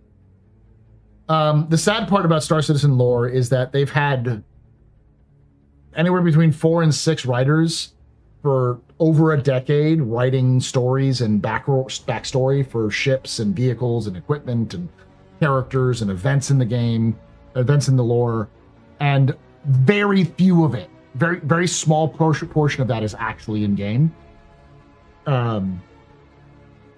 And they're doing more and more of it, but like the last real push of narrative was the Hyperion and the Onyx missions with Dr. Yorit.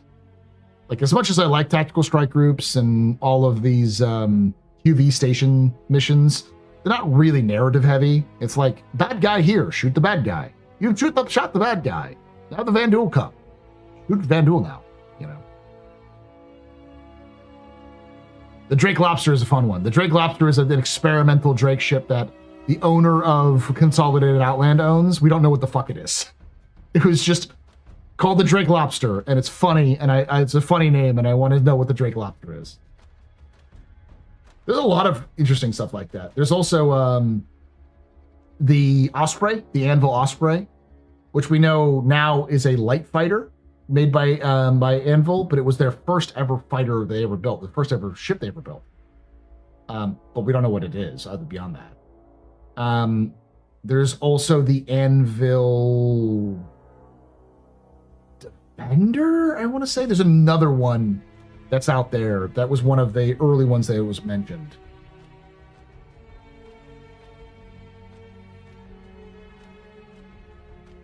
You mean that it's not the Bulldog, it's the Pitbull. I've been doing that myself. We really need the Galactic PD on the Moby Glass.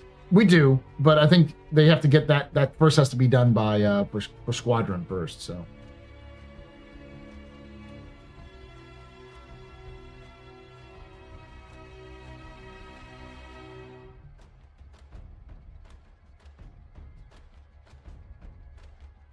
All right, y'all. Thank you for hanging out. Thank you for watching.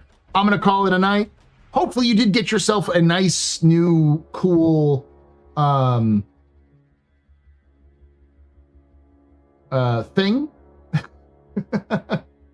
Let me see if I didn't know if you got this.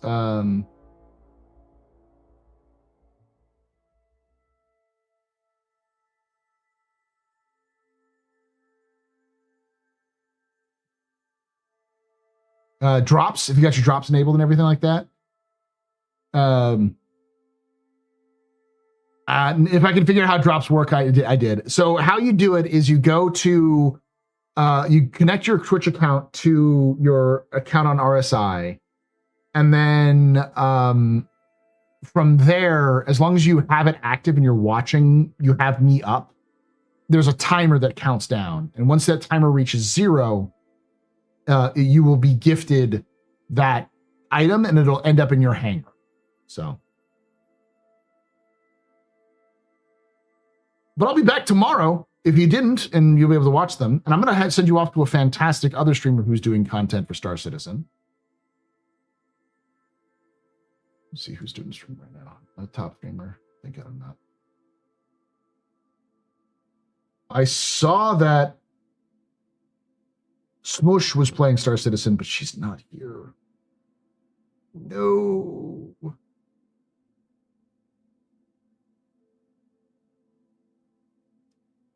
I will send you to Verity. I love Verity. I love Lawman and Loving Fan too. Love and G, but I haven't really rated Verity in a long time. So, while I do that, thank you for hanging out. Thank you for watching. And like I say every time, hope to see you someday in the black.